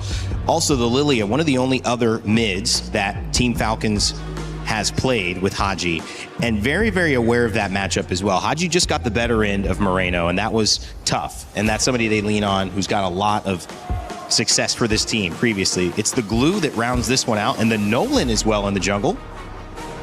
Which I think is also still pretty good coming into the mid game. Once 2 items on the Nolan, should be able to burst down basically everyone except for the Uranus. Unless they're able to stun the Uranus up, then yeah, maybe they can get a kill. Right now, I'm liking Vitality's draft, having this double fighter with the Nolan. Seems pretty strong. And the glue roam, which is most likely, I'm guessing what this is going to end up being. So it's a Paquito gold. Will be a great. It is going to be a Paquito. Wow. Barazzi XP, most likely. And then the glue roam's going to preemptively do great against just about any roam they pick. Khalid. Wait, is it Khalid or Vendetta? I don't know. It's Khalid. All right, it's Khalid. Wait. It says Khalid. It shows Benedetta. Okay. My guess is it is a Khalid. the Khalid and Selena over here. and Harara, they're a very strong mid trio. They can stop Vitality to fight this early game. So I think Vitality might have a bad time invading. But the glue will do great at the stuns. I don't know. I think both teams have answers, just like last game. Both teams have a way to win this game. They have win conditions. It's all going to be about execution. Well, Team Falcons PH land the first knockout blow against Team Vitality. It's Vitality's time to return service in game 2. Let's send it over to Gideon and Brigitte. Thanks so much, Rain Day. Holy, who was expecting the draft to look like this as we head on into game number 2 between our most anticipated series of Vitality facing off against Team Falcons. A double fighter comp now facing with long-range projectiles, but now with Khalid, this early game could be a lot more sophisticated than we thought. Yeah, it's gonna be Vitality starting it off a bit more aggressively though, but hey, it's another Selena game from Haji. It's been a really great one for them in game number 1. But I think Vitality, I like how they tried to deal with the problems that came out of that game one by one, especially starting off with the gold lane matchup, right? You're not necessarily dealing with a gold lane that would clearly lose out against this Clint from Super Marco, but in mid, oh wait, you don't lose against Super Marco, but he gets picked off in the Riverside. Yep, this is exactly what we're expecting to see again. This is some really good coordination for Falcons. They understand that a lot of the early objectives, a lot of rotations are going to call upon their side laners to get into the fight. And Vitality, unfortunately, if you get hit by that arrow, it's just good night, bye-bye. Luckily, at least for Iman, it's not the end of the world. The kill goes over to Haji. He will be able to still clear these waves pretty fast, as you can see, right? As soon as the wave is done, it's either he's helping the jungle, it's either he's setting up vision. He is making sure that he's maximizing every second of this game, knowing that those precious seconds could net them a win. If they can just outlast Vitality, Super Marco will have more than enough damage. Oh, that's a lot of damage to deal with Finn too. Fortunately, he's a glue. He will be a bit more tankier. Owen with the quick sand guard will at least survive that attempt from Nile. But every single time, even in game number 1, when Falcons have been winning it out big, it always started with Haji getting these small wins across the map, right? So I don't think it's a good sign as much for Vitality just yet. Let's see how it goes for this first turtle though. Oh, Eman again. Eman! Oh no! Eman has to get away from this. Doesn't have level 4 just yet. Owen and Super Marco are just chasing him down. That's another dash forward. But Eman, he will survive for now. How lucky that he survives there. How lucky. And now this turtle fight, it's going to be a bit awkward. Okay. We'll see how this breaks. Shogun already very low. The flicker from Finn catching 2. Now going in. Tries to go for the kill, but Haji! He picks him off first. Now it's all over to Falcons to take control of the turtle pit. They're going to flicker forward even just to take down Moreno, and they do! Charging the Daytona's welcome, but to no avail. Falcons winning it out once more. Unfortunate for Shogun. He charged up the the arrow connects, and he's so dead. So dead. A 4-kill lead, and now first turtle falls into the hands of Falcons. Hey, Haji's 3-0-1 again. Whoa. This is the exact same, or almost the exact same scenario we've seen earlier in game number 1, and Falcons once again securing the objective. Finn finds one, but he's going to be all alone here. A bit of help from Moreno, but I don't think the damage is going to be enough just yet. And now Finn will have to go down. Vitality, they're just losing members every single time. They need to regroup. They need to regain composure here. Finn is going to be the secondary win condition here, because so far, I don't think they can really deal with Finn once he gets some items and gets really tanky. But so far, this 2K lead developed by the side of Falcons, nicely distributed around, but heavily centered around Haji, is going to start to be, well, not as painful if you don't get hit by the arrows, obviously, but more importantly so, just look at them continuously making sure that strong side will stay as strong side, despite the fact that Iman, if he can just dodge the trapping recoil, he has a pretty good kill angle. Yeah, they tried to deal with the Clint through this, but I don't think they're able to manage it the way we're seeing it as of now. 1-6 kill score on the board, and they're forced to play from behind all over again. The rotation seems so much slower too, especially as Falcons, with this lead you're seeing in Haji's hands, are just able to maximize it so well that you don't get to see Vitality use the pressure of a Glue Lilia together. I mean, who could you even try to go and pressure at this point? There's Olwen, who's just always roaming around the map. Haji, who's just again landing these arrows over and over again. And you don't even get access to Kyle's jungle nor side of the map. Yep. I think really it was supposed to be Finn onto Olwen here. That was supposed to be a matchup. Oh, wait, hold on. The arrow doesn't connect, but luckily they managed to zone them out for the time being. And this is the pressure that we're talking about when you have side lane controls, right? You're able to kind of walk into enemy territory and do whatever you want. And Finn was supposed to be the guy who says, no, you're not allowed to do that. I can just walk away from the lane. I will always be a threat to you. But now with the economic lead, Finn is just too soft at this stage of the game to be that guy. Yeah, Vitality still. Shogun's gonna position himself here. Will decide to catch Olwen though. That's not the standout flap, but that's still gonna be a pickoff for Team Vitality. Now Vitality getting one. They're looking for more. Flap very low. He is gonna get away from here, but it's controlled by Vitality now. The turtle is over to their side unless Falcons find a way around this, but it's not looking to be the case. Vitality at least get one objective for themselves. And now you can see how the battle spells really take into effect and how Shogun is so confident in going for these Daytona welcomes, even when it doesn't look like there's going to be follow-up. Everybody on the side of Falcons have taken flickers. Same can be said about Vitality. You dodge an ability, that's great. You get hit by it, it's guaranteed death. Oh, it's better if they find Eman, but he dodges that very cleanly. He will still get an opportunity to defend this tier 1 up top, especially as Finn 2 approaches. Oh, but the arrow and the bullets! Owen landing the last hit, Eman! He needed to change it up. They clocked it. Haji remembered, hey, he used the knockup strike previously to try and deter us. There's a high chance he's going to do it again. So I'm going to throw it in your original spot rather than praying that you just double jab. So really good work here because Falcons, they're taking into account all the small little details on top of the big macro plays. And look at Flap, right? He should be unkillable in these stages, but as long as he buys time, you notice on the opposite end, Super Marco, he's having the gold lane experience. He's already invested in so many companies, more than you can imagine. The S&P 500 is bowed down to Super Marco. It's still a win for Super Marco, still a win for Team Falcons. They get more out of that, and the lead is still in their hands. And Haji, as the KDA machine, those small decisions you even highlighted in that particular sequence are just making the difference for Team Falcons in this game. Selena, 2 games in a row. We thought it was going to be contested, but they got it all over again. And now Vitality are struggling to find footing. And we look at the gold leads. At least for the junglers, it's relatively close. But you see the major difference when it comes to Super Marco and Eman. Yup. This is where it starts to get really dangerous because eventually, once Super Marco gets all of his items, all these fighters who don't build some form of bruiser and decide to go full damage will get punished. Like, Eman can potentially get one shot if he doesn't get his combo down cleanly. There's a lot more pressure over Vitality's side right now. Daytona's welcome being charged. Oh, it's good. He finds Ogwen all over again. The target, the same exact target they went for earlier, but now he gets to cast the Raging Sandstorm. Morena finds the kill onto him, though Black Shoe's already committed as well.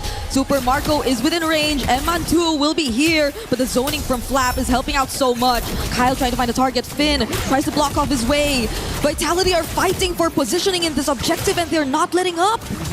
We need to see Finn look to pull somebody out of position. It's got to be Marco, but the flickers, they can't get it out of Marco just yet. They might have to trade for it. Let's see if Eman can find a position. Oh, they actually find Flap. Eman regaining position, and Nile securing the turtle. Vitality are now slowly getting back and invading into Falcon's side. That was a little bit of a weird fight there. Flap did not necessarily have to stick around for that long. Oh, another Daytona's welcome. Fracture still there. Nile trying to burst him down. There's a flicker from Ogwen and the quick sand guard, but he is not going to get out.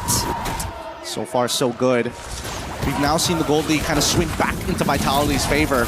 And at this stage, now we see the fighters really start to take into effect. Eman already, if we pull up the item list, I'm pretty sure he's already done with his first item at the bare minimum. Probably second item already done 2, but he's 1-3-1, so let's say a couple of components, right? He's got enough damage to deal with the squishies, but he can't close the distance in time. Ooh! Not without some help here. And that's why Shogun is playing a very good front line here, where he's baiting his opponents to walk on in. And guess what? By the time we actually get even a single mini stun or a 20% slow, that's when you see them pull them all the way back in. Yeah, he at least has to. That's where you see it. And Flap, that's the second time they tried to go for him. And every single time you're seeing how the damage is seemingly already enough, even with just Eman and a bit of help towards Eman again from Nile mostly. The burst damage is really starting to come through, and I think that's been the trend for Vitality. They're always after the frontline heroes first, and it's not like they're lacking the tools to deal with them, and they get the wins from that point onwards. That's another target locked on by Finn. Beautiful. He finds Super Marco. Haji trying to run away, but Nile shuts him down perfectly on a killing spree right now, and he dashes out. He still survives. Falcons are not able to find a trade. Nile was just mogging them. He knew he had the fracture ready to go to give him an extra 2 dashes if he just timed it well, and so he does. Falcons now discombobulated from that fight. Let's watch it one more time, because again, this is one of those moments where you just wished you just reacted a little bit faster. Super Marco using the trapping recoil falls into one of the globules, and before he gets the flicker off, it's already too late. Finn flickers instantly, not giving him any time to react to it, and that's the scenario we need to see multiple times. Nobody has a real answer to Finn if he gets on top of Super Marco, but up until then, I think the rest of the Falcons just gotta punch him in the face. Yeah, gotta be careful. It's always been Shogun setting up for these major team fights too, so at least Flap has info, but he's not gonna go for Flap. He's gonna go for Ogwen, and with the damage coming in from Nile, they almost had the win, but in the backlines, Eman actually found Super Marco! Falcons are falling one by one. Kyle trying to escape, Eman diving onto the turret, and Nile providing the damage with the fracture! The punches! They're still going for more! Vitality take out 3 from Team Falcons! And now they're showing some team fight prowess, a beautiful push and pull, a juggling of aggro, making sure that everybody was able to take one tower shot so that nobody was too low for Falcons to trade. That's the level of prestige we're playing at here for Mobile Legends, especially at MSC. They're not mucking around no more, because once you start seeing ultimates being used to run away, you know you've got them on the ropes, and you've got to really press those angles. Similarly to putting somebody in a corner in boxing. Once you've dazed them, you got to go for the kill, and Vitality just don't miss. Unbelievable. I thought Shogun and Flap were just exchanging blows and just standing right before the objective started, but it was just all set up. They were trying to get their attention, and that's where they really focused on the target that they wanted. Ogwen has always been going through these moments against Vitality, and it's not looking too good. But I think more than that, though, the way Eman right now is not the very vulnerable type of gold laner. He's a lot more aggressive, and even with that solo kill in the backlines has made a huge difference for Team Vitality and how they're taking control of this game right now. Oh, an arrow is gonna land though. That's gonna be on Moreno. Doesn't get to click the black shoes in time. Ogwen doesn't get traded out, but Sandguard fortunately saves him. But the Lord is now inside this tier 3 turret. Falcons get to defend it for now, though. Man, that's some fat damage coming out from Nile.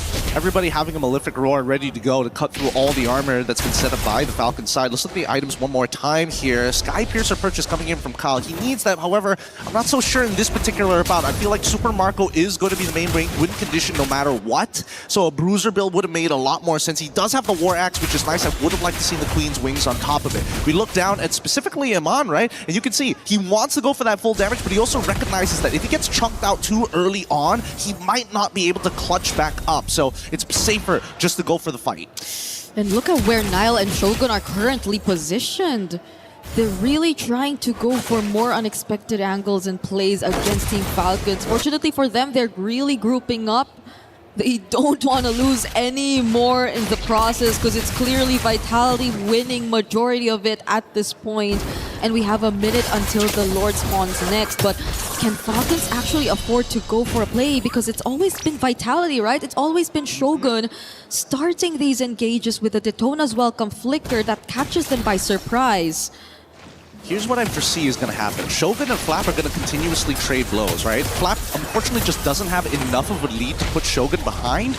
So then it comes to 2 conditions. Can Haji hit somebody else other than the frontliners of Vitality? And the second one is once Flap starts getting into the backlines, especially if he can get on top of Nile and force him to use some abilities, probably not onto Finn, but they need to figure out where Eman is exactly. The last team fight, they managed to get into their backlines. They cannot afford to let that happen again. And unfortunately, Flap is kind of the only frontliner who can do this. We've seen Owen get punished multiple times throughout this game against Finn, Finn. Yeah. So that's just the matchup they cannot sync up. It's a game of rock, paper, scissors. The question is who throws the first hand? Which I think Vitality are already trying to set up for again, as they've been managing the waves constantly, leading to this next objective spawn, and it's Falcons who's trying to respond to whatever they've been able to do already. They're already taking control. That's an arrow landing to the front lines, but Falcons might not decide to go for Shogun just yet. They know there's still a flicker. They know there's still a Daytona's welcome. But Kyle, if he finds Eman here, which he doesn't, that could have been something. But they're still not going to commit. They see other members of Vitality nearby too. They know for a fact that it's just not worth committing so many ultimates just for Eman. They need something a little bit better here, and they need those structures, and the only way they're going to get it is through that Lord. So far, as we can see the positions here, Vitality have a much bigger spread. They want to punish Eman. Oh, maybe they want to use their ultimates onto Eman after all. That's an Abyssal Arrow and the Raging Sandstorm. But under the turret, Eman! He nearly found an outplay there and bought enough time. So Vitality could secure the objective. I mean, they tried for it. And so it's still a very tough bout. There could have been a moment there where it could have gotten a lot worse, but at least for Vitality, this 5.2k lead is something that they can run with. Moreno now becoming a legitimate threat to the frontliners, so now the roles start to reverse. Shogun as well as Finn need to create that space for Moreno to get those free hits. If they can force Ogwin out, that's even better. If they can hurt Flap, even better. So far, I think that as long as Moreno doesn't get hit by an arrow, which makes me wonder, maybe you should have taken Purify. But at the same time, it's like you get chased down by Kyle and it doesn't matter. Yeah, honestly, it's been flickers everywhere since game number 1. I feel like that's going to be the trend since it's the... Oh, wow. We get a close-up of that? Yeah. I didn't know you can get that close, to be honest. Me too. I was surprised. But I think, yeah, that's going to be the trend probably based on the playstyle that both of these teams have been wanting to play, at least in the series and against each other, to be specific. But the Lord is still marching. This is not the evolved Lord just yet, but there could be potential flicker plays. Finn is yet to find an entry, but Super Marco starting to feel the damage! And the perfect entry gets set up by Vitality! Finding Super Marco as the first pickup. Now it's Flap looking like to be the next. Moreno finally able to land all these glooms. He's free enough to land these hits. And they take out 2 base turrets. They're already inside the base. And they want to go for Haji. Kyle trying to run away, going for the clear as much as they can alongside Ogwin. But Vitality just want to clean up. Finn is also still alive. And Eman's just locking on the base. We're looking like it's another equalizing series. 1-1 for Vitality and Falcons. Hey, we're going to have the most lively stage here at EWC with the fans on both sides getting what they want, a 1-1. Let's see how long this series can be extended for. Holy, what a fight, man. I love the fact that there's so much thought put into these drafts. Every stage of the game, you're expecting the composition to work just a little bit differently. Obviously, the fans are more than excited, but this is not a simple game. It's a best of 5 for a reason. It's an elimination match for a reason. Really good adjustments, especially from Vitality. If you saw the Melissa counter down in game number 1, I think you could pretty much say the same for Super Marco on the Clint this time. He too has been answered here by Vitality through the sequence of the drafts, through the flex that they did on blue side.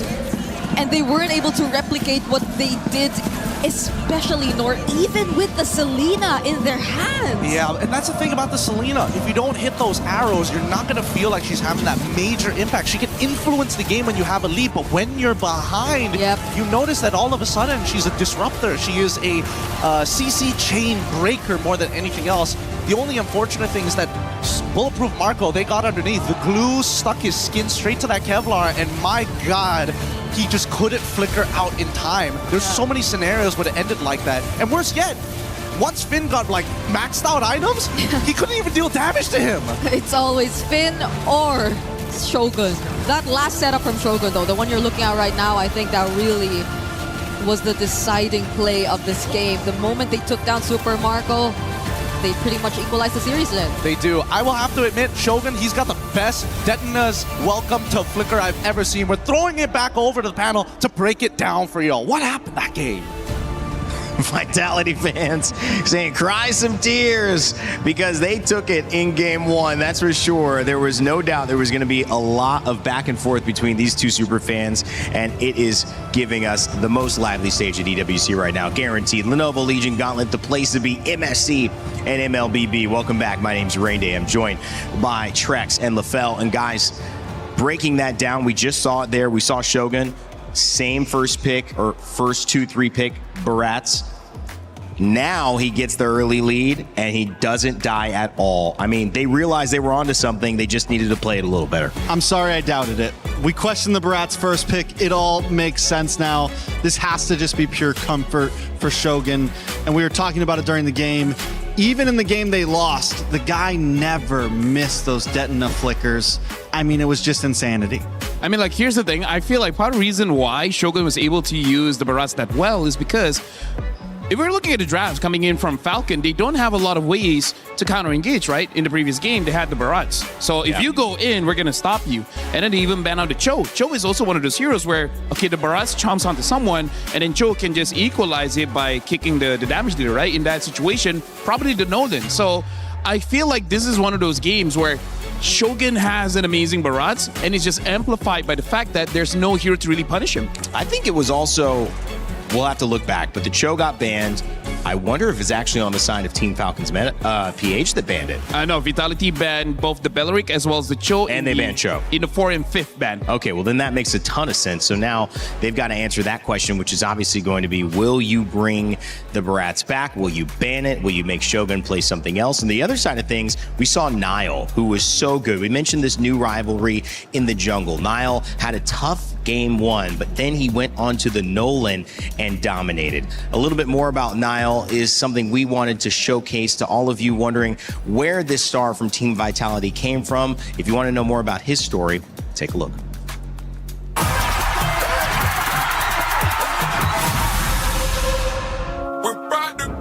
Whoa! You can see the taunts live on stage. He's very stubborn. He always knows something the others don't know. Gue ngerasa ego dia cukup tinggi, ego player, ego jungler. Nile is best jungler for me ya. It started from COVID. I played 80 hours per day or 12 hours, something like that, because I don't have nothing. I don't know what to do. And suddenly I am reaching a top global. Very competitive player because he always thinks about the game all of the time. Head coach of Onyx MLBB MPL contact me. Do you want to join Onyx Esports? My ego said, hell yeah. Before he's a fam Onyx in Vitality, and I think still the same Nile but more mature. Got Nile in the jungle, man. They gon' win. Onyx loaned me to Big Farm. I'm reaching my first international M5. I'm not playing in season 13 because I think I need to fix myself. I think it was a bit of mess up. My mindset was. He was barred for 2 official matches. During the M5 series, Nile has been suspended because of the accident. Not only me, like all of us, I think, get mad and angrier. I just want to like this, but I don't know, suddenly it came up. I totally regret it. I know in his heart he's very kind, but he's a funny guy also. I need to control myself. He doesn't do any mistake anymore. Nile is mature person right now. Everything I do, pack a punch, back it up. Beating Kyrie in grand finals to me meant a lot to me because he was the top jungler in Indonesia before, not him anymore. If you can see my reaction after we winning the grand finals, you don't need to compare to Kyrie lah about yourself. You become champion, bro, for your own team also. Yang bisa compare Nile itu for now cuma TNZ, but I still choose Nile for me. Proud sitting next to you. I will help my best to making you the best. I cannot do it by myself. That's why I need their help, and maybe they need my help, so we can reach our golden road together. The person I look up was my father. My father is passed away. Back then, he was humble and he's the type of person and down to earth. And I wish I become a person like that also. Inspiring me so much because before he is an athlete in chess, that's why he inspired me so much. Taught me so much about life. 1v1v1. Well, it's amazing to hear a little bit about Niall's story, the exciting and superstar jungler on Team Vitality. He mentioned fighting against Kyrie. He also mentioned his father and his humility that he learned from that. Your reactions to just seeing a little bit more about Niall, Trex. We know what he can do. He just showed it. But as his story evolves, this could be an amazing moment to add to what is already a great character study. I like the fact that he has definitely mellowed out a bit, but I still think he has that ego in him, and I think that's what you need to be the best right now, and I think that's what we're waiting to see. We're waiting to see these players really bring it all out and not be scared to show it off a little bit. Yeah, because we know that Niall has the horsepower, right? He has the ego, he has personality, and we saw sometimes he goes overboard. But this is the thing about growing up, right? You tend to know how to control yourself. Now you know that you can go all in the game, but then once you celebrate, you're just like, all right, that was good. Good on you guys. Thumbs. Yes. No, this and etc.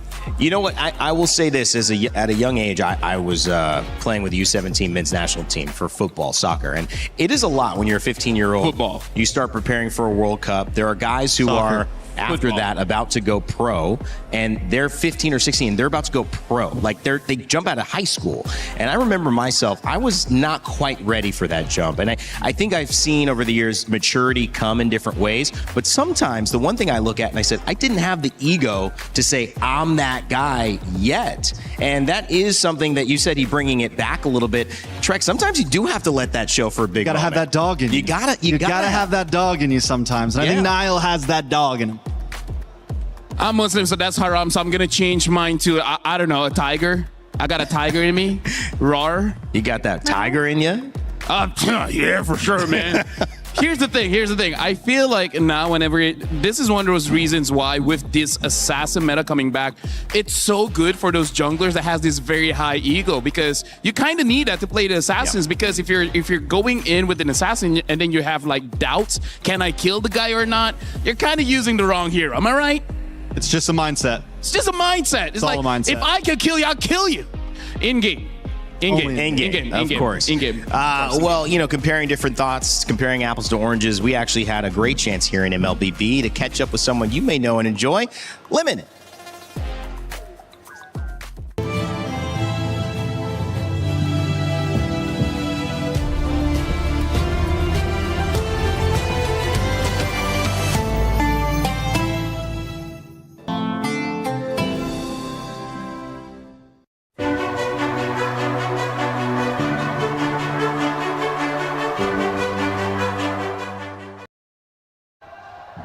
I was walking in the audience and I found the legend. Hello. It's Lemon. Lemon, how are you? I'm great.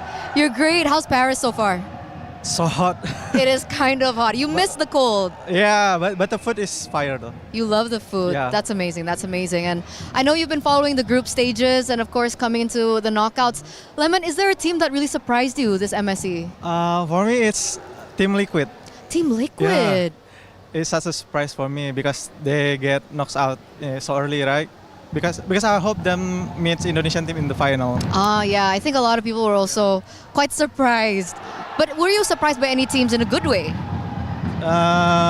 In a good way, Onyx qualified to the knockout. Okay, so he didn't expect Onyx to qualify. No, it's not.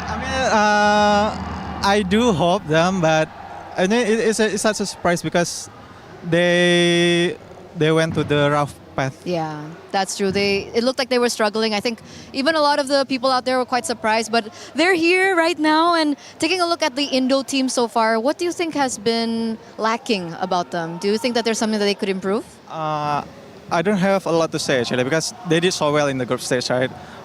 Maybe in during drafting phase they need to get through it, like really think what the comfortable hero for them, and maybe don't make any unnecessary movement in game.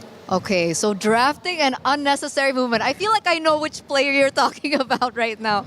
But if we're talking about any heroes, like the meta has been so interesting so far. Cool heroes have been popping up. Is there an underrated hero that you want to see here at MSC? I really want to see Xavier. Xavier. Yeah. Oh, you think Xavier could be played? I really love to play Xavier. He has like good poke, good CC with his second skill, With a good comms, with a good pair with a strong roamer like Cho, maybe Xavier can counter a lot of this hero meta, you know? This hero, a lot of dishes. Like. Okay. Maybe Xavier comes through. I hope Xavier comes through. You know, honestly, I thought you were going to say Kagura. Kagura is so bad. Kagura's bad. But, Lemon, do you have a message to Vitality that's currently playing right now? For BTR Vitality, I hope you guys can beat Falcon like in the group stage. And just do your best, good luck, and don't forget to have fun. Thank you so much, Lemon. It's an honor to be here with you. Enjoy the games because we are now going to throw it over back to you guys.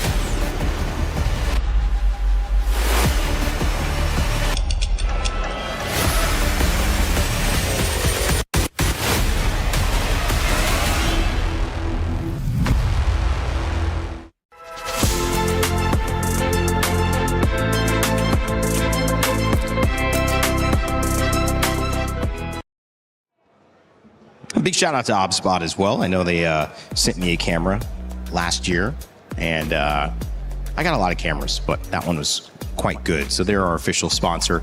Welcoming you back here to the Lenovo Legion Gauntlet. Oh, you guys didn't get one? Oh man, sucks. Too bad, bro. Hey, just step up your content game, man. Hey, give me like 1.5 months. I'll figure something out. Are you kidding? No, you guys are excellent. One of the things, not easy to be a content creator and a caster. I got to give a shout out to all the MLBB crew. Not only are they teaching me all these things, they're making vlogs, they're posting, they're building up their socials. It's a beautiful thing. I love it. Not every esport does that, so you guys are awesome. Let's jump back into game 3. It's 1-1. How we feeling? Super Marco there. I want to know how Super Marco's feeling. I know. Locked in. I mean, like, it must feel bad when you pick up the Clinton and you're going up against a Paquito. That just feels bad for any marksman in that matchup. So I feel like that just adds another layer to it. Because I really feel what Team Falcons wanted to do with the Harif ban, as well as I believe the Claude ban, was to actually force the Paquito to go into the gold lane, and then hoping they go into the late game, and then by that time, Super Marco with the Clint will just pop off. But I feel like now they got to respect that, right? Understand that you might go up against Iman with a fighter. Doesn't have to be the Paquito, could be something else like a Ruby or something, and that's just something that they have to deal with. Because I really feel like in Game 1 and Game 2, it's less about the draft and really more about the execution. Maybe Game 2, if they have another hero like a Barats, like a Belleric that can counter the Barats, maybe that'll be a little bit better. I think they definitely could have picked up the Belleric in Phase 1. That's Just No Limit, by the way. Shout outs to him. Right on. Just No Limit. Who's he voting for? Who's he what? Vitality, right? Oh, 100%. 100% Vitality. Are you trying to do an American accent right there, boy? Hey, I'm quarter American, me. How I sound? What? Is that how we sound? Yes. How do we sound to you? Dude, let me just say, there's a bunch of time I go to breakfast, and it really screws in my brain because I just hear a bunch of nicers talking. He's the most traditional white guy that even, like the real white guys come out. It's like, oh, you guys sound like nice. Yeah, you sound like nice. He's the. You guys sound less American. Right on. The gold standard, huh? A different gold standard. He's the white standard. The white standard. Oh no. Oh, fell. Trex is laughing. Hey, white power, Hey. So now going into draft Vitality here. versus Falcons. Yeah, it looks like they're not changing up the drafts. And I guess you don't have to. Right after this ban out the Fanny and then ban out the Atlas and then said, oh no, this time they ban out the Selena. And so wait, Falcons takes red side. Yep. And They chose Vitality that. still decides to switch up the draft, which I find interesting. Falcons won last game. They switch up the ban. They ban out the Valentina this time. Vitality wins last game, and they're going to switch up their bans. Instead of trying to run the same exact thing, each team consistently knowing the next game has to be different. I mean, like, here's the thing. That Selena really ruins their early game, because if you guys remember in game number 2, Iman on that Paquito tried to help with the Little Wanderer, and then they got it, but then Iman died. So I feel like they're looking at it as, you know what, Selena's doing too much. Even when they're losing, she's doing too much. And I'm trying to see where this translates into something opening up. I mean, it could be the Belleric opening up earlier for the side of Team Falcons. Or the Atlas. It could be the Atlas as well, because they're giving something up. They've been taking away both of those. The Fanny as well as the Atlas. So now they banned the Atlas. I don't know whether they themselves want the Fanny or they don't want to give the Fanny over to Falcons. I think if the Harara's open, then they know that at least they can still take their Barats. The Selena's no longer there, and they have some tradability in the long haul of things. Vitality's the one that's here on the gun, having to make a big decision. Last game they banned out the Valentina. This time they have to think about it. Does the Esmeralda indicate that they want to go back to Shogun having a good lane?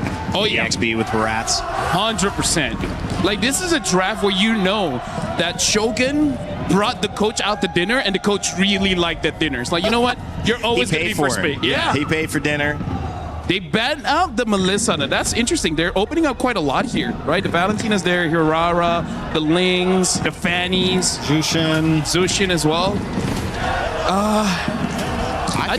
I don't know about this one. I feel like Barats first pick is still fine. Yeah, honestly, I think they still go Barats. It's like when you know you're visiting for a night, you don't need to worry about being comfortable. You can wear anything. You only have one night you're driving home. When you're staying for a week, now you got to bring your pajamas, got to feel comfortable. I think in these longer sets, you see players revert back to like, what does work for me? What is comfortable? We've got 2 games on it. Let's figure out a third. Not changing something's a big deal. So you just go to Jushin, Belleric here, I think. Yeah, that's a great play. Belly Boy and Jushin. Sounds good. And then later on, you'll see whether out of all the assassins that's still open, which one do you want? You want the Harara, the Ling, or the Fanny? Because I feel like, judging by game 2, I think Falcons should be really hesitant to pick up that Fanny because there's so much fighters. And Falcons doesn't want the Fanny, then they might have to lock in the Harara here, right? That might be just Harara, Belleric. I would go with that. That sounds very solid. They still have the Ling as an option. If they we haven't seen it, but that could mean that if they risking never mind, they want the Fanny. They're risking it this one. They want it. I mean, like, it's because they don't want Vitality to have it. I think so too, because now it's pretty disgusting on that Fanny. So now they have 2 ways to deal with this: either go Moskov in gold or go for that Paquito again, just so that you know that Fanny does not have a good target to Why not both? Slice in. Paquito and Moskov right now. So Paquito, jungle, Moskov, gold. I mean, like, I'm not against it. It's just very, very honest. Yeah, and you show a lot in these first 3. Bans come up after that. I think it goes Jushin. Sorry. No, I'm with you. I think Zushin could be good too. I think either team goes Zushin is nice. And the Moskov. Or Paquito. Depends on which route you want to go for, right? Because I feel like if you don't secure either or, 100% they're going to get banned. So they pick up the Paquito as well as the Eudora. So that's why picking out the Fanny can be a risk. Basically, all 3 can counter the Fanny here. So that's interesting. Was it a big brain bait? I think by switching into the Selena, leaving the Fanny open, taking the Barats again first. Do we think this was just like they're going to go Fanny to steal it from us, and then we instant counter it? Honestly, I feel like it was a gamble. They're like, guys, there's a chance they will pick it up. If they don't, then we got to figure something else out. But the moment they pick up the Fanny, they're like, all right, we got him. Well, listen, if this is Paquito Gold, if it is going to mix over, then he has an opportunity to pick his matchup that he wants. And Harith is still open, which we haven't seen open for him yet, and he's enjoyed. They're going to wait till that because they're not sure, again, that is Paquito Gold. So I feel like for Vitality, to make it easier for themselves, I think they need to ban out something like the Ruby, because I think right now Falcons, they're considering playing double fighters. That's why they're picking up the Lapu so that he's flexible. Worst comes to worst, you can put Lapu in gold. Not the best place for you to put him, but it's an option. Yeah. Ruby would be a nice answer to the Paquito and the Barats, those bulky frontliners, something that can just kind of stop them in their tracks and stop the big engage that Vitality wants to bring. Coming into the ban list, Falcon takes out the Harley. I mean, you could do essentially, I mean, for those watching and new to MLBB, right, you have that traditional marksman normally in gold. You have the big fighter in EXP. We're seeing the experimentation there with some of these teams either putting a fighter in gold, sometimes flexing them into the jungle as well, but mostly either in gold and in EXP. So you have two different styles, but aggressive, CC, team fight focused characters. Is it possible that Falcons go and say, well, let's just match that? I mean, let's just do that ourselves. Because right now, based on the bans here, Falcons banning out that Harley, I think they're opening up just in case they want to go for marksman. So I think the marksman is going to be red 5. They're going to see the entire draft and then they're going to decide. And then for Vitality, they're banning out the Eve. If they ban out something like the Zushin, it basically shows that they want to gank mid for quite a few times. They just don't want these tanky mid laners to be there, lowering the chance of them actually getting a kill. Yeah, they need to make sure, well, they got to make sure that Eudora also has a lot of freedom, and something with that much range, taking out the Eve. Selena's already gone. They've noticed that, I think, control in these fights is something that Falcon really thrives off, especially in game 1 when they had a similar draft, Xnay on the Fanny. Yeah. Ruby has to be banned though. They banned on the Lilia here. Very interesting. Okay. The Ling is still open. Not so sure if this is going to be a game that's going to be good for the Ling. I mean, again, because of this Paquito so flex, we've seen him in the jungle and the gold. It really can go either ways here. But I feel like they should pick up a mid so that they can make the last decision whether they want fighter gold or marksman gold. That makes sense. Open up in mid. I mean, we've seen a lot of different choices. A lot of them banned out here. Maybe even Valentina wouldn't be that bad. It's just that whatever ult you're going to take, except for the Eudora, you're kind of putting yourself in a very tough spot anyways. Very dangerous. Vexana is interesting. Oh, yeah. Good. We saw Aurora one game. I mean, something was a decent answer to something that Vitality has right now, honestly. Yeah. That's what a lot of teams have used it for, so it could definitely be a possibility. Pharsa. Okay. There's a lot of bursts here coming in from Falcon, so whoever gets caught, the Pharsa can burst out for the first 6 minutes. So I think Falcons, they just want to win the early here. But this draft kind of shows that they might have something like a Claude later on. As their last pick? Claude or Moskov, yeah. Both been played. Claude at a 2-win, 1-loss for Falcons. Moskov 1 win, 0 losses. So both good choices for Super Marco in this tournament so far. Because I feel like the Brody would be stylistic for what they have right now, but there's a chance they're going out against the Paquito in the gold lane. Brody won't have a good time. So I feel like, but I'm worried if that's too much scaling though. Too much scaling in this current meta is pretty bad. Actually, no, I don't think that there's too much scaling. So they pick up the Claude as well as the Kufra here, trying to fight against the Fanny. They're really just trying to counter Fanny here. Everyone except for the Claude. Yeah, I mean, in the Kufra, don't get me wrong, it works against the Fanny, but it is still a high-risk roam. Yeah, there's a lot of roams that they could have gone for. Moskov also would have been great. I guess it's a little less escapability. The Claude can help against this Pharsa. Has the BMI, has a little bit more movement in terms of team fights, and can maybe get away from the Lapu a little bit better. If you want to go double fighters, there's still the Ruby, but I feel like you don't have to. I feel like a Harif or a Moskov should be good here. They picked up the carry, so they just want to make sure that when the Barax exposes himself, they have an answer. So quite balanced here, getting a lot of bursts coming in from the Pharsa as well as Fanny, and then having that shred from the carry. I'm liking Falcon's draft here because for Vitality, it kind of depends on both the Barats as well as the Kufra. And the Jungle Paquito was something they lost in game number 1. Can they pull through this time in game number 3 and get a win off of it? Falcons taking it back with a few picks. The Pharsa, the Fanny. Excited to see how it goes.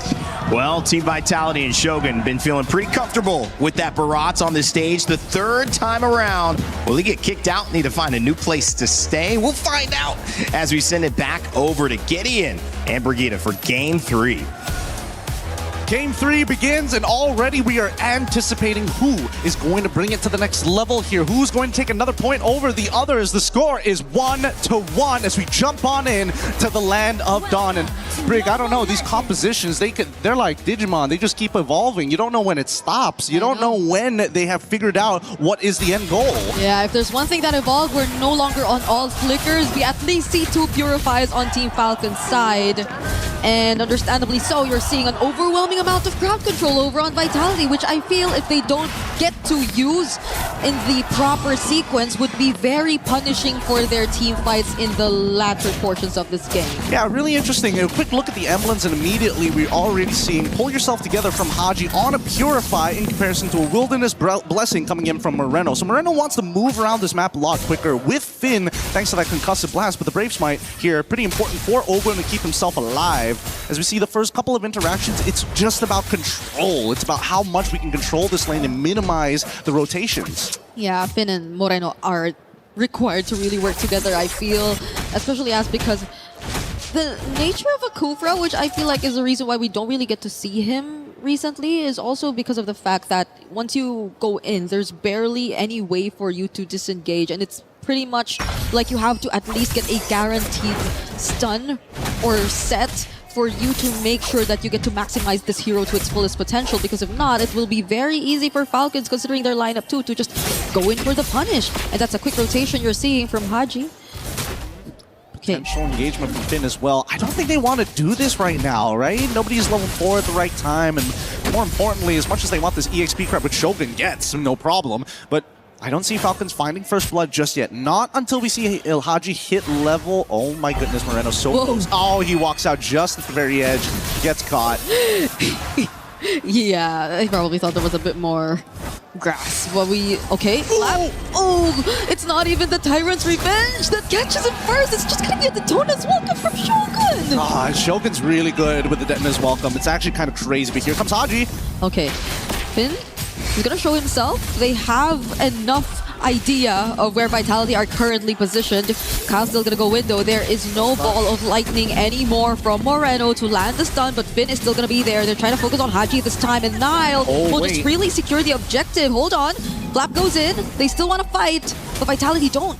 I'm surprised that they didn't even want to let the Feathered Airstrike rip or try to force out. They knew that, okay, Shogun should be okay here, I would assume. He's max stacked out. There's no chance that Kyle's going to be able to cut him down just yet. Not without a little bit of help here. But on the opposite end, I was really expecting Haji to try and make something happen, force somebody to flicker, force them to flicker forward or anything, because losing their battle spells on the side of Vitality is a lot more punishing compared to the Falcons. Yeah, so the one's on all flicker, but they dealt with that first objective really, really well. I mean, that immediate transition from just taking out Flap, which I feel also shouldn't have been the case, but I guess it was just a bit too unexpected for Vitality to just jump on him at the same time too. So you don't really get to see Falcons at least in a position where they'll be confident enough to contest. The gold lane is definitely something that we don't really put into consideration as much now, just because the focus is just really heavily towards the mid. It's because of these mid trios that we're seeing a lot of things happen, or supposedly happen, by far. Yeah, and also the scary thing is that Super Marco also decided to take the Purify, right? So taking these heavy hate trades against Iman, there's always that risk of, at any point of time, somebody could come for this gank. And he doesn't mind the 2v1 scenario because of that Purify, but as soon as he loses it, he suddenly becomes this vulnerable target that even Nile can take it out without much effort. So it's about maintaining control, right? And you can see that both sides, oh my goodness, another Detona's Welcome set up for Shogun and Nile. It's not a good start for Flap, at least, and I don't think Vitality are paying too much attention towards Super Marco too. They acknowledge the fact that yes, this is a carry on Purify, but I think they're just really trying to double down on shutting down the EXP laner for Falcons, which I think would allow for so much more openings and entries here for Falcons. But considering that he hasn't been able to farm up, Falcons are just not confident enough to fight against Vitality, especially in these objectives, which Flap will still decide to show up for, but it's a 2-level gap you're looking at between him and Shogun. Yeah, this should be a no contest unless they're able to get a big fat all coming in from Ogwin. I mean, he's thinking about it, right? He sees all of the members there. This might be the angle to try. Whoa, that was just a flicker set up onto Ogwin, and they immediately burst him down! The Detona's Welcome! Catching Kyle! But he still gets to secure the retribution nonetheless. This is Falcons clapping back. A cutthroat 2, finding 3 in the process. Haji flying in towards Moreno. Doesn't have the feathered airstrike, but Falcons are able to turn that around. That's so sad. He was a pixel off the wall, but at least the Falcons will be able to try and convert this to something even more. They get mid-tier 1. Let's look at this replay one more time, because again, great engagement, right? But the Deton is welcome. As you see just here, he eats him mid-air, flickers backwards, and misses the wall. Puts him right on top of the turtle. He thought it was gonna connect. Honestly, really well played from both sides here, but big ups. And Ogwin knows, it's like, hell yeah, they messed up. And that's great, because now this is going to drag out a little bit further. And with a 1.5k lead, Haji is starting to come into a position where he can legitimately start threatening the members of Vitality. Moreno in particular. He might, if he can force Moreno to flicker early on, this mid-game might be where Falcons really shine. Yeah, Moreno, I think, has been very difficult to catch as well on the Eudora, but that pretty much put Falcons back in the game. That's already a lead over to their side. Oh, okay, Finn is gonna spot them here. Eman should already know that there's a potential gank. Are they willing to trade top tier 1 for this? They're probably gonna send Kyle up to the top side, right? As soon as they show, the wave gets cleared up here. Yep, he makes his way over to the top side. They already know that Shogun is communicated. Nile ready to punch. Oh, that was a lot of damage from Nile. And that was just Nile. I definitely think that could have been a kill angle there, but I think even now recognize there's not a lot of people here. I'm not 100% sure whether they moved away from that conceal afterwards, but more importantly, he's got to make sure that he gets the angle right. If he accidentally pushes Kyle too far in certain areas, Kyle, he's good with these cables. He can start zipping around. He's got to lock him down right against the wall. Okay, at least they somewhat equalize things, and the farming is looking still pretty great, especially for Super Marco. But this is where we see how Vitality are able to bounce back. They're not able to, or they're not allowed to make any mistakes similar to what happened earlier. It's been a really good run for Shogun on the Barretts here, but that could have been the turning point if they don't find their way back in this game. Finn is looking for a really good setup here, but they have no idea where Flap is. Oh, it's a bit of a dangerous gamble here. Not to mention that they've already got like the slow pushing side up top as well. That's going to start turning into the opposing favor. Oh no, the Deton as welcome did not connect. Now Falcons have an opportunity here. Okay. Shogun really has reset here in this game. That's another Daytona's welcome not connecting onto anyone. Falcons are fully aware of the fact that they no longer have that setup potential.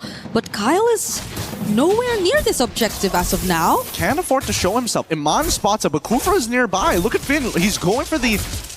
And he's anticipating it.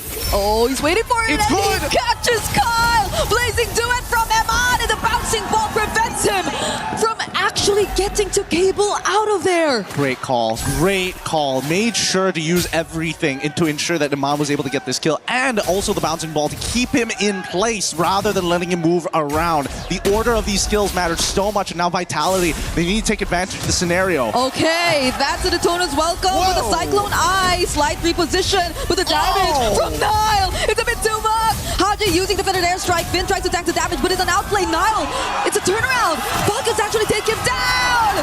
And Super Marco is able to lead back. Despite the game going for at least 9 minutes, it's surprising to see only one turret from the side of Vitality has been taken. Falcons are able to get 2 turrets of their own, but this is where we see a 3.5k lead turn into a 5 to 6k lead. Vitality should be very particular with where they decide to choose the fight, or if they even want to proceed with the fight, if they find themselves in positions that aren't really as favorable for them. Because I believe earlier, especially with that Cyclone Eye, putting Shogun in a slightly deeper position towards Falcon's area made it a bit more difficult for Vitality to actually follow through. And so with that, it was another clear punish from Falcons, and it's a huge win for them because gold lead, map control, everything's just now all over to their side with just that single play. And that's exactly what they want for it. These are the big momentum shifts that you expect to see in a game of this high level. Oh my goodness, okay. Some big spells being thrown on as Super Marco just lost his flicker, walking up too close and getting hit by that ball lightning on top of the superconductor, allowing it to go become a bit of an AoE in small areas. Moreno, he's looking for that big one shot, and I'm worried for it, right? If Super Marco makes a mistake and walks up too far, even though you do apply yourself with the Purify and take away the superconductor, if Moreno just 1-2s, into the ult, I think there's a pretty high chance of you just exploding out of nowhere. Yeah, at this point, I think it's just really Vitality forced to maybe find a different combo. It could be maybe Finn and Niall. There's a lot of damage you could expect, but Finn decides to go in instead, and together with Emon, they blast Super Marco! The perfect pickoff and start to this team fight, only if Niall makes it out alive, but he doesn't. Flap actually goes for the chase. 4-man Landshaker to land it towards Team Vitality, but the re-engage, they still want to fight! The Daytona's welcome! And it's Kyle, they catch a successful out of the wall this time, but he still finds the wall spam! Holy cow, he nearly killed 2 people there. Haji, if he just had a little bit more damage, I think they would have been able to secure it, but oh my god, that should be the Trinity complete for Iman at this point of time. He was building up to it, didn't find it, and then eventually got it, but you gotta give it up for Shogun here. A great engagement coming in from Finn. They outplay it with the help of Iman, but right at this very moment where you're expecting the cleanup, you're expecting Haji to be able to hit that fat stun after the Landshaker. The charge, the instant Detona's welcome. What a reaction from Shogun. And this time it landed, but with that very brief amount of time that Kyle got, it's still crazy to think that he was nearly able to outplay at least 2 members of Vitality, as you mentioned. You do want to put him close to the wall, but that's also something he wants. So at the same time, you maybe should position yourselves away from it. It maybe should only be Shogun near the wall if ever you do try to go for that exact same setup later on. Hey, that's the truth of it all, right? Sometimes you just get overly eager and forget how big some of these abilities actually are, but Haji is now starting to become a legitimate problem, right? Iman, he's got to be careful. Every time he uses that BMI, which is why what he's doing every single time he drops it down, he walks up forward, hopes to get a reaction, and then takes the BMI away, begging for Falcons to say, hey, one of you have to make a move first. Emma will get his flicker in 10 seconds though. They will be ready to take on this fight. Same for Moreno. Oh, Finn. Kyle already flies in though. Finn charging! Kyle secures the objective nonetheless though, and Niall gets bursted down by Super Marco. Shogun looking like the next target. Daytona's welcome out. Finn trying to run away. Emma blazing do it just to make it to safety, but he fails.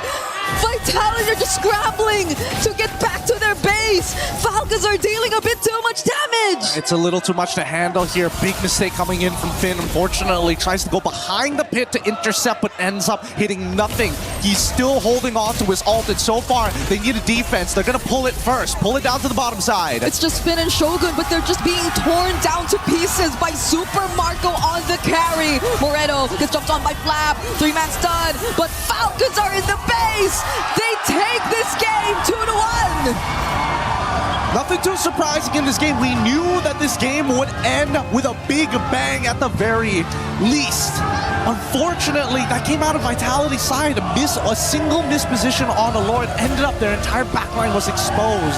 This is why I was thinking maybe Cho would have been a better option rather than the Kufra. It follows the same protocols and yet has that single target lockdown. But I think for the side of Vitality, they want to be able to fight on a dime. They want to be able to consistently get in. But Falcons, man, the trigger man, they're fast with it. They don't hesitate. Yeah, because I don't think ult dependent is the term to use for the Kufra either. It's just you really have to be very accurate with your skill shots, the landings, the timings of either your Tyrant's Revenge or your Tyrant's Rage, because then you barely have ways to get out of it. And same goes for the Barats, I feel. Once you really charge in and use your Daytona's welcome, that's pretty much it. That's pretty much what you get out of the Barats when it comes to setup. So when you fail, it's really punishing. If this wasn't a mobile MOBA, like this composition from the side of Vitality is basically a first-person shooter. Only headshots are worth it. If you don't hit that headshot, they just come back all of a sudden. You see Haji here just laying down hellfire with the feathered airstrike, and it was only going to get worse from that point onwards. So really, it was about taking the lead, securing a good foundation, and then closing out the game within first or second Lord. That was going to be the main idea for either side. And you can see that, especially at high level, the accuracy and more importantly, how much gold was being able to be absorbed by everyone across the map. Just absolutely nuts stuff. But there you have it. 2-1 is the current score for the Falcons. Let's see if they can close this out as we throw it over to Rain Day. Well, there's a lot of things to identify there, but one thing was for sure. Team Falcons PH excited And alive here at the Lenovo Legion Gauntlet at EWC 26. MSC has hit its most fan-filled match of the tournament so far. And we welcome you back to the panel to give us a deep breath after all the MLBB we have seen. My name's Rain Day, and I'm joined by Trex and LaFell. Guys, that was, I mean, just dominance, I think, on the side of Team Falcons, but a great response to the comfort pick of the Barats, how to handle that draft. I think there was moments throughout that whole game that either team had some chances. Some mistakes were definitely made by the side of Vitality, but man, I mean, both teams just with insane plays. Haji, definitely the highlighted player for me throughout that game for Team Falcons. LaFell, the implications of this are bigger. I know you got some stuff to break down. Before we go micro, I want to go macro. Team Falcons, that energy that we're hearing, it is a result of the fact that they still need a win to start their club championship title race again. And so this is literally the game that stands between them having a chance to do that in MLBB or having to wait until another game shows up. Yeah, and honestly, like, I feel like they can do it because right now, Vitality, they're making one bad macro decision, which is they're overthinking it because they honestly have enough counters towards the Fanny, but then it seems like they're trying to double down by putting more and more and more and more, but you really don't. Like, how many times have Shogun caught the Fanny mid-air? I feel like at that point, you don't need any other counter. You know that Shogun can do it. So I feel like for the next game, Vitality cannot overthink their draft. Sometimes the simple answer is the correct one. Well, I like it. Go ahead, Trex. No, I like it. I think it was definitely an idea, and I think one of the things, Finn, on this Kufra, it was maybe supposed to be an answer to the Farza, but I feel like they lost sight of that. And every time we saw these big dives, because you're right, Shogun had the Fanny. Fanny was handled. Kyle wasn't the major issue there. Towards the end of that game, they needed someone to jump on to Haji, and nobody ever really got there. Didn't die. And the problem is, there's a whole lot of heroes that can do it, right? It's not just the Kufra. The Cho could have done it. A Grok could have done it. Heck, even if you go Glue, even Glue can do it. And they don't, well, the carry has an answer towards the Glue, but meaning to say there's so many other roamers that can deal with the Farsa. Sure, I feel like the Farsa will still be okay, won't be that big of a problem, but still, this is something that you have to look back into and be like, Kyle is good, but you have the rest of the team you got to worry about. Well, I mean, this one is not just a big game in terms of regions in MLBB. It's not just a big game in terms of the club championship, which has millions on the line, $70 million on the line here overall at EWC 26. But it's also big because in this specific matchup, getting to the semifinals earns you at least $150,000. Third place at least gets you $200,000, guys. So you're essentially doubling the amount of money you're making, and it's already a lot of money. LaFell, let's talk micro now. I want you to go into what you prepared for us on that telestrator. Trex is getting his arms ready. I know, Trex. But you get to work out while you're working. I did shoulders today. Yeah. Hey, I'll make it quick. Because here's the thing. The only real thing in this draft that you have to pay attention to is this both burst heroes as well as the carry being the Shredder, because for Falcons, I would say the biggest win condition for Vitality is actually the Barats. So if you can deal with the Barats, then you're good. And they have the carry to answer for that one. And here's the thing, Trace, you even saw in that game how many times Vitality started fight. But then Falcons just win it because you have to capitalize on mistakes. What do you need to capitalize on someone else's mistakes? That's right, damage. You need a lot of damage. And because of that, this Farsa is going to be super huge because every single time you start a fight, hey, guess what? Your damage dealers are dying. There's nothing much that you can really do. We're going to be looking at, honestly, just two clips here. And this one, something that I do have to speak about is damage is pretty king here, Trex. Okay, now why are you staring him down, man? You took the mic from now him. Take the mic, my guy. You know, it's like, all right, let the man do his thing. Look at this. We're gonna look at how Shogun. All right, we're gonna see. Oh, okay, this is actually more difficult than I thought. All right, we're gonna look at Shogun here and how Shogun can actually deal with the Fanny just by himself. Look at this and look at the Farsa as well. I didn't thought this job could be difficult, but you guys are proving it here. We're gonna be looking at the Farsa, and the Farsa has so much range / damage. that they can deal with Moreno as well as kind of Finn here. You can see how the Fanny gets caught by the Barats, but just one tiny mistake. One tiny mistake here is that Huge mistake. Well, yeah, huge mistake where you can see the Barats miss the wall. Miss the wall, making it so that, you know, basically the Fanny can still basically the Fanny can get the turtle as well as the kill. And then later on, astaghfirullah lazim. Hold on. Okay, you know what? That's it. That's was our sponsor break. Thank you so much, EWC, MSC 2026. Gidia, we're so happy for you. You know, at this point, TLDR. Has anyone thought about getting a mic stand? The Farsa has so much damage, it denies damage dealers. Damage wins. Big damn. Oh, Big damn. Man. Great words of Naisu. That was funny. That was good stuff. You guys are funny. That's why you won all those talent awards, huh? Yeah. Oh yeah. You just no gotta, matter what's thrown at you, you just. I know how to roll with the punches. He's always ready. I love that, man. Yeah, there you go. Speaking of rolling with punches, this is a big punch as well because everyone you feel a little bit more. The fans get going. You know, like now we got to deal with Falcons fans coming at us in Game 4, and this is also a fan that could be. Well, this could. What? Huh? This is a big one because this could mean that it's over. If Falcons can get this win, it's a best of 5. Yeah. So we either tie it up or we're finishing the day.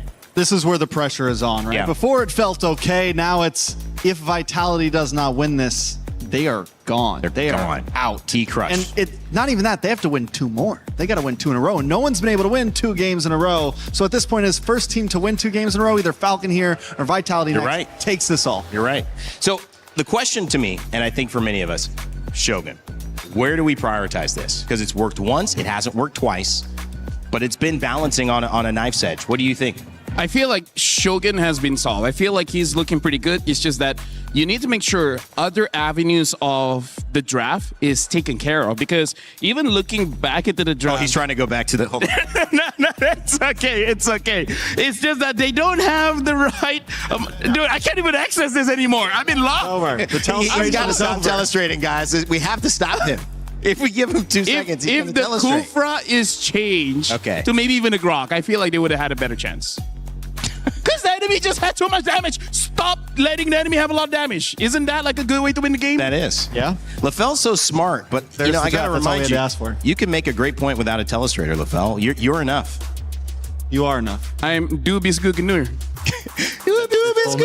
Don't get copyright struck here. We want to keep this VOD up, guys. Anyways, right now, what you're seeing here is the draft coming in from Vitality now has a lot of damage. Moreno also has a lot of damage. The only real problem is that Ogwen on this Belleric is able to exhort most of them, giving a lot of time for Haji to deal with Moreno and then Nile. And once they're out of the picture, and here's the thing, you don't have to die to be out of the picture. You just have to be close enough to dying, and then you're just not gonna do much by that time. Even if Eman is full build, he's gonna have difficulties because when he gets close, that carry is gonna shred him anyways. So this is one of those drafts where Team Falcons, they have very little margin for errors anyways, even if they make 1 or 2 mistakes. In game right now.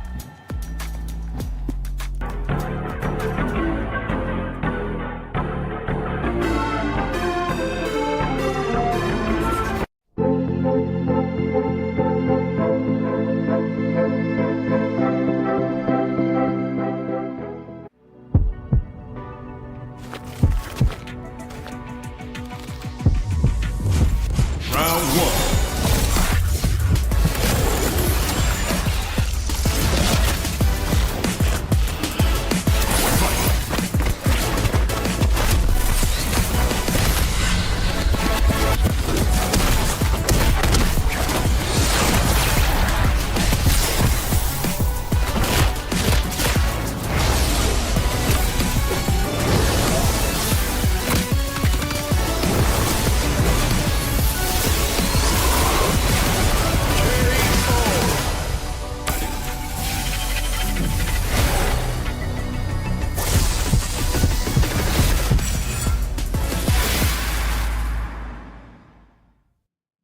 Thinks he can come in here and play my game. Let's go. He knows nothing. Let's go! Tyler, why? You're done. Raw, raw, raw, raw.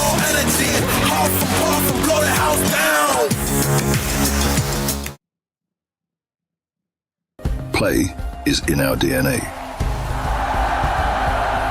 Whenever we let it out, it becomes our superpower.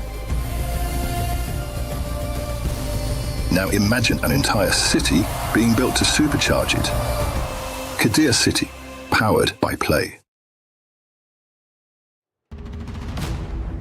Welcome back to the Esports World Cup here 2026. It's MSC, which is the big moment here internationally for MLBB before their M Series later on in the year. This means that for many players, it's the first time they've been out of their country. For many players, it's the first time they've competed internationally outside of their region. And when that light shines bright in these big moments where it's do or die, they're untested because that moment has been rare in a lot of different ways. These two teams may be some of the most experienced, however, that you can see, whether they're representing the Philippines or Indonesia. They come from histories and pedigrees of success. One of them is going to move on, and one of them is going to go home, ending maybe a potential club championship opportunity. One continuing, potentially go back to back to back, or become a new champion. I mean, like, here's the thing. This is already living up to the hype of the Crunchyroll story because a lot of people, based on what's going on during the group stage in scrims, people are looking at Vitality to be the one to dominate this matchup. But just like Drake said during our pre-show, the thing about teams from the Philippines is that they adapt very fast. Give them 2 days off for them to just focus on the game, right? They can figure out a way to deal with all this nonsense. And looking at this, they have figured it out. Yeah, what's insane about it is during groups, both Team Liquid and Falcons felt like they were scrambling so much in the draft. Felt like they just were trying to kind of figure it out very quickly. And at this point, Vitality seems to be the one always on the back foot through all of these drafts. Even the games that they won, they just felt kind of always reacting, always trying to find the answers. Never really the ones making Falcons guess their decisions.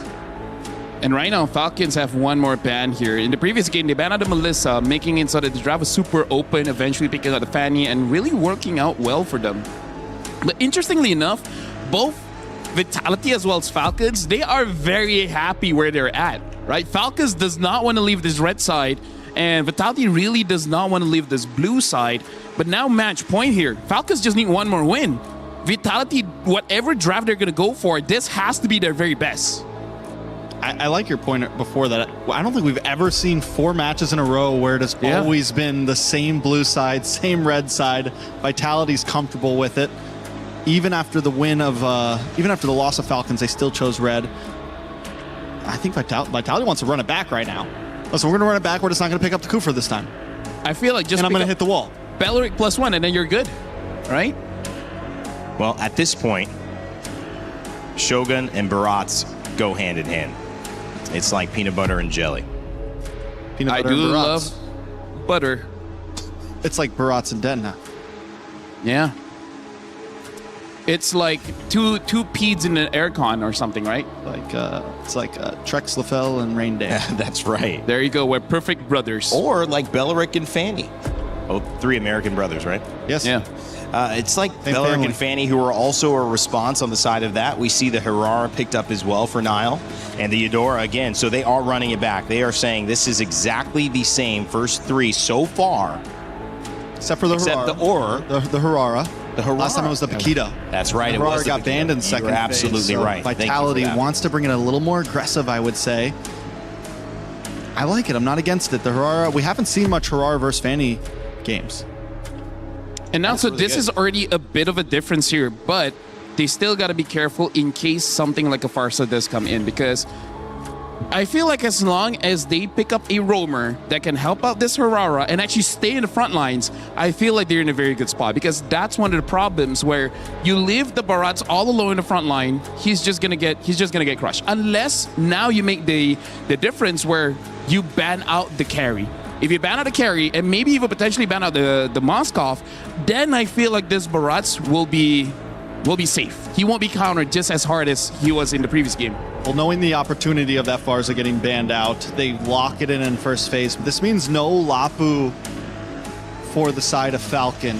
They are going to have the range, they are going to have the quick rotations, but Vitality will at least have a bit more time to adapt and think about how they want to answer this Farza. Because Haji, yes, there's a lot of counters to a Farza, and it's one of the reasons why it has gotten kind of pushed out of the meta, but a good mid laner, someone like Haji, will still find the positioning, will still find the timing of those feathered airstrikes. It can still always be a problem on this hero. I mean, like, that's the good old question every pro player has. Like, oh, this hero, what's the weakness? Like, oh, you can get caught. And it's like, oh, so as long as I don't get caught, I'm good? Exactly. Exactly, right? So he's just like, hey, as long as I'm so good that they can't catch me anyways, I have no weakness.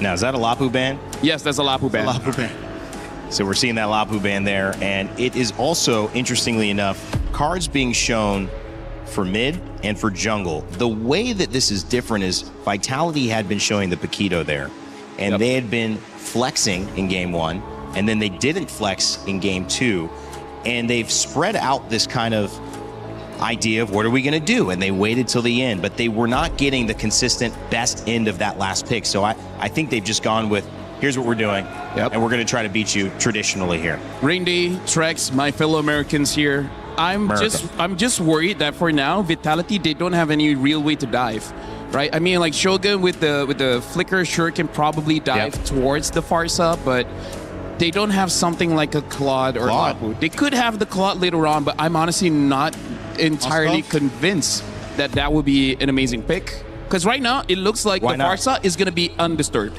Why not, though? Why not? Which one? Claude.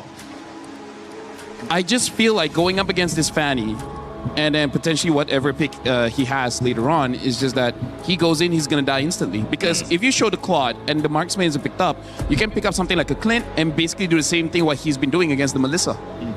They won one time with the Claude. They're 1-0. So it's something they're comfortable with. But is it a bad matchup into the Fanny? LaFell raising some questions.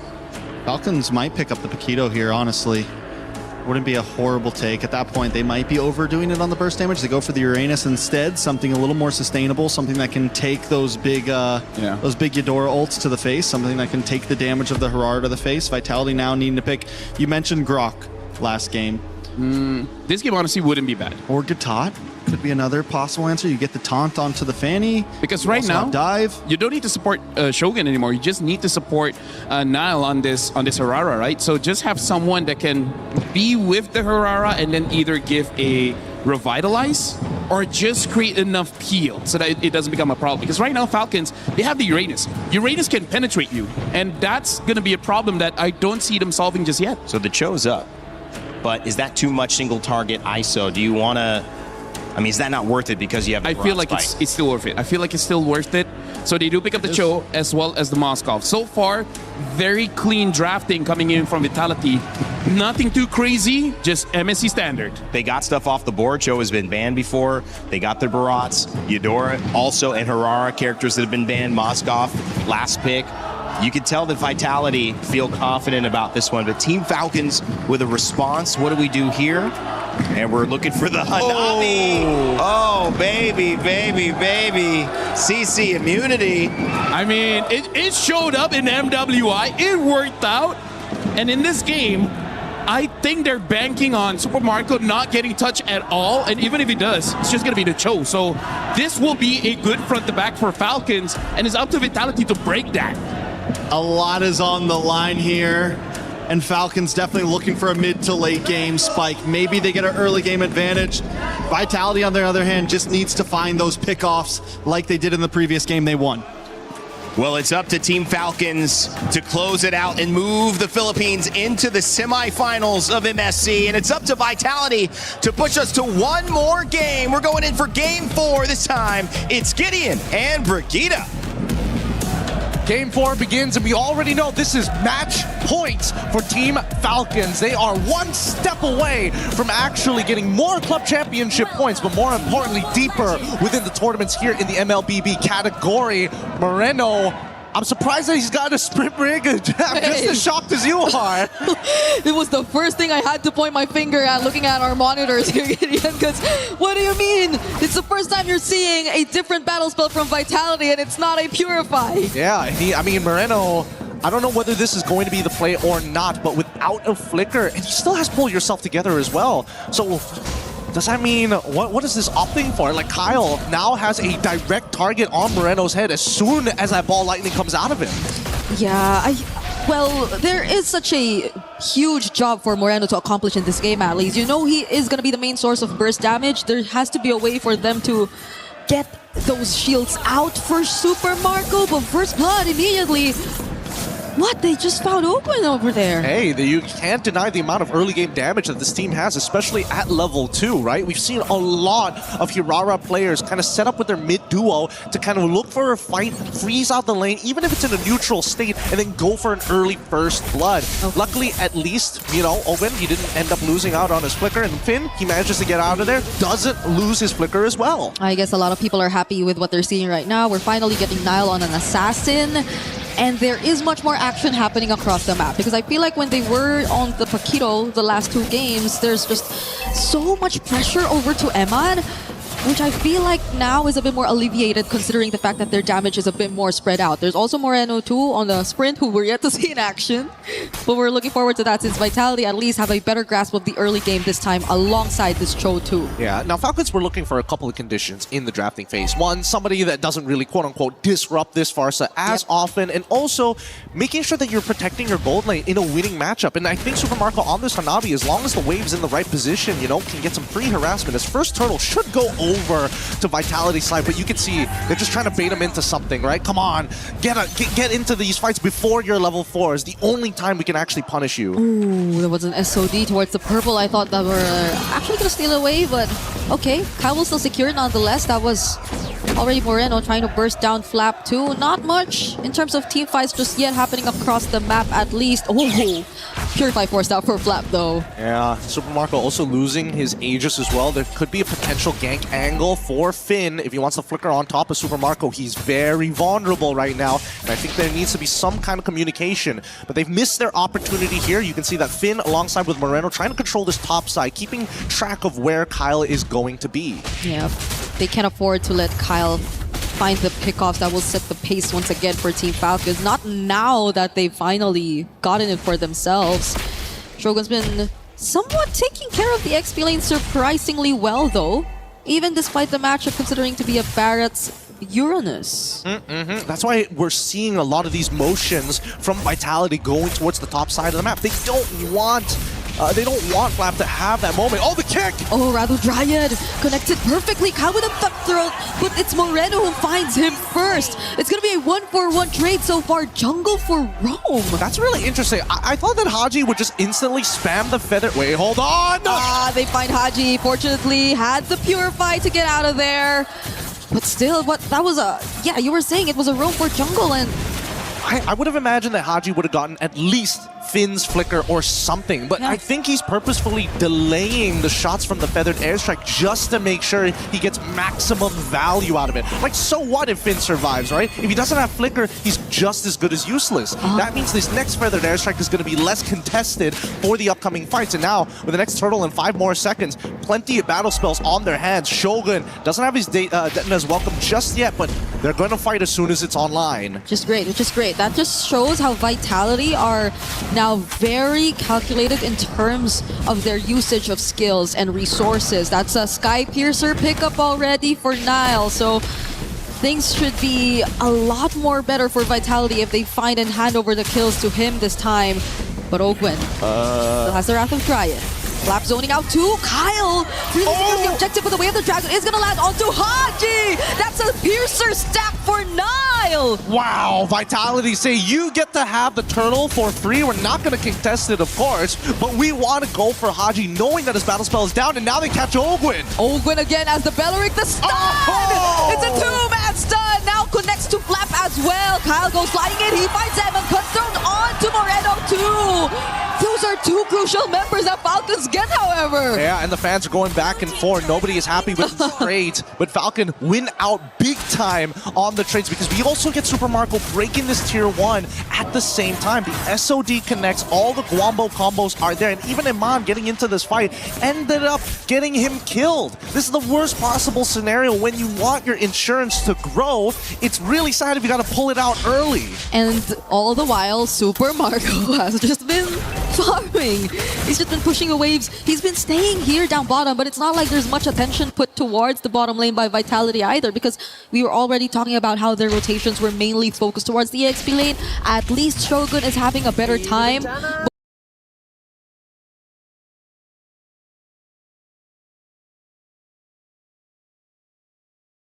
Already quite a big problem. Dom Ice finally completed by Finn to try and reduce the healing overall from the side of Falcons, but man, until Super Marco gets his 3 items, he's still just going to be only a decent amount of damage only in team fights, right? In the 1v1s, unless you've got a target to bounce though his auto attacks, you're really not getting the full effect of the Hanabi. Yeah. It's at least Sky Pierce again for Moreno, still having those stacks. Dominus Ice already picked up for Finn as well. Vitality looking good so far, at least in the beginning and the start of this game. But Falcons, the way that they've been able to find these angles, I think it's starting to become really tricky for Vitality, especially with Eman choosing to join the fights but not really getting the maximum advantage out of it just yet. And look at this spread here. They fight into this tri-brush, right?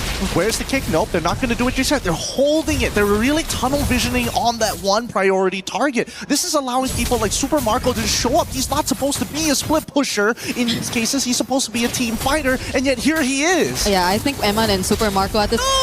The burst from Nile is going to be enough though, but can they find the trade on Nile? The answer is no. Eman going in, Ogwin and Shogun not landing. The Daytona's welcome, so Haji still gets to pick off Eman. That was such a weird sequence of events. Haji, again, a little bit slow on the reaction time here. He was waiting for the invulnerability, but I think he was anticipating it for too long. He should have just let it rip to force Nile to use the abilities. It's 3 shots to 2 abilities, and you can keep track of how many times he has that invulnerability if you see the little swords underneath the health bar. It's tough to keep up with. I know a lot of people have been struggling with this new hero. I am one.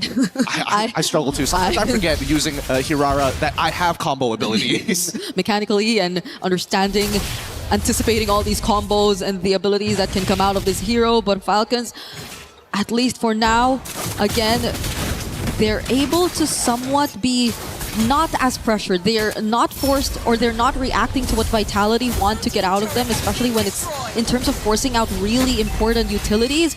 And even now you see the pressure is just constantly towards the bottom side of the map. Kyle flying in, tries to find Moreno. Wow!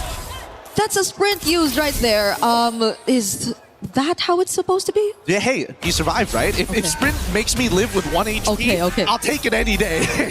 But I don't think he's going to get away with this for very long. And honestly, getting pretty lucky there with Finn able to... Oh, hold on. Okay, Finn, no, he can't. He can't. Moreno was also just zoned out by the fettered airstrike alone.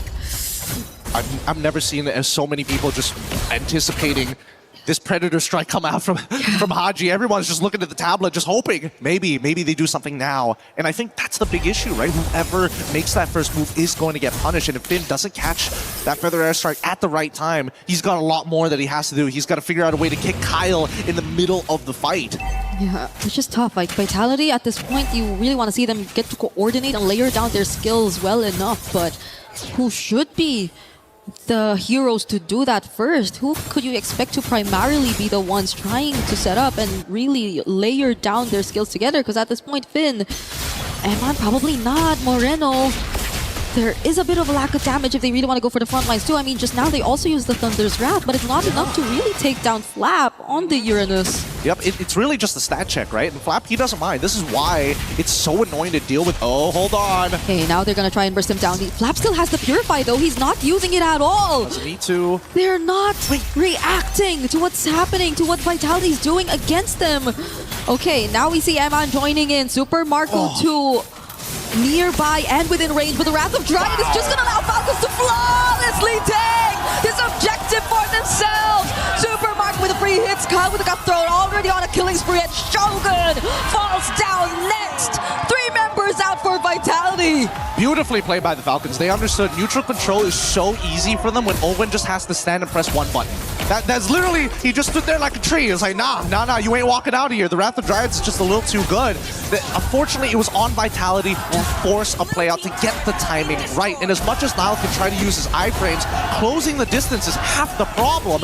And Ogwin has way too wide of an AoE to completely ignore. So let's look at this replay one more time, right? Just keep your eyes on Ogwin. He purposely takes one step over the neutral line to drop it down, to give them no opportunity. Even Shogun with the anti-CC wasn't able to catch Kyle mid-cable. This is so perfect.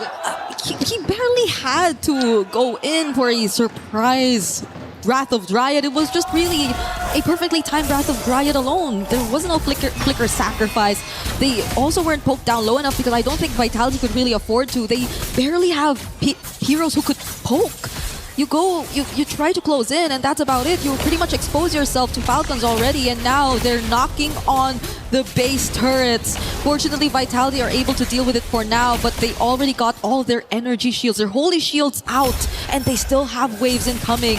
2 conceals already dropped down. Ogwen still not using the Wrath of Dryad. Finn trying to look for an angle. Daytona's Welcome finally committed onto Flap, but again, he's still not using the Purify. I'm telling you, he's gonna hold it until, Kingdom Come. By the time the Rapture comes, he'll be like, yes, Lord, I have the Purify, been holding it this whole time. Oh my goodness. He's not dead, and that's the important thing. He's 1-0-3, so really no use for it at this stage of the game. Oh no. The biggest problem right now is who the heck can deal with Super Marco? Oh, that's a problem. That's the biggest problem. A Wrath of Dryad Flicker combo under the turret of Vitality. Enough to take down Niall. Falcons don't seem like they're doing much just to take what they want. Well, you see what I mean? Literally, there's nothing they can do. As long as Super Marco has that Aegis, he's walking around as if he's got Purify, and Vitality recognize that. They can't suppress him. They can't lock him down to the point at that stage. They need Moreno to close the distance, but he has the sprint, so he can't. Oh, Shogun. Not even Shogun can handle this Hanabi anymore. Okay, Ogwen will fall though. Lightning Truncheon pickup from Haji, and they will settle with just 2 base turrets taken down. At this stage, Vitality, they just have to play to scale until we see Iman actually, I think that's his 4th item at this stage, so he should be in pretty good strength. Trinity already complete, I would assume, as well, if he's getting a Malefic done, but right now, the odds are not looking good, and somebody needs to clean that long lane. Yes, someone has to deal with it, but Vitality, they're all here. They want to contest. Eman's the one trying to at least poke down the Lord for now. They're trying to hunt down Kyle, but Flap is onto Shogun! Oh, Niall falling does not look good for Vitality, and it's just Kyle flying in! He finds a double, can't be a triple. If they find Eman, here's Spear of Misery to save him for just a bit, but it's just Eman, Gideon! Yeah. Super Marco and Haji literally walked up and said, nah, it's good, it's cool, dude. It's like, what are you doing? Like, Iman is gonna try and walk up, can't do much, Feather Air Strike. He can't even do the defense of his life. Not against Team Falcons, not in this scenario. Team Falcons, after losing the first game, will now make it to the next stage here in the knockout stage. An unfortunate loss for Team Vitality, but a major win for Falcons. What a game that was. The most eccentric members obviously happy with their performance, but you can tell some people were stressed, and Marco finally, a sigh of relief. Oh my God, I don't have to deal with E-Man any longer. Winning your quarterfinals last game on a Hanabi. It set the precedent here for what MSC and future MSCs. I don't think people are going to forget this one. Nope. Now we lose another representative coming in from Indonesia. But this game was beautiful to watch. Every moment calculated, every second timed to the millisecond. Even the adjustments in the draft, the choices that they repeatedly made, but failed to actually make work. There were so many decisions and risks that were taken in this series, but it all boils down to this. Falcons are still the ones who had the better adjustment. It's true. I think the rumors are true. You don't want to go up against Falcons a second time around in a single tournament. They will just not allow the same result to happen twice. No, they won't. And I love the fact that they've opened up the mid lane back up to that Varsa. We're going to be throwing it up to our stage with our winners, with Rose, and of course the man himself. Give it up, everybody, for Team Falcons. Flap! Team Falcon Philippines does it with a 3-1 win, eliminating Team Vitality from MSC at EWC 2026. And up on stage, we have Flap, the one and only Flap. You guys got a revenge win. You guys are the hope bringer of the Filipinos, the last hope. And of course, you guys denied a potential Indo Grand Finals. How are you feeling after today's win? I feel good, but I don't have to be complacent because there's still a match tomorrow. Very good. Never be complacent. Otherwise, mistakes will probably happen on the international stages. Now, Flap, let's talk about what you guys did in the 2 days break that we had. Because the Team Falcons prior to this, 2 days before, is very different from the Team Falcons that we are witnessing today. What happened? What changed? Tell us about it. We planned really hard, and at the same time, our mindset is like we're like underdogs, so we don't get pressured and we just play our game. No pressure, the underdog's mindset. So you said that you guys actually planned really hard, and today we could see a lot of interesting picks coming out from you guys, a lot of interesting play style. So what does that say about Team Falcons Philippine in the meta? Do you think you guys are actually starting to adapt to it? Yeah, I think we're good at adapting, especially on tournaments like this, because we really need this. But you know what? You mentioned that you guys are really good at adapting in tournaments. I got a question. Why does it seem that you guys are always so much stronger when you guys are like, you know, backs against the wall, when it's like the last life? How do you guys get so buffed? I think it's because of the pressure. We love being pressured. Like, we take it in a good way. I see. Okay, I think Team Falcons Flap, for example, works really, really great under pressure. Now, my next question is, you guys will be actually facing Yangon Galacticos in the semi-finals match. But get this, Flap. Ying said he actually expected to meet Team Vitality in the semi-finals. But he also mentioned that, you know, you guys are a good opponent as well. Is there anything you want to mention to Ying? Because, you know, his Team Vitality and Yangon is not happening. Yeah, I get his mindset because in the last few days, we weren't really playing well. So I think I expected it that people think Vitality is gonna win. But here we are. Wow! Is there anything interesting that we might be witnessing in that matchup against Yangon Galacticos in the semi-finals? Is there anything interesting that we could probably expect from that matchup? I think it's just normal, yeah. Normal. He's being humble. He's listening to the fans here in the arena. Flap, last question. As the last hope, as the hope bringer of the Filipinos, is there anything you want to say to the fans? Thank you for supporting us, guys. We're still alive. The dream is still alive. And now it is time to crush some dreams. Boys, come on over. Who wants to crush the key of Team Vitality? Sinong gustong mag-crush ng susi? Kyle, all right, let's go to the back. Follow me. Kyle TZ has volunteered himself. He is ready. All right, boys, you may proceed. And of course, Kyle, you may go to the key crusher. All you have to do is push, Kyle. Oh, he is ready and he is in for it. Go on, push. There you guys have it. Team Falcons Philippines officially eliminates Team Vitality in the MSC at EWC 2026. The hope bringer of the Filipinos, congratulations. let us show it back to the desk. Wow, crying.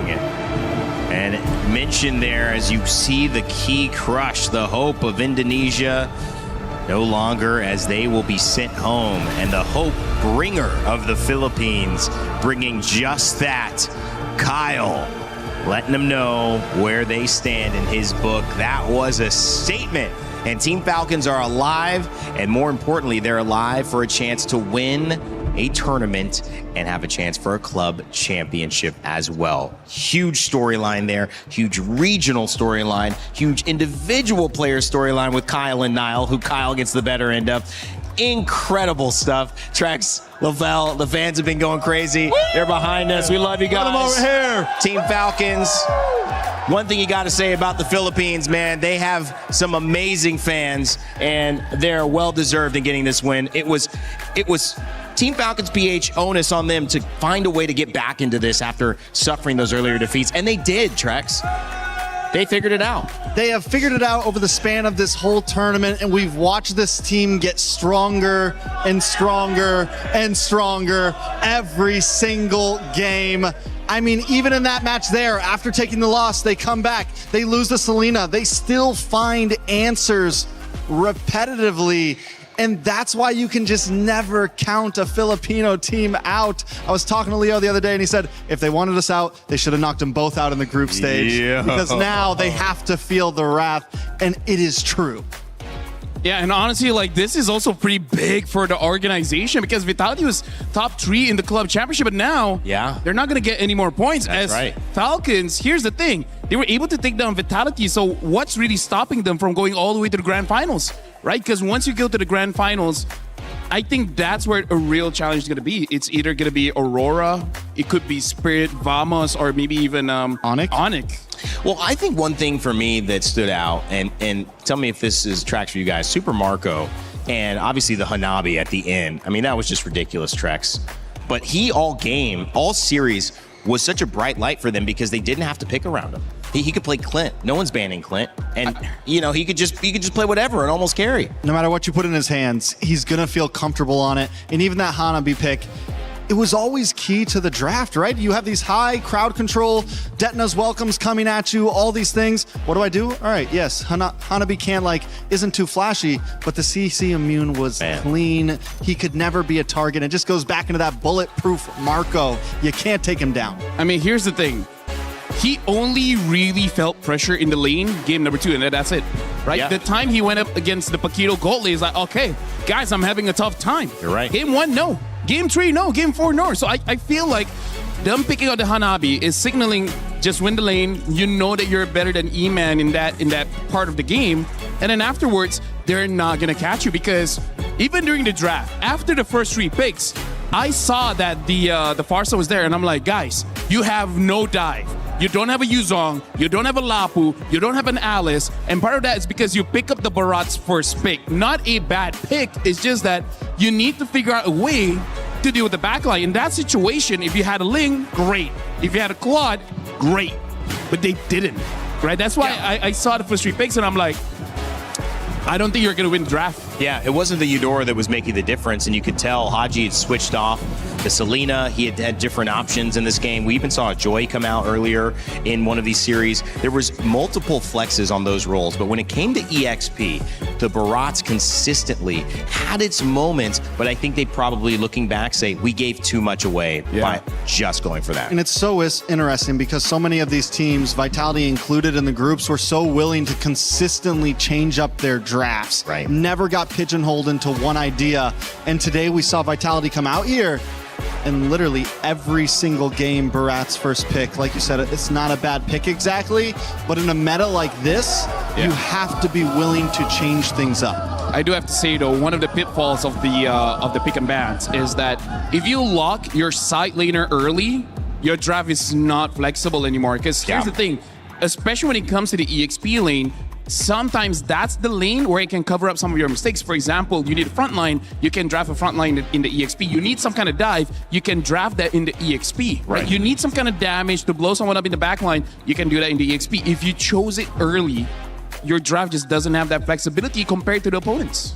You can't put Kimmy in a Rome, right? I mean, at the end of the day. I mean, you can, but you're not going to win. You can't. You're not going to win. Hey, you used to see my rank games, what people try to do. My goodness. I'm like, Dude, can we please games get an EXP lane? Come on, man. Like, what are we all trying to lose? You guys know what I'm talking about. Switch lanes. Switch, get out of my lane. Get out of my lane. I'm just kidding. It's Maybe been a you're lot the of fun. problem, Rain Day. It's been a lot of fun ingratiating myself into the community and learning. I've enjoyed playing. I was playing earlier today, and one of the characters that really did give me a hard time, and I think there was an EWC extra piece saying, which solo character would you play to go all the way to the top level of ranked? Hanabi came up. And I think that, I mean, at that point, you could see it, LaFell. It's like, this was a great pick, a great choice, because you can do your own thing. Anyone tries to mess with you, get away, and then just carry the game. I mean, like in solo queue, I've seen so many games, Hanabi plus healer. Oh, yeah. The most famous one is the Estes, and then your shield doesn't go away, so you have permanent anti-CC, and then you're just dealing damage across to everyone. So yeah, in ranked games, Hanabi is legit strong. That's why I don't make fun of it as much anymore. I mean, now she's legit strong on the stage of MSC as well. And at least MWI. In the hands of Ogwin. I mean, in the hands of Marco, so. I wonder if we'll see her again. These are questions for us. Of course, it's always difficult to be on the losing side of things. And we had a chance to hear about one of our great junglers here, not only in Indonesia, but in this tournament so far. He has fallen out with Team Vitality. Niall was standing by with a turn-up. We're now backstage with Niall from Vitality after that loss against Falcons PH. Niall, how are you feeling right now? Of course, we are so sad because we did not expect that we're gonna lose in this EWC. What were you expecting? Of course, because based on scrims, we are expecting to be at the grand finals. So what do you think happened in that match? What made it the loss to 3-1? Maybe we forgot about their heroes, like their Romeros, like Beleric.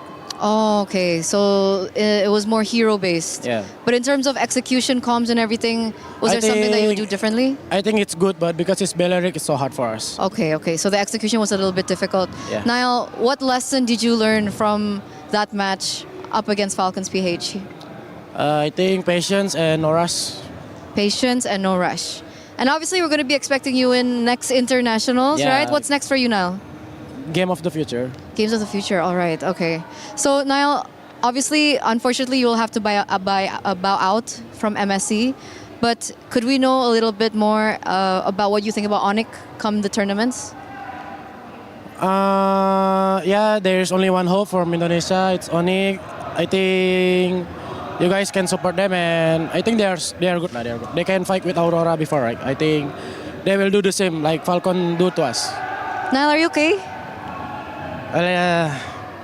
Who is okay when the team is losing? No one's okay. How disappointed do you feel right now?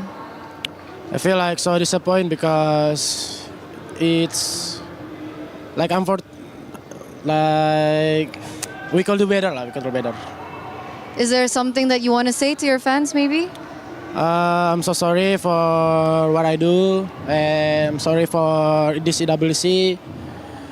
We will come back stronger in MPL and GF. And we will wait for your comeback. Thank you so much, Niall, for this interview. I know it's not easy, and we're going to throw it over back to you guys.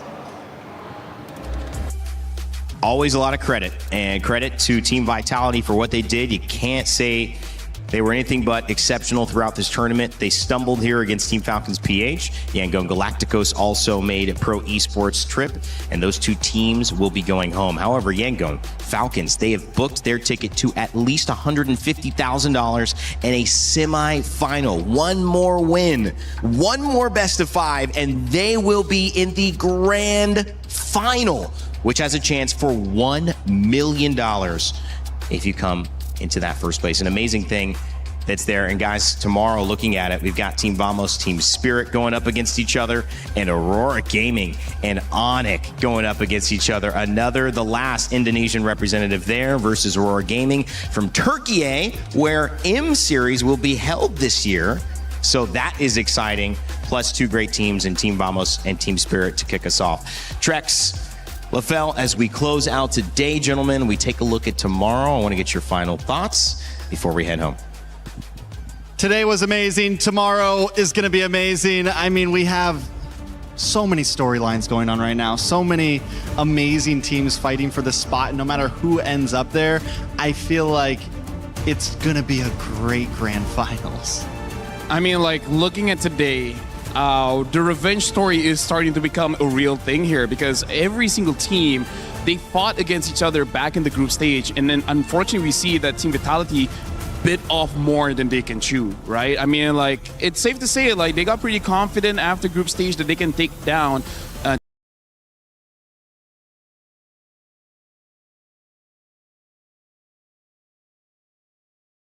that'll be quite the... Speaking of, right now, there's only one from each region, from each country throughout the tournament.